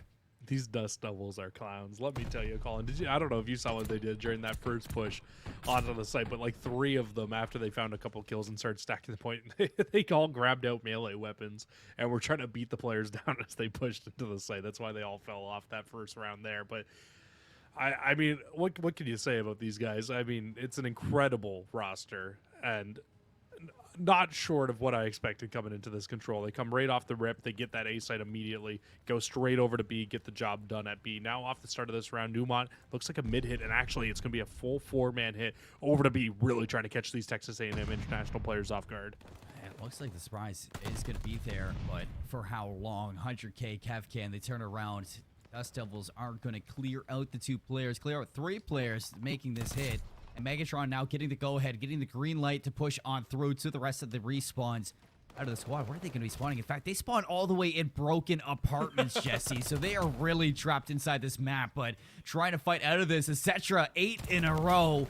Full streak's going to be on board for this player out of the Dust Devils. Now make it 9 in a row. We're going to get back in 10 in a row. Cetra tearing them apart in their own spawn. Like, this isn't their home anymore. It's Cetra's home. They're so far into their spawn that Newmont is starting to spawn out middle of the map. Like, that is not okay. This is a straight bullying at the moment. Cetra and Co. pushing forward, putting this team through the works. I don't think Cetra has died yet in this round yet, has he? 11-0 in terms of this round will finally go down. That one I'll take blame of, Colin, but I mean, they'll hop onto the A site, but for how long? A full pinch developing from Texas A&M again. It is 17.9 seconds. 100K is going to find 1. Kevcan 2 to follow up. And that's the Dust Devils cleared off once more. Back to the respawns we go. Newmont fighting out of their own spawn. And with 10 seconds left, there's really nothing you can do at this point. You can make one last hit to B, but 8 lives remaining. Even if you find one of these sites, capturing the other one, it's just impossible with an 8 life to 21 deficit. It's unheard of, at least. Maybe not impossible, but unheard of. You get a little bit of a split push coming in from Newmont, but as soon as that B site gets finished off, it's just not going to be enough. Everybody now on Texas A&M, they can start to look forward. The Dust Devils look to try to shut this down. They don't even want to allow a full zone to come through here for this Newmont roster. They will hop on, they will contest, and now they'll hit it from the back as well, and this is looking like the end of the round. They clear off the hill, but no, a player on Newmont sneaks on to B again. 2 lives left. They don't want to give this one up just yet. Not just yet. 1-2 takes on both sides almost. B side getting neutralized. 1 life left. Awakening Arrow is just going to sit down as the time ticks down. Dust Devils are going to take their 2nd round win with 17 lives remaining at the end of that. And now match point for Texas A&M International. The Dust Devils have looked fantastic against this roster. They have looked elite. 22-3 for Cetra. Had an 8 spree, had a 10 spree earlier, now on 3 again off of the next respawn, but in total only dying 3 times. Inside control going into the 3rd round. Can't complain. Can't complain at all. Megatron will get caught with his pants between his legs pushing that first fight, but everybody else on the team, they find success, they find some kills, and this is 100% about to be Texas A&M just pushing forward and trying to find as many kills as they can. This is some stat padding right here is what you call this. Oh, it definitely is. But they're looking to get this done still on the A site. Cetra's going to drop the hammer into the back line. Finds 2. I didn't even see that player. Must have been off the respawn. He just came off spawn. Yeah. Tizzy Copia on the chase to take down Kevcan. He's going to find him. A site. It's going to get capped, Jesse.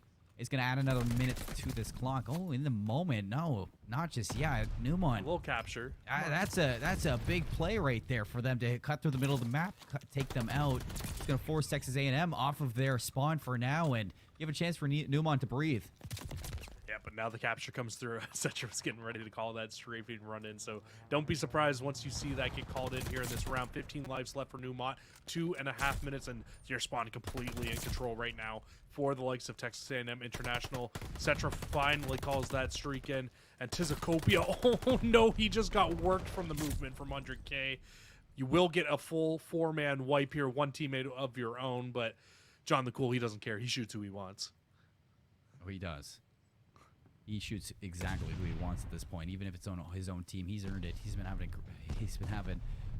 his own series right now. 20 lives to 10. Here comes International again for their last hit of the game. They're gonna hop on this B site, stop the clock at a minute 47, pick up these players off the respawn, and look at that, another sea of blue of all Dust Devil into the kill feed. Awakened Arrow is gonna split the difference, but it's not gonna matter whatsoever. Texas A&M International, they're gonna be taking the series 3-0, Jesse, and they're gonna be taking it in a very fashionable manner. Well, they got the job done. It was definitely a very strong showing here from Texas A&M International University. I don't think a strong showing that we were doubting seeing, but if anything, this just proves once again that this team was pissed off that they lost last week, and they came out and they took their aggression out on this Newmont College of Computer Science. There's a bunch of computer scientists, guys. These guys are going to have fantastic jobs in the future, and you guys just came out and bullied them, and I don't appreciate that. All right, Texas A&M, I need some remorse from these players. You guys, they have families, please. Okay, like this was not a very close game, but Texas A&M International, I guarantee you, they had a great time playing it. They came out business as always for International. There's not much more to say about that series, but let's take a look at the maps, Jesse. Just a little bit of a recap for people who are tuning in to the end of it, because I mean it started off with Gavitu, where we saw 250 to what was it, 42 victory inside of it. Tuscan Search and Destroy 6-1. Tuscan Control 3-0 the way of the Dust Devils for this 3-0 sweep to end the night. Quick and easy. They get to now go on to maybe homework they have to do next. They got it done for study time now, or homework time, whatever happens next for these players out of the Dust Devils. But the majority is you came out and against a team that I haven't seen yet. I wanted to see the Dust Devils bring out their all, and they brought out their all. They made it look convincing, and they shut them down. I knew as soon as I saw those 4 same skins that Texas A&M was coming different this week. They were coming to play today, and they absolutely did. They looked really, really good. I was very impressed with them. I'm actually excited for if we do end up getting this interview with Cetra. I want to ask them a couple questions about last week's matchup against that Oregon matchup. Get something from their POV, because we got the Oregon POV last week, but I would love to see how they felt in that game, because that was an extremely close matchup last week that we saw that team play through. An unfortunate 3-2 loss to them and to New Mexico State. So really, this team is on the back foot right now. You need these dominant 3-0 victories to give yourself that chance at being able to make the play-ins, because this team is by no means out of it yet. It just kind of comes down to the fact of you kind of need to win from this point on. So these dominant victories, they'll feel good for the time being, but I kind of want to just take a look at the standings. This division is the West Division, so just see where they are currently inside this division. It looks like after today, New Mexico State 4-0. Westcliff is 3-0. Yeah, that's tough. You got Westcliff in this division too at 3-0. So losing that match to Oregon really could have ended up losing you the series, or like losing you the season from this point on. You kind of need Oregon to lose with you to win to have your best chance of being able to bring yourself into this one now. And Oregon's really a dark horse team that we've seen, not only really here in the Call of Duty Varsity League, but over in CCL as well. I mean, they're winning out some games, and they are proving themselves to be that team, to be like, okay, this team can compete. They can kind of really upset a lot of these top teams, but you know, if they're all playing at their best, and we're seeing it happen, and like you said, it might be International who fall victim to that here inside of the Varsity League at that. And when you look at this, I mean, that's a tough division, just you naming it off. Westcliff, at UNM, I mean, all of these teams are just crazy to go up against. I can only imagine that is a loss that you don't want on your resume. Yeah, absolutely not a loss that you want on your resume. But it sounds like our interview's ready, Collins. Why don't you bring him in? Well, let's bring in Cetra now for this interview, Jesse, off of a hot 3-0 victory. Congratulations off that. Even the teammate dancing in the back. I mean, how does it feel, on the night? Just a win, easy peasy. Yeah, I mean, it feels good. We lost last week, so I mean, we needed this one. Yeah, I know Jesse wants to ask you a few questions of that. I don't really have much to ask for you guys. You guys got it done. You guys looked good doing it. Jesse, why don't you take it away? Yeah, you guys looked fantastic tonight. It kind of looked like a kind of a revenge tour story for you guys from last week, because last week was a little bit rough.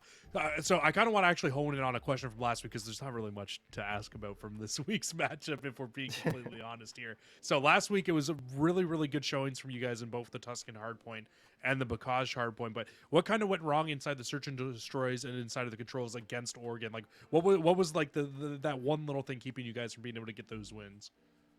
I just don't think we were well prepped. Like our coordination together as a team probably wasn't as best as we wanted it to. But I mean, we switched out one of the roles and we added Megatron to the roster. So now we're gonna be a little bit more prepped, and we hope to just fit better as a team now. We'll see what happens. I love that, and honestly, Megatron, he looked like he fit in quite well today against that against Newmont for you guys. So I mean, honestly, good showing today, and I was glad to see you guys come out and pop off like what we were used to seeing from you guys last season. Thanks, Sean. Before we kind of send you away, though, Cetra, after a win tonight, you lose out last weekend. That matchup to Oregon, we were talking about it, might kind of be a little bit faulty for you guys, might spell trouble towards the later end of this. What's next for you guys? What goal are you guys aiming to now to kind of bring yourselves back? Well, I mean, we got to practice a little bit more, and we have Westcliff coming up, and that one's probably going to be a good match, and I know that we can compete with them. So we're just hopefully trying to get better so we can put up a fight against them. For sure. Well, thank you for coming out and answering those questions. We're going to let you go now to go enjoy that hot 3-0 victory with your squad, with your teammates. Have a good night, Cetra. Thanks for coming on. All right. Thanks, guys. Jesse, wow, business indeed for them. Still haunted by that Oregon game. It seems they knew the mistakes, and like they said, bringing on Megatron into this roster, in Newmont, it's hard to really get a tell for this one. I'm expecting that when we get this matchup against Westcliff, we're really going to see what Megatron brings to this roster. Yeah, I agree. That should be a really good matchup, I think, as well, especially with this addition of Megatron. Drone was in last week, if you're wondering who they swapped out. So Megatron making a great adjustment already to this roster. Could be the next thing that they need for this roster, really to making that next level. And with them having a loss, that game against Westcliff, it could end up being that tiebreaker that they need to bring them back into that top three. So that game has all the implications of the world on it, because just as fast as this season has started, it's already starting to make it towards that midway part of the season where if you start to get a couple losses, you get those 3 losses under your belt, it's looking like it could just end up being curtains for you with how Call of Duty works sometimes, especially at the collegiate level.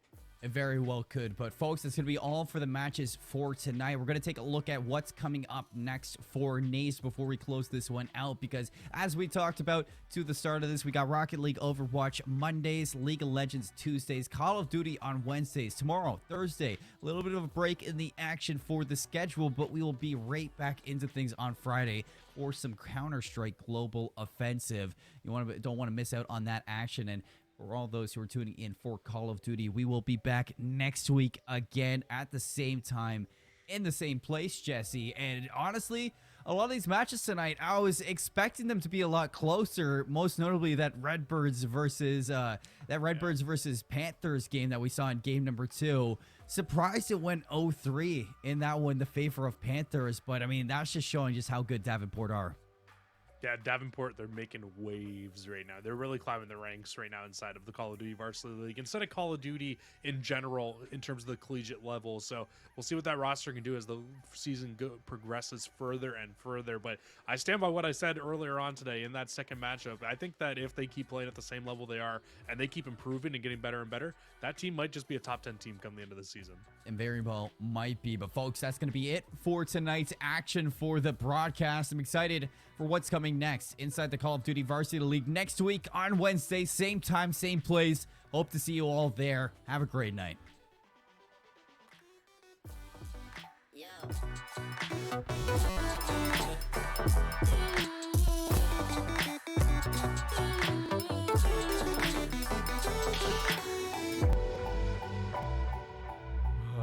We did it. I'm gonna hop down to production control. That was, dude, that was brutal.